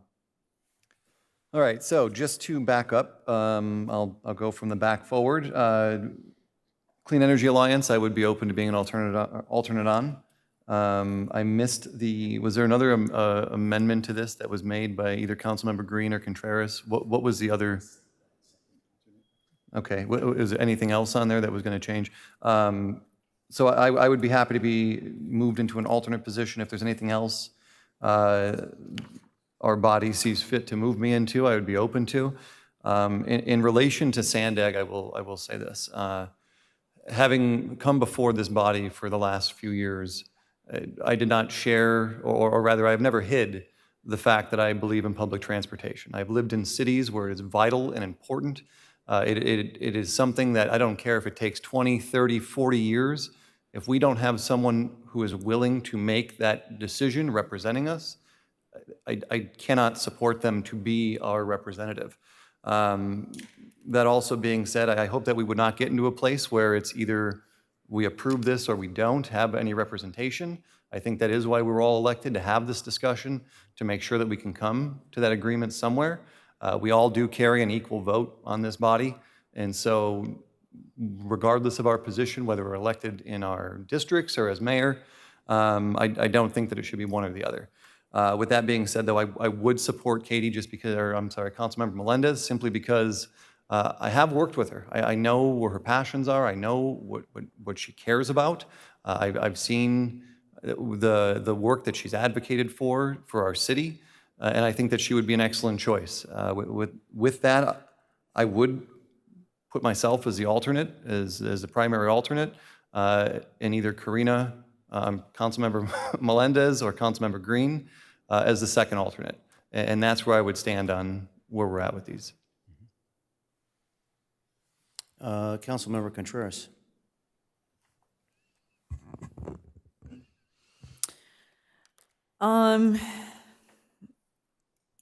I think this has been a really fantastic discussion. So I want to thank you for bringing forward this slate.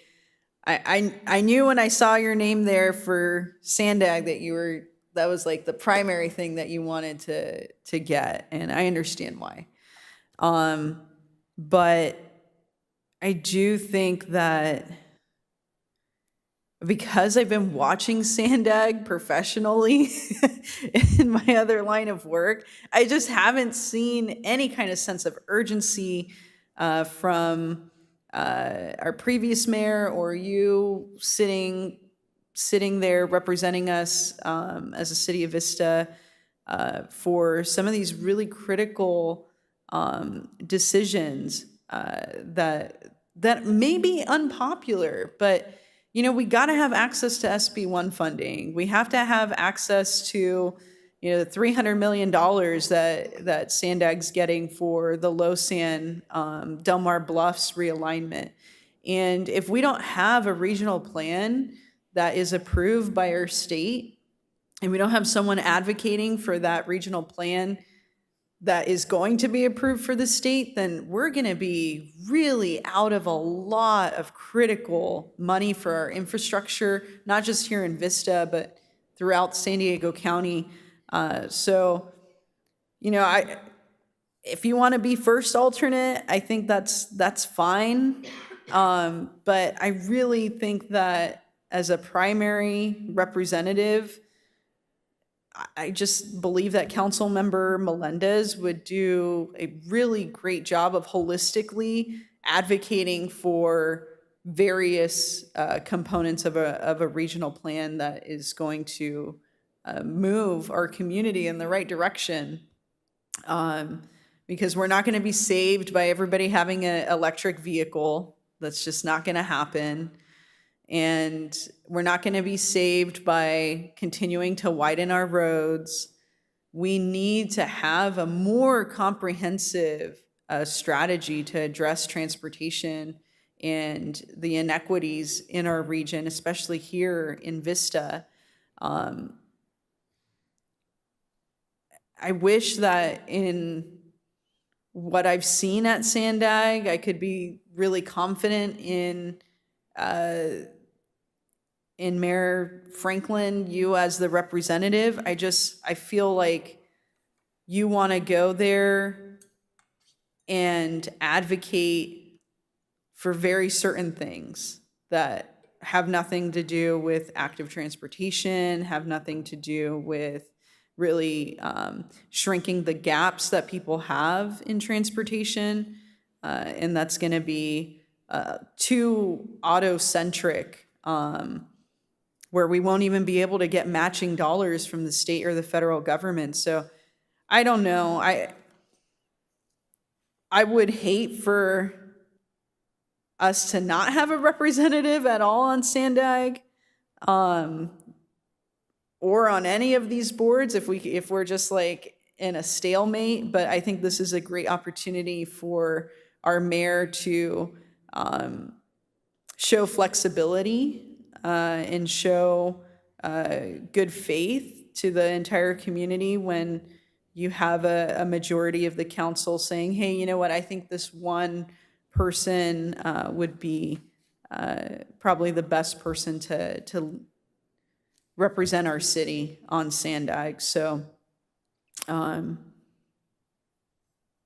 yeah, I hope that one day the Emerald Corridor can get funding, and it would have been, great to see our city representatives like really advocating hard for different funding strategies, or even trying to get the coaster to continue to be funded with its higher frequency. I mean, I don't hear any of that type of representation, and it makes me a little bit frightened because we have deep pockets of poverty here in Vista, that it makes it extremely difficult for people to have a vehicle. And then for those who do have a vehicle, they also want to have the freedom of choice to say, hey, you know what, I want to go to the grocery store and not have to use my car because I have, micro transit, because I have a plan in the city, that is matching up with the regional plan, and we're able to bring more funding.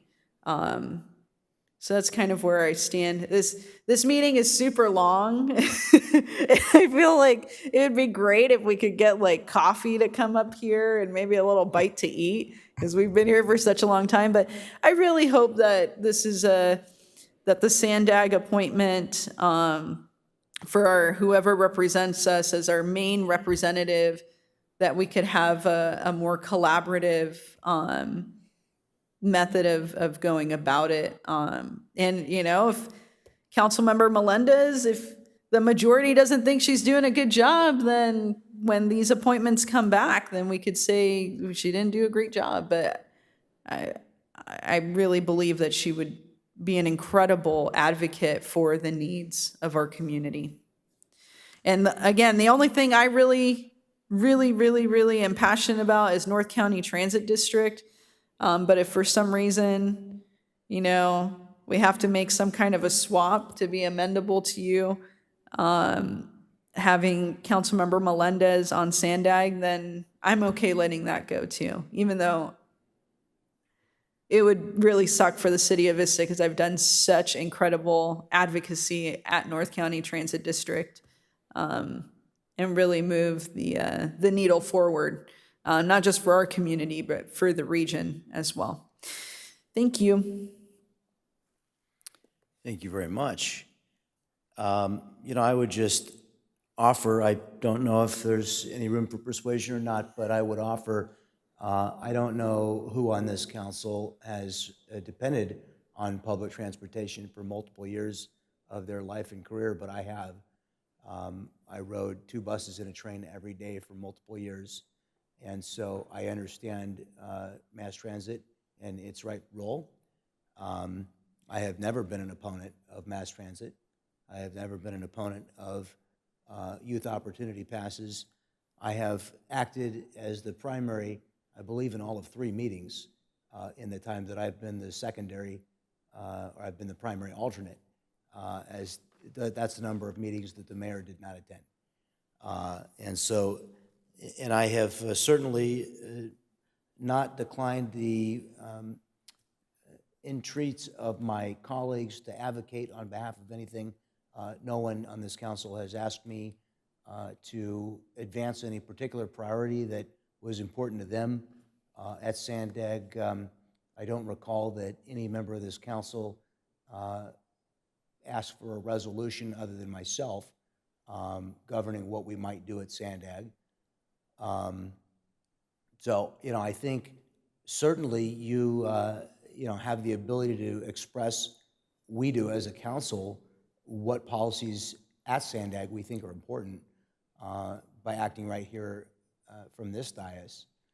You know,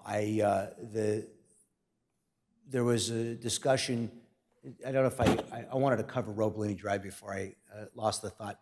I have spoken to Supervisor Desmond about it, and I have asked him to invest dollars there. The fact that he has not done so, I guess I'll have to own as my personal failure that the county didn't prioritize it. But in seriousness, I have asked him, and you know, we have had the discussion. I do understand that it's a priority. It is outside the city of Vista, so you know, I am truly focused on what happens within the confines of the borders of the city of Vista.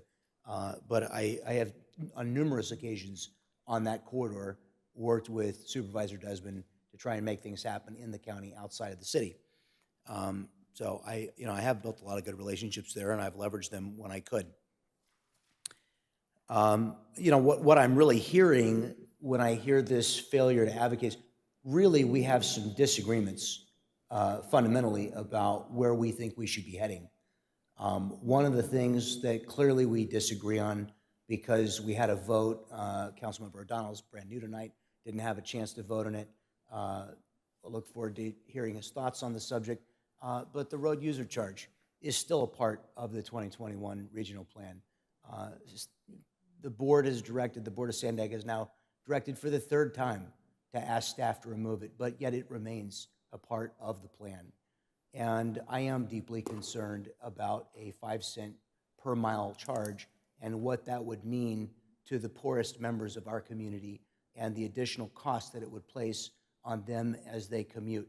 So I will not apologize for one moment for the fact that I have been a vocal critic of the road user charge, and that I will continue to be a vocal critic of the road user charge until such time as it is eliminated from consideration for being imposed on gasoline vehicles at the same time at which they are paying a gas tax.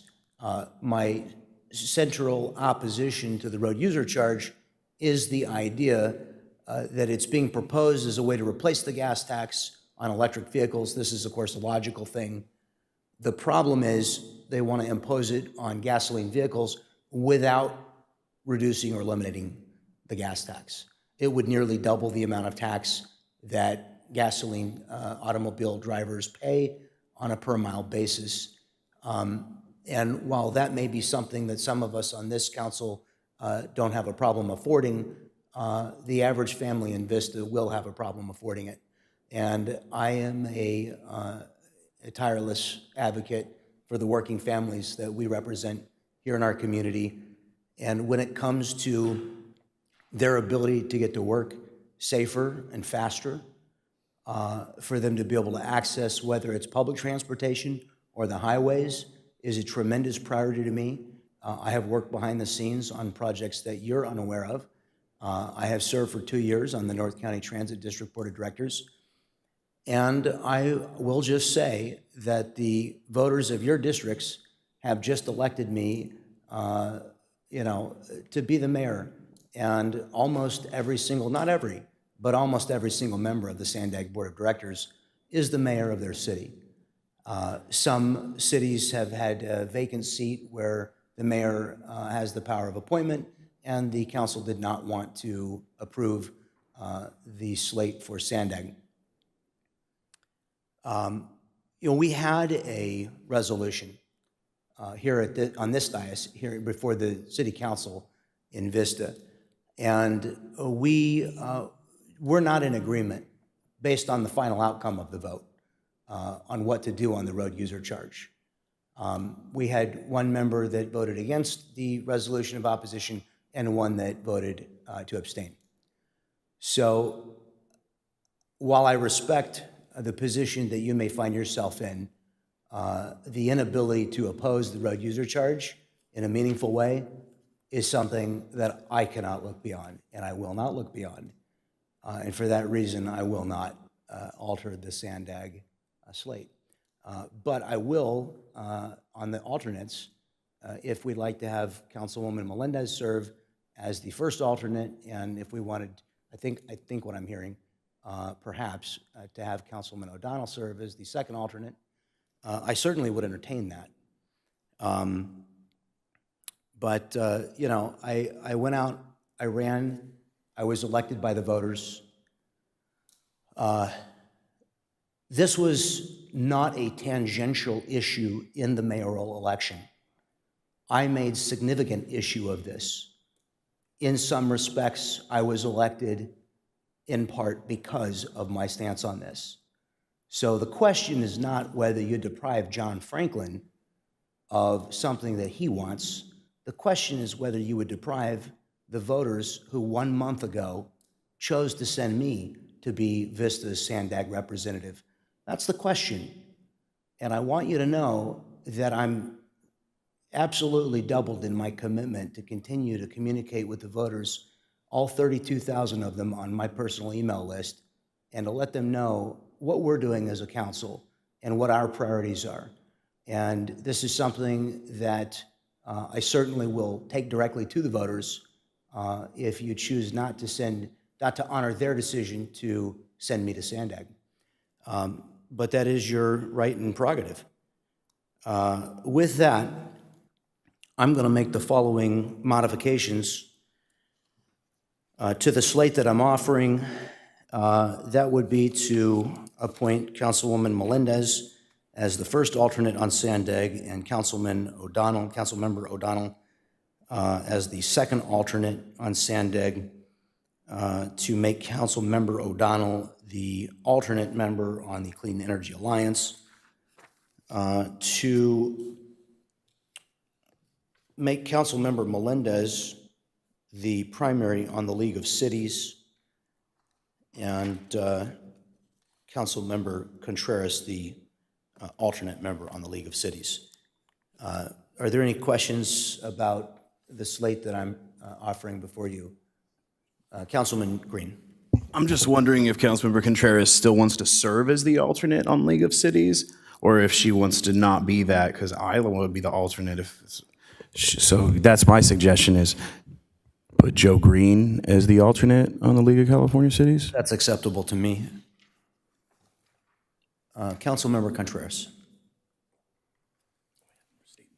Oh, I'm sorry, Councilman Green says he wasn't finished. Sorry, I was just only talking on your slate that you offered. I did just want to make one more statement kind of following up to what you said, and I wanted to make sure that I'm clear on what you're stating basically is that the slate that you offer, and Walter, I'm going to need you to verify this too, because it was said that it was a precedent, and it was kind of my understanding that it's like a rule or a policy or a law, like if the mayor doesn't approve, if we don't approve the mayor's slate, it's no, like, we don't put anybody on Sandag. It's not like we're changing, we can't decide to change it because we're different. The mayor has the ability to say, no, nobody's serving on this board unless you approve my slate. Correct. That's correct. That's not a precedent. That's like a rule. It's like a policy. It's like a law, right? That's in the government code. Okay. So it's not us doing something that's out of character. We don't have the opportunity to change that. This is what's offered. We either have to approve it or we don't have a representative on Sandag. Correct. Okay. And if I'm hearing you correctly, Mr. Mayor, you're saying I will be the primary representative on Sandag, or my body is going to have to say, Vista voters, we don't want our mayor to be the representative. We'd rather have no representative than put the mayor you just elected on Sandag. That's correct. So that's your stance on it. That's what we're doing right now. That is my stance. Okay. And yeah. All right. Well, I believe, and what I would say is Councilmember Melendez being the first alternate does entitle her to go to every meeting. It entitles her to get paid at every meeting, every single Friday, because they have a meeting every Friday at Sandag. So with you as the primary and her as the first alternate, she is entitled to show up to every meeting and be paid to be at every meeting and to make sure that any suggestions, she can sit right next to you, right behind you. I know when I went with the mayor, I sat behind her actually and kind of tapped her on the shoulder if I had questions. I would prefer you being the primary and her being your first alternate as opposed to having no representative, because it doesn't matter what I say. If this is what you want, I support what you want as my mayor, and I support John Franklin as our rep, Katie as our first alternate, Dan as our second. And I would hope that my council would support that. That way we have representative at Sandag, because being able to have you at least voice our concerns that we relay to you, and I trust you relay them. My security is that in 2 years, this will come back before us. So if in 2 years you've done not a bang-up job at Sandag, the sitting council at that point in time, then they can make the decision to not have a representative. Has the city of Vista ever not had a representative on any of these boards? I don't believe so, no. So we've always been able to approve a mayor's thing and put a representative on every JPA that we're a member of. Yes. If we don't have a representative on these boards, how are the funds allocated to our city? Like, say we have no Sandag representative, will we still get funds allocated to our city, or is that something? We should, but what will happen is just Vista's vote would not be there. Out of the 32 voting members, if I recall right, it's 32, there would just now be 31 voting members of Sandag. Okay. Okay, well, I think I've spoke my piece on what I think should happen, and everything else is fine. I like everything else. We'll kind of see how it goes. Thank you. And Vista represents about 3.5% of the voting weight on Sandag, so fairly significant. And I will just say, I will commit that anything that this council wants to approve as a resolution, whether I voted for it or against it, I will take it to the Sandag Board of Directors, and I will present the point of view of the majority of this council. So even if it's not my point of view, whatever it is, if there's something that you support, even if I don't, if you pass a resolution, I will take that resolution to Sandag and I will present the views of the majority of this council. So that is a commitment that I would make to you. Councilmember Contreras.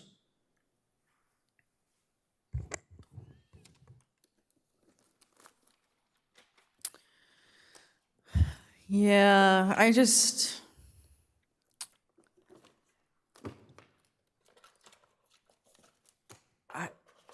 see a huge impasse here on Sandag. I mean, Well, it's getting late, so. yeah, You know, are we going to have to go through each one of these individually to approve some of them, or are we just going to say we're not going to do any of them? Individually, we have set it up as separate resolutions for the other boards. Okay.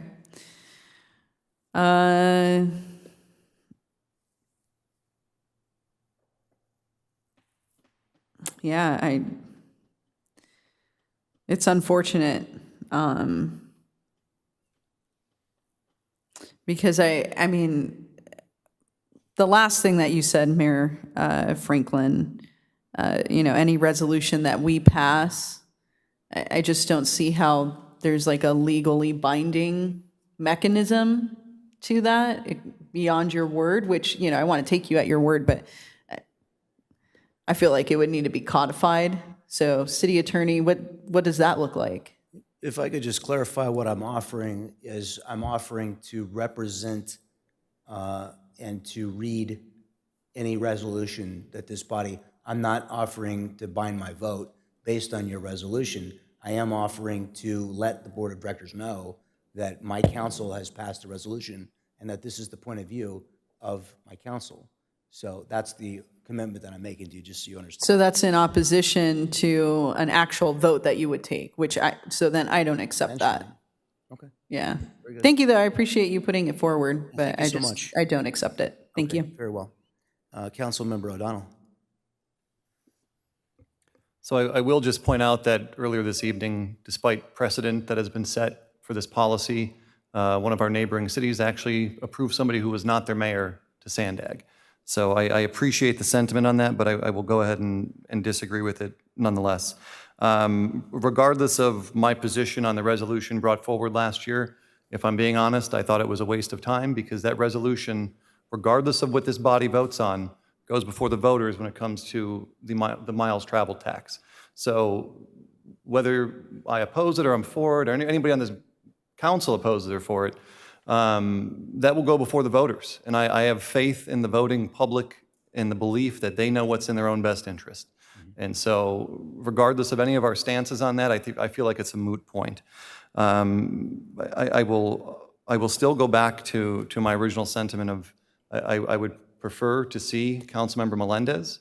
I may be willing to put you as an alternate in there as well, but I would like to see Katie or Councilmember Melendez as a primary on this. It goes back to my entire thing that I did campaign on, and I will tell you, whether it was brought to the forefront as a campaign issue, it was by my opponent, and I am sitting here. So I don't think that sentiment echoes necessarily simply because of a victory or loss. But I would approve the balance of this minus Sandag, but I would like to alter it to where Councilmember Melendez would be the primary, and then we can figure out alternates from there. That would be my thoughts. Councilmember Melendez. Thank you. City Attorney, could you please clarify? So if we were to deny the representative to Sandag being Mayor John Franklin, then we would have, and he does not want to appoint anyone else other than himself, then we would have no representative on Sandag.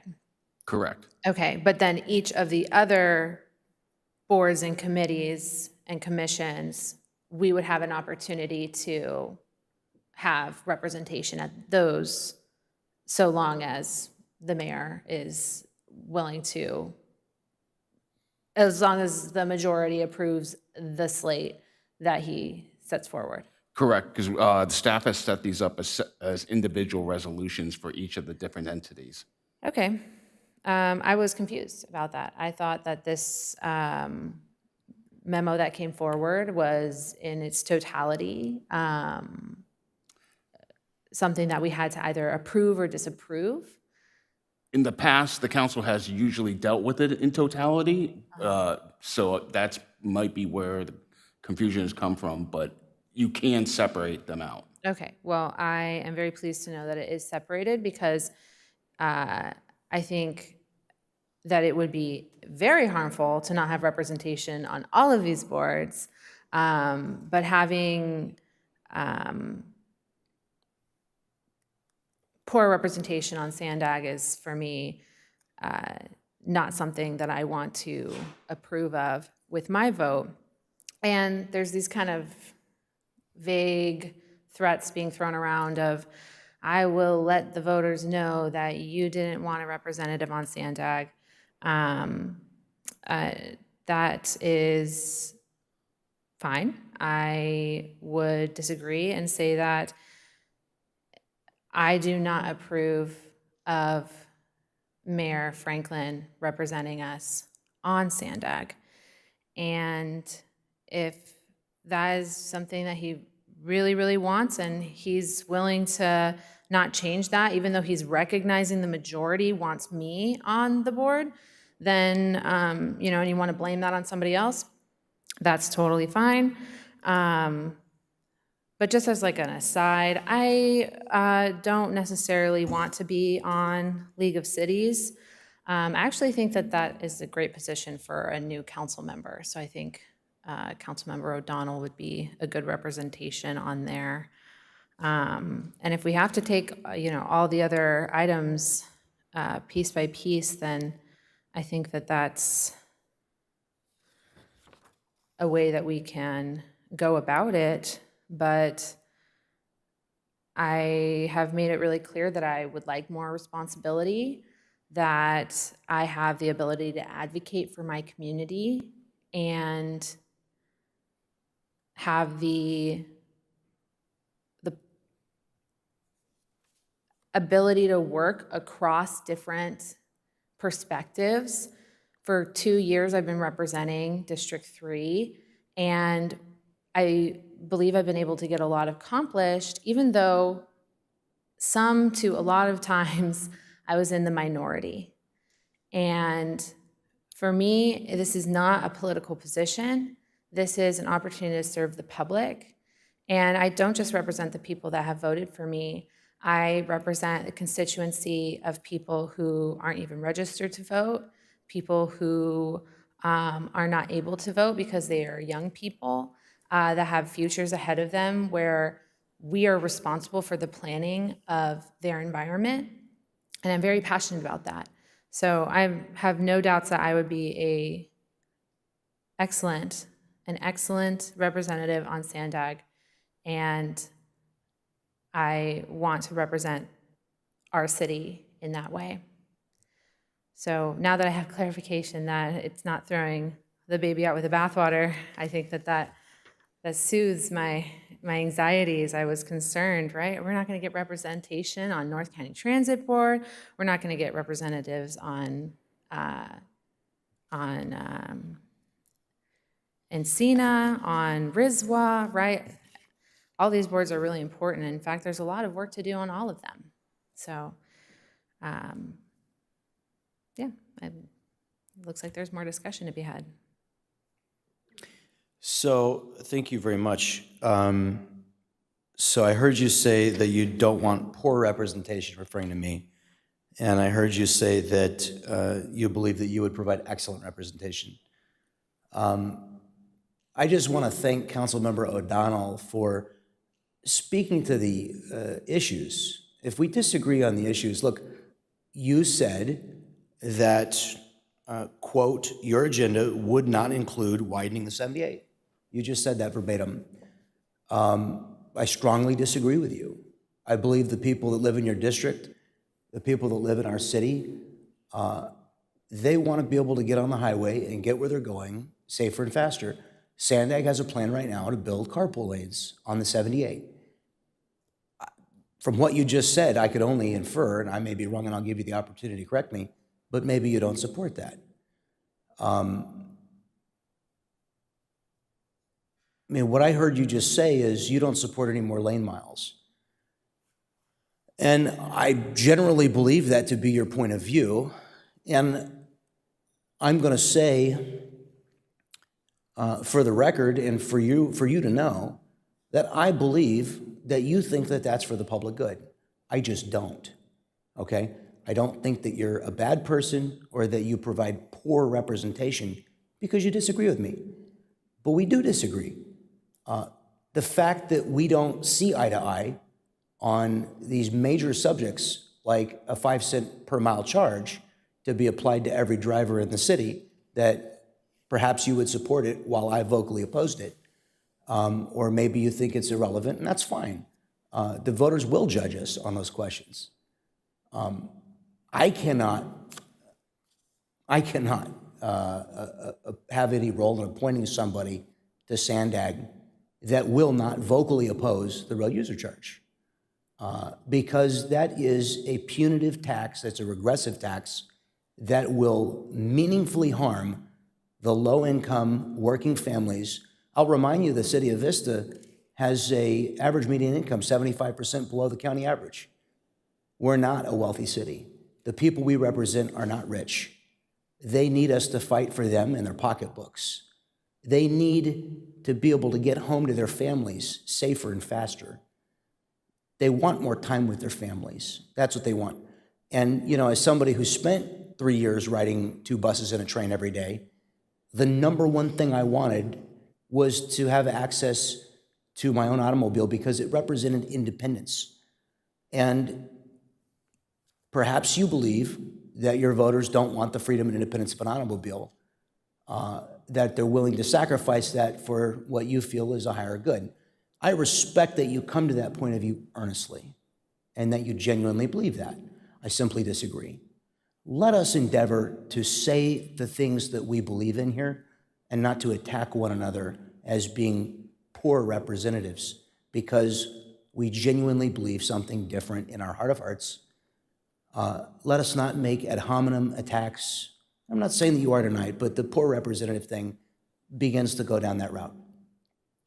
I just want to say to the voters of the city of Vista who've just elected me that I am more than comfortable. In fact, I am pleased that we will send no representative to the San Diego Association of Governments before we would send somebody that perhaps supports and could not, when we had a vote here at the City of Vista resolution to oppose the mileage tax, the representative that's being requested to go to SANDAG could not stand up and oppose a 5-cent per mile tax on every mile that you drive. I've been asked to appoint somebody to SANDAG who says they will never support widening the 78. Almost all of the people that live in the city of Vista rely on 78 highway to get where they're going, usually to go to work every day. I am your advocate. I will fight for you. I am fighting for you right now by saying if we cannot agree on these important questions about the future of our transportation priorities, then you are better served, and I believe in my heart of hearts. And by the way, I have no desire to go every other Saturday, or I'm sorry, every other Friday and spend half a day. The traffic is awful coming back. I hate it, okay? But I got elected to do it, and I'm very pleased to do my duty to go and represent the point of view that I did not hide from the voters. I made very clear what I believe. So I want the voters to know how proud I am to make sure that we don't send someone to SANDAG who refuses to make it easier to get to your job, who cannot meaningfully oppose a 5-cent per mile tax. We've come to loggerheads, and that's okay. We don't have to hate one another for it. We can respect our differences in policy opinions. And ultimately, as has been said, the voters will decide. So with that, I heard, what was the last, was on League of Cities. Councilman O'Donnell, would you like to be the primary? Primary? Are we making it on the primary? Is that what we want to do? Would you like to be the primary on the League of Cities? I would be open to it. I would ask Councilmember Green if he would have that preference, but sure. Okay, so then we would make Councilman O'Donnell the primary on League of Cities, and Councilman Green would be the alternate. Please. Okay. With that, and we still have a couple of speakers, but I will just say I'm open to a motion to approve all of the appointments offered here other than the SANDAG appointment, the SANDAG appointments. So the consequence of which is we'll appoint this slate to every other agency with the exception of Sandag, which shall have no representative from the city of Vista. Councilwoman Contreras. I just want to bring clarity to what's being said. The resolution, Mayor Franklin, that you brought forward was on vehicle miles traveled, tax on that, and it was factually incorrect, which I stated during the meeting, which is why I voted against it, because the gas tax is a regressive tax. It means that individuals that live in my neighborhood that can't afford a brand new car that's more efficient, they're having to pay a lot in a gas tax. And it would be great if we had a representative on Sandag that actually was promoting equity and would look at some of the pilots that have been done with road usage charge and say, hey, we need to get rid of the gas tax immediately. And guess what? The state is already looking at doing a road usage charge, okay? So this is painted like this is gonna happen tomorrow. It's not even slated to happen until 2030. And by having opposition to a plan, right, for a road usage charge that's not even slated to come into being until 2030, it puts our regional plan at jeopardy of not being in compliance with state and federal greenhouse gas emission mandates. And when we are not in alignment of either meeting or exceeding state greenhouse gas emission reductions of 19%, then we are out of more than $14 billion of funding. So I wish that there was a little bit more care about what a politicized Sandag has done to the future of our region, because all that's going to happen is that CARB is going to take a look at the plan that's amended, and they're going to say, this doesn't get to the 19% reduction. So you're just going to have to revert to a road usage charge, because there's no other way that our region can actually get to 19% reduction. So, I mean, it's nonsensical to say that because people elected you, 955 people more voted for you versus your opponent, that is a mandate for you to be on Sandag. It is absolutely not. Absolutely not. I mean, the same thing could be said about Catherine Blakespear. She, is now going to represent us on the state Senate side, and she got attacked nonstop for a road usage charge, and people still voted for her. So, anyways, I think that I wish that there was more flexibility in how we can move forward with our Sandag appointments, seeing as that the majority has expressed that Councilmember Melendez would be a great representative that is going to take a measured and holistic approach and really look at the facts before us. And I think she did an incredible job when she was elected. And since then, on our strategic plan to address homelessness, which has made it an award-winning plan, and she would bring that same methodology to Sandag. And there does have to be compromise. But if you are unwilling to compromise because you think, even though you're not saying it, that you would rather have no one, because we're saying the same thing, right? You're saying that it's either you or no one else, because no one else can represent the city like how you can. And then the three of us over here are saying we actually have a lot of confidence in Councilmember Melendez to represent us on Sandag. And that's who we want. But you're saying that, no, if it's not me, you haven't offered to put Joe on there. I know he doesn't want it, but you're saying if it's not me, then it's not going to be anybody, and I'm going to email blast it to 30 whatever thousand people. It's like, okay, fine, whatever. Go ahead and do that. I think it's really damaging to the city that you have a majority on this council that really has a lot of faith in one of the members to represent us on Sandag, and you would rather have no representation than to put that person that 60% of the council believes would be the right representative. So it's a choice, but because we've done so many rewrites and all this, I think it's better to actually go one by one and approve it rather than approve it as a slate minus Sandag, just to make sure that we are in accordance and we can just move forward with our vote. So.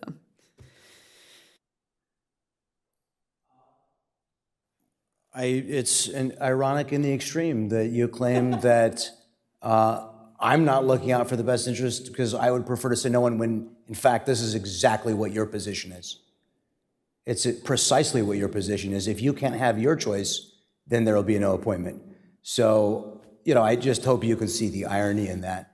And Councilmember O'Donnell, this is not directed to you whatsoever, but you invoke the number of votes that I won my election by. You've acquired the majority on this body by 30 votes. And yet you feel that that gives you the ability to, muscle the process. So please just understand that when you assail me, that I wish I was a better man to turn the other cheek. But you say I'm choosing to send no one, but in fact, this is exactly what your choice is. So, we can keep going all night long, or we can accept the fact that we've disagreed, and we're not going to come to an agreement.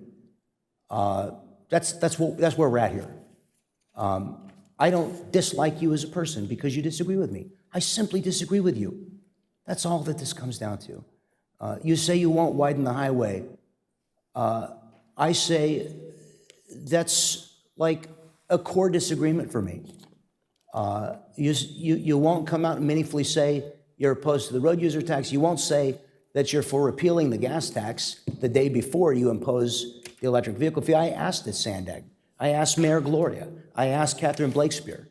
Give us a one-day gas tax holiday, and then we can have a genuine conversation about imposing, once you've eliminated the gasoline tax, we can then have a genuine conversation about imposing a per-mile fee on gasoline-powered vehicles.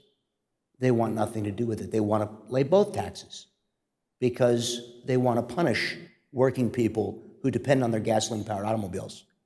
I don't want to do that. So, yeah, we've come to a place of disagreement here. It has been a long meeting. I think we've been clear about what the other appointments are. I think we're all pretty much in agreement. Let's just do them in bank. I'm happy to read through them again. There's no other gamesmanship here. So let's just go through it again. Sandag's out. For NCTD, the first is Karina Contreras. The alternate is Katie Melendez. RISWA, there's no change. Okay, you've got the list in front of you. There's no change to the written recommendation. North County Dispatch Authority, no change. California JPIA, no change. Clean Energy Alliance, Katie Melendez is the primary, Dan O'Donnell is the alternate. Encina, no change. The only change we have on page 5 is that on the League of Cities, we're going to have Councilman O'Donnell be the primary, and Councilman Green is going to be the alternate. May I just respond that I actually do not want to be alternate for RISWA, so if someone else Who would wants like to be the alternate for the RISWA? alternate. Katie would like to be the alternate for RISWA. With no disagreements, I will insert her name as the alternate for RISWA.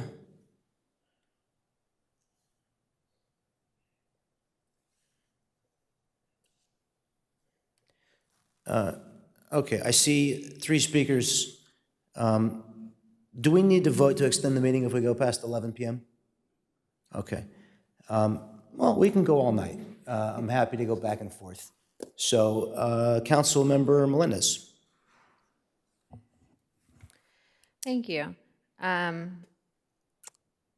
I do recognize that referring to your representation as poor representation is not an accurate way of expressing what I mean.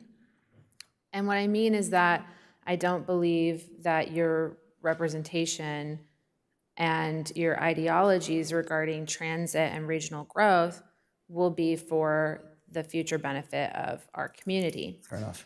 And when it comes to topics like the road use charge and the gas tax, I believe that you have disqualified me before I've even had the opportunity to learn and have a discussion and participate in good faith with all the information available to me.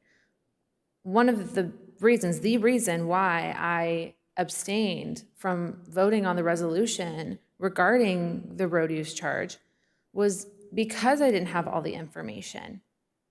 And that I don't abstain on something, I don't abstain from votes, even if it's controversial. I don't abstain unless and this is part of our training as council members, we're trained, you do not abstain unless you don't have enough information, for example, that there's only select reasons why you would abstain from a vote.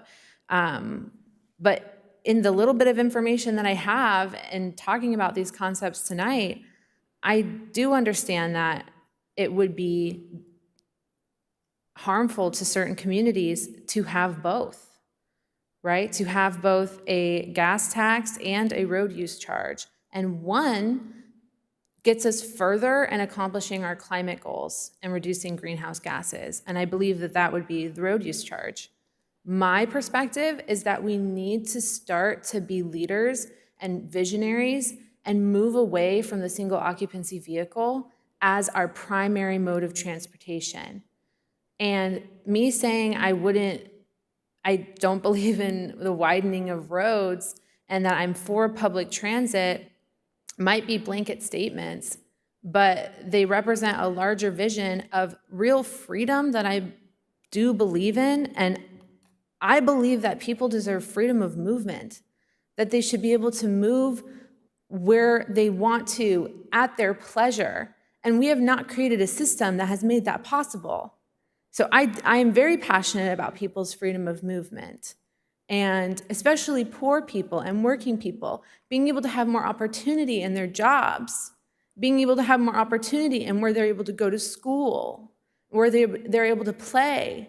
And a lot of that comes down to local projects and what we can advocate for here in Vista. I'm very disappointed that the Emerald Corridor project was not successful. Had I been able to represent my city sooner, I think I would have been able to secure that.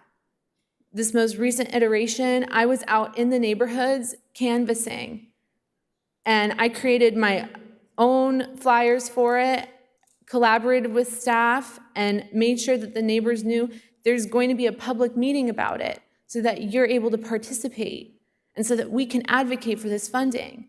And people showed up. I had a gentleman show up. He's part of a private road off of Emerald, and he's a veteran, and he showed up to the meeting, and he participated in the meeting. He'd never come to the Civic Center before. So that's the type of attitude that I bring to this kind of service.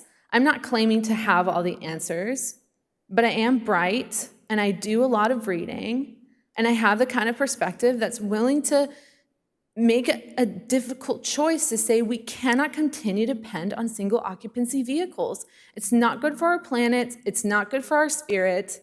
We can have freedom of movement and look at alternatives. And what's really happening here is not some of us saying no representative on Sandag, excuse me. 2 out of 5 of this body want to appoint me Councilmember Katie Melendez to represent us on Sandag. 2 out of the 5 would have that be their preference. Sorry, 3 out of the 5. I'm sorry, it's very late. You understand my math and where I'm going. 3 out of the 5 of us want me to represent on Sandag. 2 out of the 5 want our Mayor Franklin to represent us on Sandag. That is what the choice is. 2 out of the 5 of us prefer Councilmember Melendez to represent us on Sandag. 2 out of the 5, the minority, would prefer Mayor Franklin. And unfortunately, I do feel like I have been disqualified before I've even had the opportunity to have a good faith discussion about some of these topics. And I do believe I have the ability to advocate for the freedom of movement of our residents here in Vista. I'm very passionate about that. And it's not just about travel, right? It's also about housing. It's also about building a community that's sustainable. All those things are really important to me. And it's a huge responsibility. It's a lot of meetings. But I have the enthusiasm and the wherewithal for it. And if you would be willing to recognize, have good faith and recognize that my representation on Sandag would not be a scary thing, it would not be regressive, it would be for the benefit and for the vision of our community to really have freedom of movement and a sustainable future. And I'm becoming very passionate about this because it's very late and I'm hungry and I miss my dog, okay? But it's just, unfortunately, this is where we're at in the conversation. So, not sure where to go from here, but I had to say my piece that I genuinely believe that I've been disqualified before I've even had the opportunity. I appreciate that. Let me just say, the more that we spend time speaking to one another, the more I like you as a person. I want you to know that I have genuine and deep respect for you as an individual. I think you're a very intelligent person. I think you work very hard. I think you come to different conclusions than I do. That's all it's about. It's just as simple as that. And truly, when we talk about mobility, I am thinking about the single mother. I'm not going to get into competition with anybody here, but I've dug in the couch because I couldn't. There have been many times in my life I could not afford to fill my gas tank. Okay, I lived in apartments all of my life that were very small. I lived in an apartment when I came to Vista. Thank God I met my wife and I was blessed to be able to buy a house. But I'm not some multimillionaire monopoly tycoon. I'm a regular guy. And I know a lot of regular people. And when I see regular people that are struggling to afford, and I know that the mother who's working one job or 1.5 or 2 jobs, in my heart of hearts, I truly believe she wants to be home with her babies at the end of her shift. I don't think she wants to wait 30 minutes to catch a bus so that she can get to the transfer point, transfer to another bus, and then get a train where then maybe she has to walk a mile when she gets off the train. That's not my vision for the working people of the city of Vista. It will never be my vision for the working people of the city of Vista. I lived in Washington, D.C. It's 10 miles by 10 miles in its original construction. Okay, Manhattan Island. I went there for vacation a couple of weeks ago. Did you know that Manhattan Island and the city of Vista are the exact same size? Manhattan is 20 square miles. Vista is 18.5.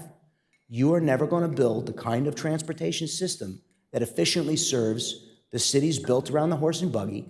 They have started building their transportation systems in the 1860s. They started digging their subway tunnels. We have an enormous geography here. And I ask everybody, go to Google Earth and cut out Manhattan Island.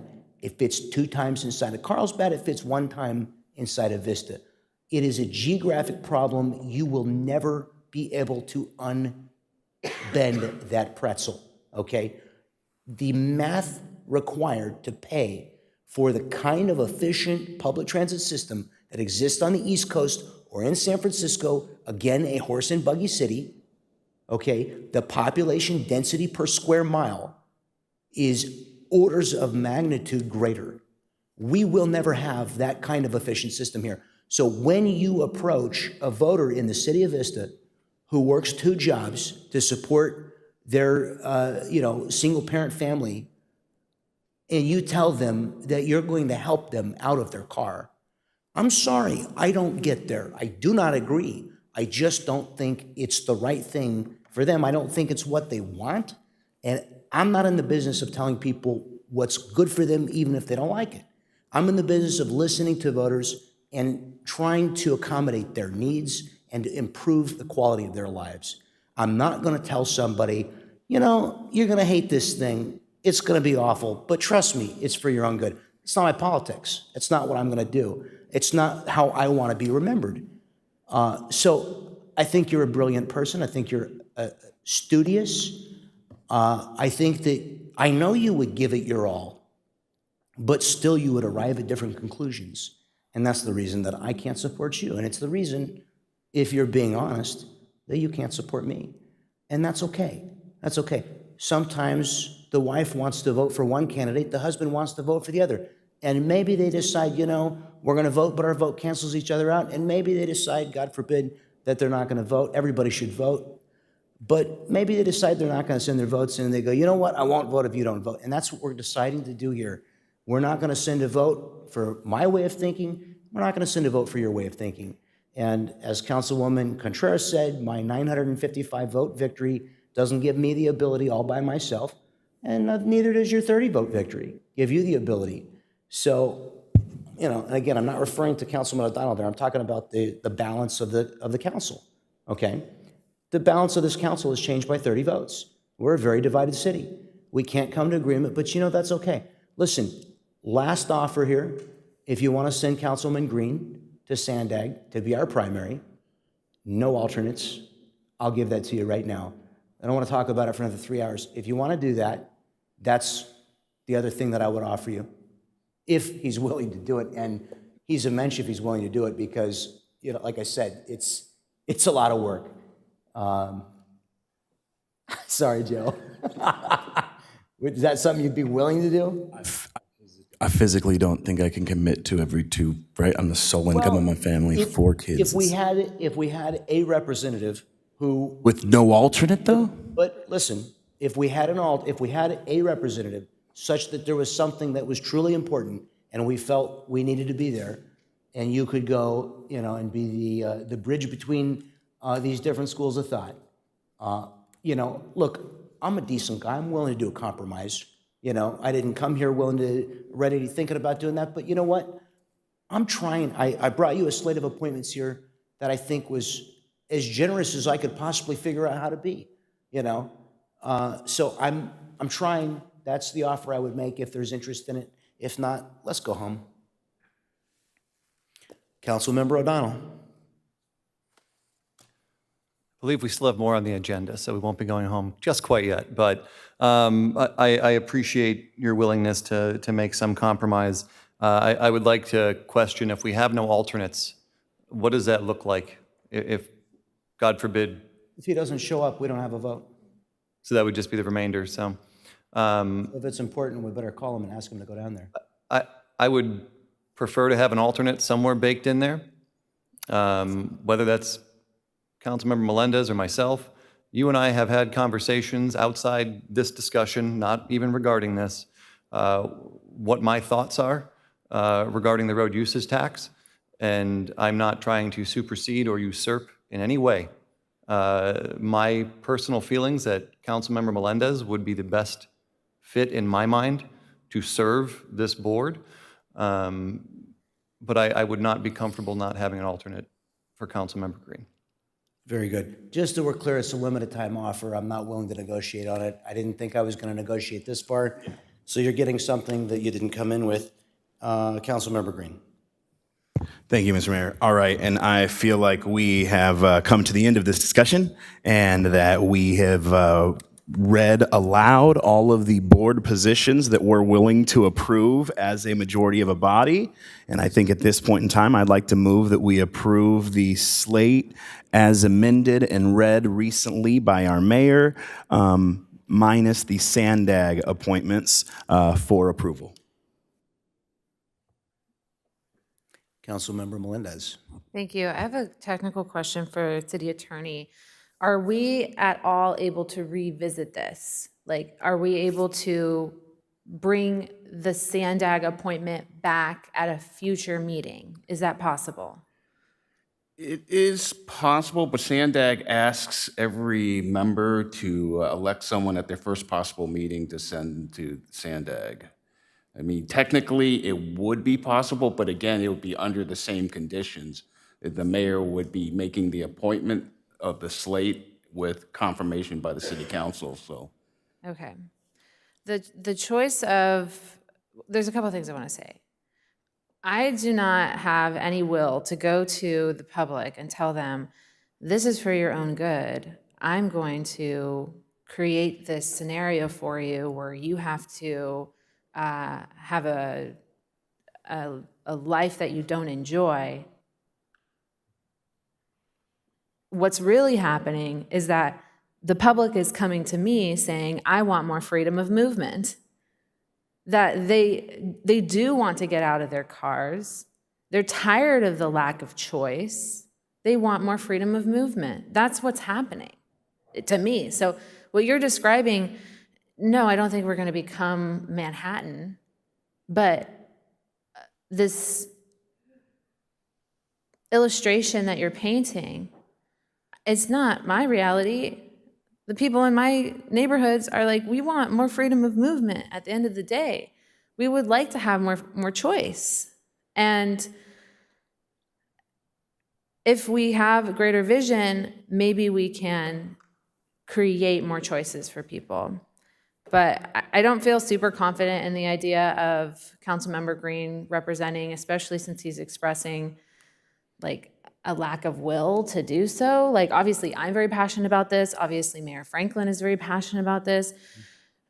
Councilmember Green doesn't seem very passionate about it, and it seems like I can only imagine that he wanted you to represent, but he's just basically going in your proxy, right? It's like he could, at the end of the day, just either not show up and we don't have an alternative, or he'll do the will of the mayor, which he's adamantly said that it should be the mayor. So I just don't see Joe being an independent, right, voting his conscience representative. And I think that while we do come to our own different conclusions, that reality is beautiful, and it means that we should vote our conscience at the end of the day.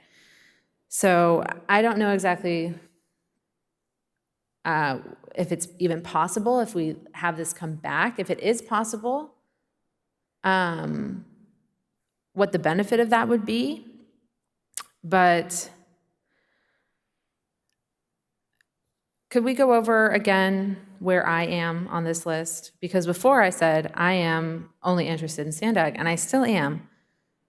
But assuming the vote for Sandag is no representation to Sandag, then where do I land on these other items? I'm totally willing to go over it again. Could we entertain a vote to approve everything but Sandag? And if you want to talk until 3 a.m. about Sandag, we'll do it. But could we get that part? I'm going to read it again, and then could we get the other half of it off the table? And we'll, 5 in the morning, I'm here all night, whatever you want. Could I make one comment about RISWA? I appreciate, Councilmember Green, that you've been on it for 6 years. And that's like kind of the problem, is that it's the same person representing over and over and over again. And I think that it would benefit us as a council and as a body and representatives of our community to change who's representing us, right, in these different areas so we can get different perspectives. So I know that you are the RISWA guy, but like I said, I really like trash too. And yeah, I don't know, I might want to fight you for it. Councilmember Contreras.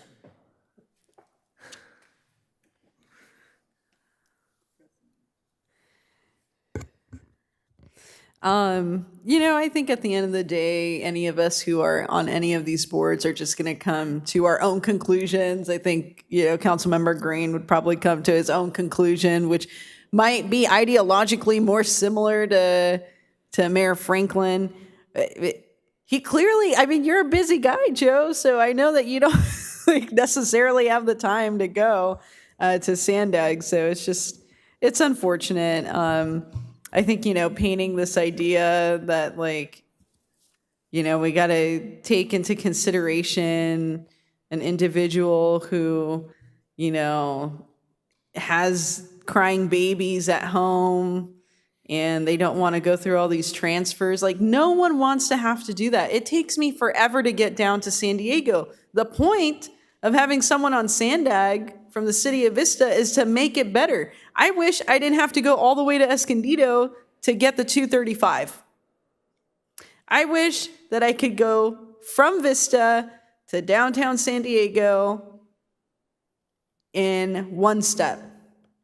Instead, I have to take the Sprinter. I either have to line up with the Coaster or line up with the 280 or the 235 in Escondido. If it's the 280, I gotta run because I have 2 minutes from the time I get off the Sprinter to get to the 280, which is it feels like a quarter mile away. So, I understand you want to paint this picture, but it's I don't know. I feel like it's not a super accurate picture because we have a lot of those folks in our community and they will not be able to afford a car. So what are we going to do for them in the interim? Maybe one day they have enough money where they can buy a used electric vehicle. That'd be great, as we see more EVs that are used going onto the market. But I just think it's I don't know. I just not super happy about painting pictures like that because there's just a lot of folks in the community that don't have a car, can't afford a car, or are working 2 jobs to be able to afford their car. It's crazy. I know people that are making $1,000 payments and they don't have a Mercedes. They have a car that might not be working in 2 years. Okay, so I want to make sure that those folks have mobility to begin with, and we can continue to expand our freedom of choice when it comes to mobility options. But we're not going to be able to have anybody represent Vista on Sandag in my professional capacity. I'm going to continue to be at Sandag, not as a voting member, but advocating for things that need to move forward. So I just think it's a shame. But I appreciate continuing to be on North County Transit District because there's a lot of stuff happening there. But yeah, I'm good with everything as it's been read a few times here. I appreciate you taking me off of RISWA because I just really don't have capacity in case, whoever the person is that represents us there can't make it. It's I can't really make it either. So, City Attorney, what would be the mechanism to change the ability for the majority to move forward with their chosen representative on Sandag or any of these boards with the current code that we have? You would have to adopt an ordinance or put it into the municipal code on how the appointments are made. Okay, I would like for a future meeting for us to do that. And I want to have that discussion, and I want to have it in the first quarter of 2023. Because I don't want this to continue being something. I think if there's a majority of this body, whether we're here or not, we need to have representation on these boards. And if 60% of the vote is we want this one person, and, the rest doesn't want it, the 40%, then we're stuck without it. So I want to have a discussion to amend the municipal code, and I want that to come back to the council. Outside of that, I'm done going over this. I think we've finally figured out what we want to do for the most part, and we'll just have to have another discussion on municipal code. It just is what it is, and we'll see what happens at that point. Thank you. Councilman Green. If you want to let the speakers speak real quick, I didn't realize there were two speakers who just want to give oral comments. Please let them give their oral comments. Are we good on this? Can we just? Well, I also. Councilmember Melendez, is it quick? Because if it's not, I'm going to ask unanimous consent to allow these two speakers to go. Let's have the speakers go. Okay. We don't normally do this. In fact, in 8 years I've been on the council, we've never done it. You gentlemen have waited until 11:15, and on behalf of this entire council, I apologize that we made you sit through all of this. So, can we do this legally? no, not legally, because you have a motion pending on the floor, and this item has to finish. Councilmember Melendez, so But then we're going to afterwards- get through this so we I can have let a these gentlemen speak suggestion. about pickleball. Take it out of So order. if it is legally possible for us to revisit the Sandag position, I'm not content with having no one represent us. I would just rather talk till 3 a.m. to come up to a decision and understanding. What if an earlier suggestion was Mayor Franklin as the primary and myself as the alternate, right? Where I can be right next to you, right? But I'm not content with that. So what if it is something that we bring back? You and I are planning to have coffee later this week, right? So we can continue to have conversations about possible representation on Sandag. I know Sandag wants us to make a decision tonight. No, we don't have to make a decision. If we can continue to have productive conversations about it, let's agree on the other items. I'm not going to fight you for Riswell right now. We're fighting. Okay, I don't think that's necessary, even though I really want to learn about trash, right? Maybe in 2 years, okay? But is anyone open to that? Can we bring the Sandag conversation back instead of voting?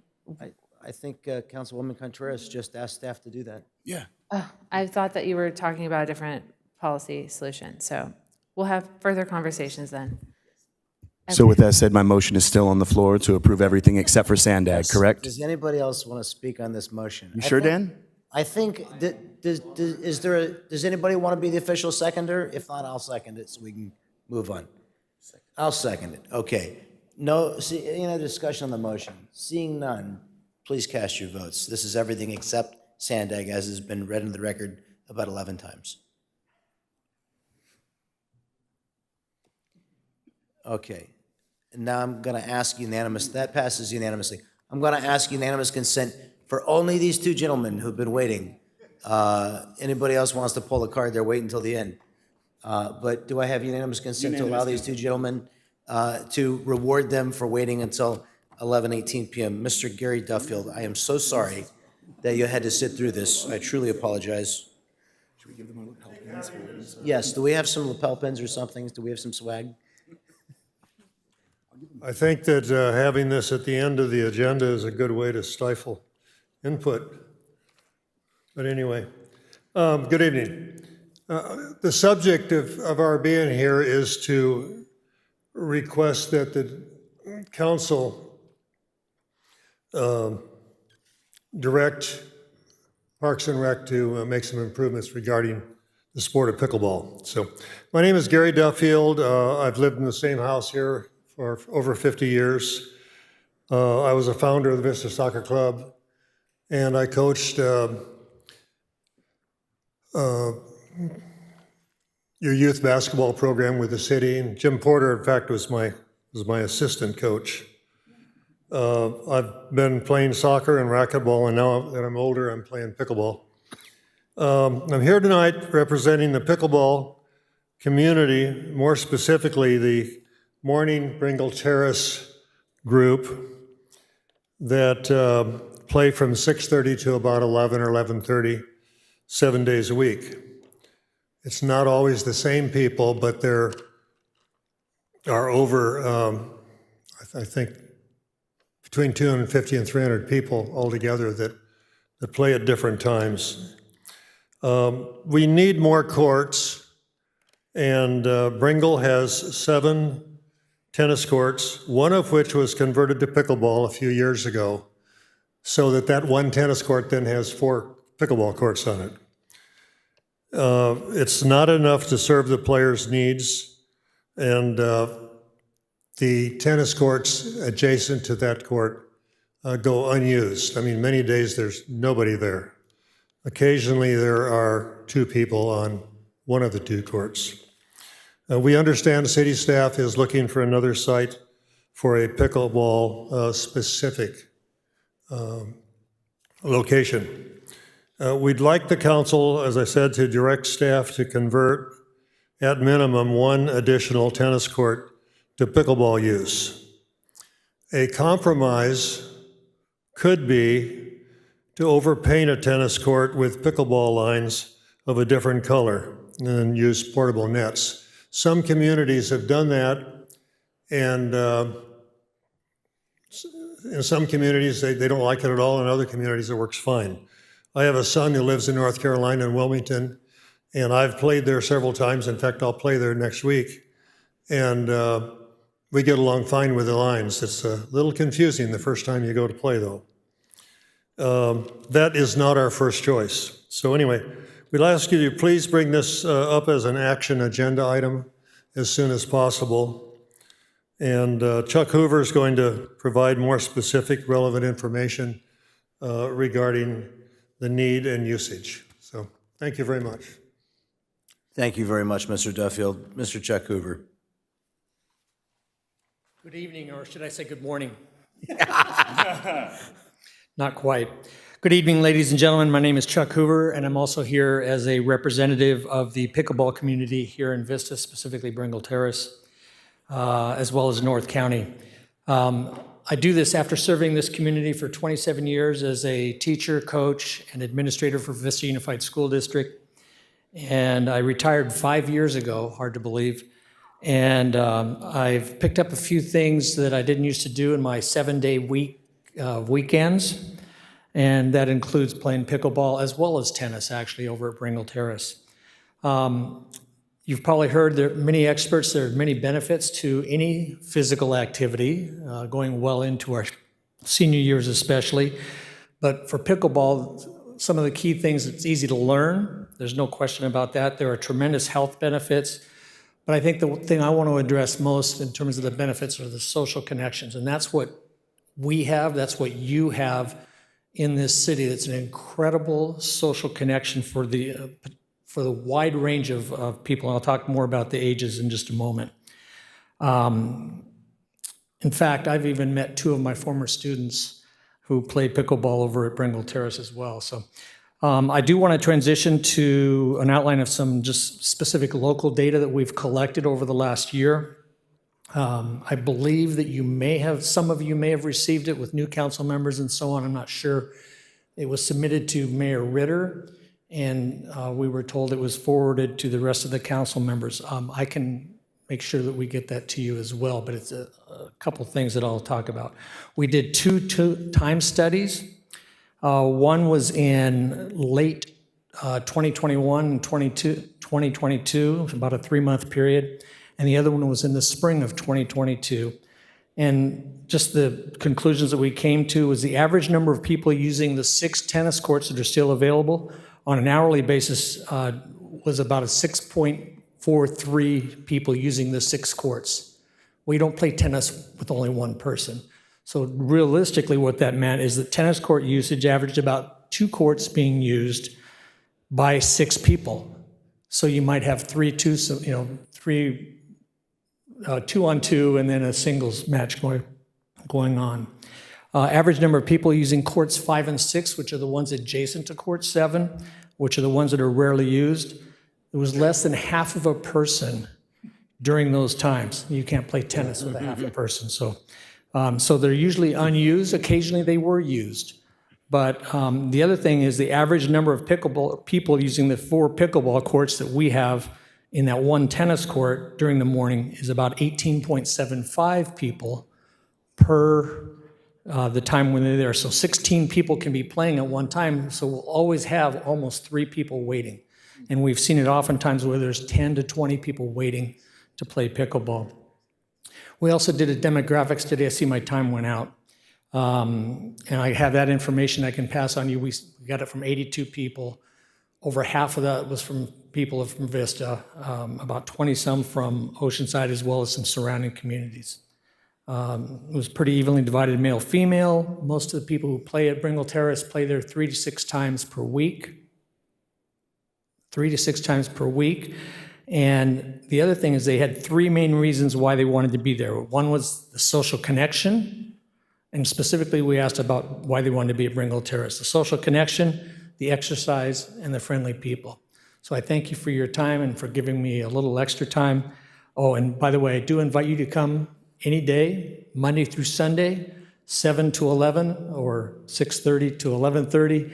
And we would be happy to join you in, fit you into the rotation. And if you don't know how to play, we'd be happy to give you some free lessons as well. Mr. Hoover and Mr. Duffield, the whole council would like to present you these poor tokens of our appreciation for you waiting so long to, and I think that you'll be very happy to know that, though I have not, we've talked about it in the past, I believe that this council is committed to expanding access to pickleball in Vista. We know that it's something that the community wants. So if you would take these only in remembrance of the night you spent at City Hall. A really nice lapel pin, yes. though, you know?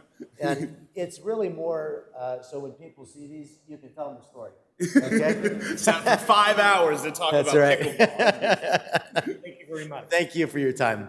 Okay, thank you. Is it all right if we leave? We hope you do. Only for your own sanity. Thank you for coming. Yes, thank you. Okay, I see us speakers. Is that for the next item? No, we're good. I was just going to tell Mr. Hoover I was a graduate of Rancho Buena Vista High School in the mid-'90s. Probably wasn't the best man, and don't Google what I did at high school, but thank you for your service, sir, and thank you for teaching our community. You're an amazing man, and you always smiled and made me feel welcome when I was at school, sir, so thank you so much. Okay, we're on to item D2, appointment of the deputy mayor. And let's see what kind of script. I lost my script somewhere along the way. But I think I just need to open the floor to nominations for the deputy mayor. Is that, yeah, that's about it. So I'll open the floor. I see Councilman Green. I'd like to nominate Councilmember Karina Contreras as deputy mayor. Thank you much for that nomination. A second. I will second. Okay, very good. I think that's qualifies as a motion and a second.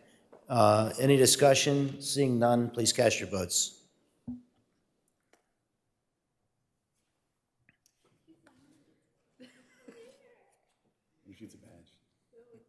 That item passes unanimously. Why is it asking us to vote again? What's going on with the... Are we broken here? You supposed to keep voting? Would you keep voting? Yes. Did anybody vote no on that? Let the record reflect it was a unanimous vote. Okay, now we are on to item D3, our final discussion item.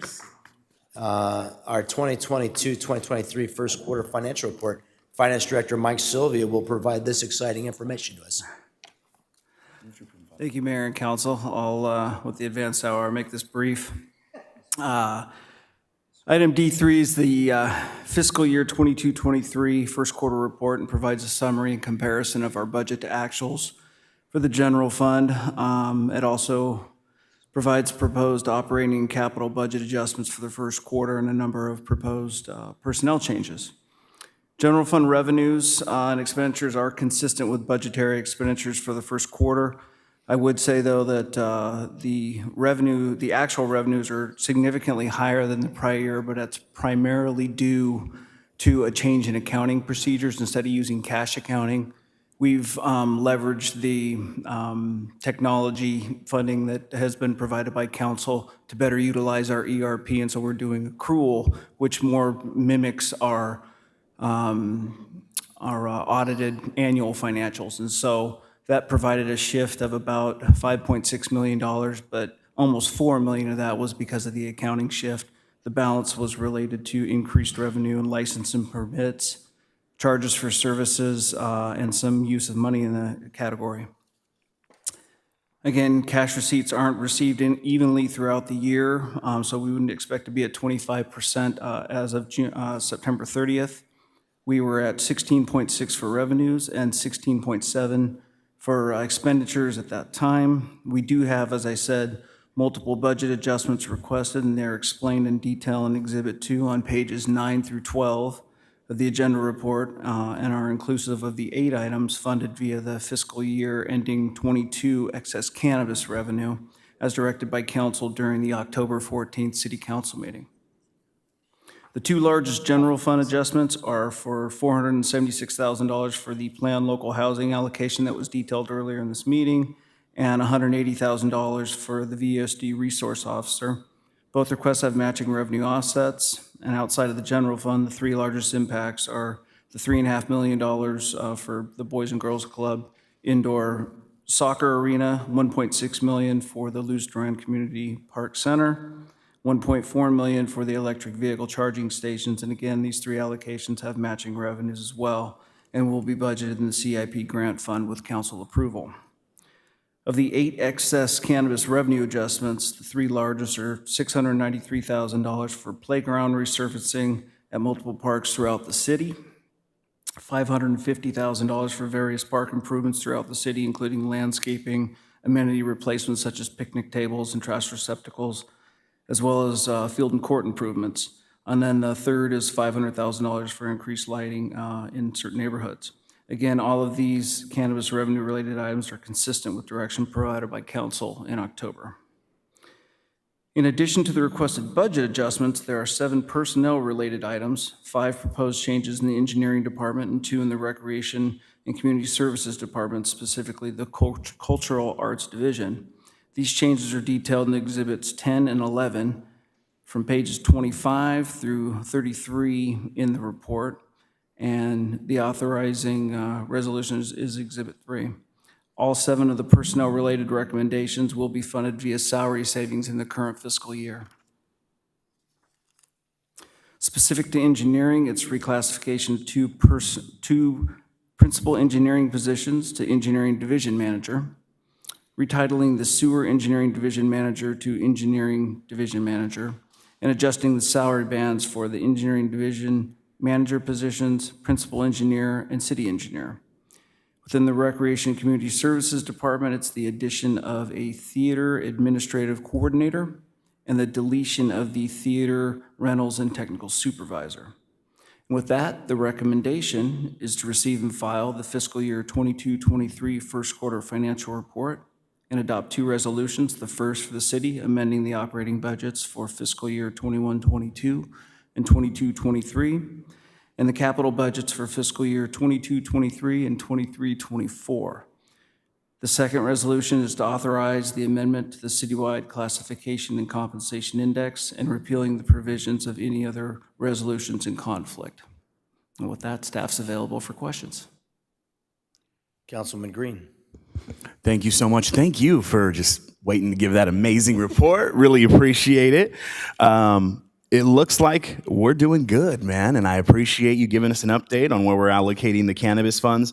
One question that I had, and I don't know if this is appropriate, and again, we don't get to speak to our council members any other time than we're sitting up here on the dais, and we've all have other jobs in addition to these jobs. And in looking at other cities, they have funds allocated for like assistance for council people. And I haven't spoken to my council members about it. I'd really love to hear from you guys with all of us having full-time jobs and all the other stuff.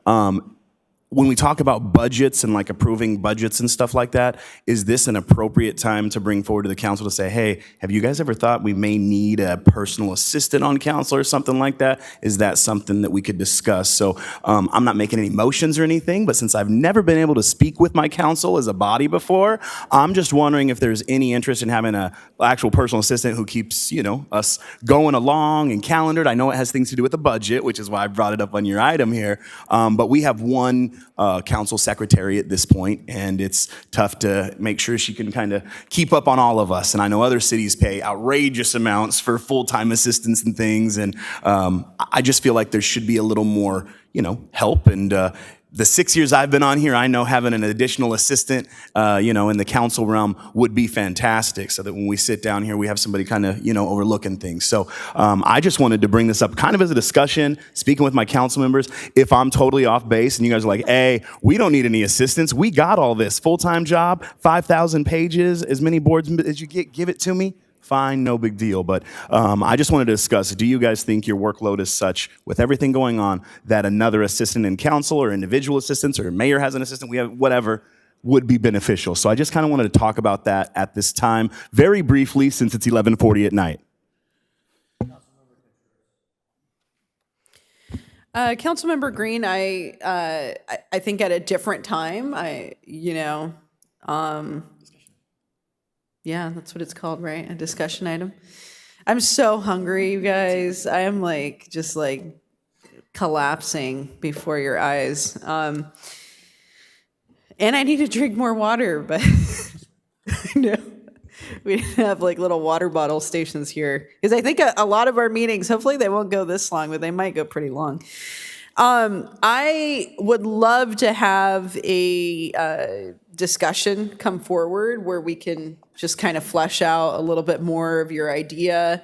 I know I love my coworker Doris, and it can be for her, I'm sure it's a challenge trying to track all of us down all the time. She does an incredible job, but maybe we could get her some support. I don't know. So I would want to be able to discuss that in the future. Yeah. And I also wanted to say thank you so much for bringing this item forward. It looks like our crypto is doing really good in FTX, so I'm glad that we invested there. No, I'm just kidding. But great job. I am concerned about next year, though, for reals. I'm really concerned about getting less money across the board. So I guess we'll come to that if it happens next year. But thank you so much for putting this together and giving us a great, quick report. And did someone already move to approve this? No. I'll move to approve. I'll second. I got a motion and a second. Seeing no other requests to speak. Any commentary on the motion? No. Cast your votes.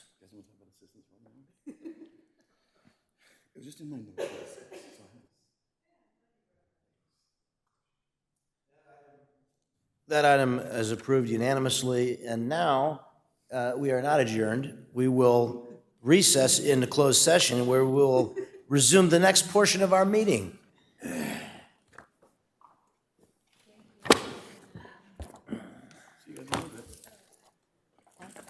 What?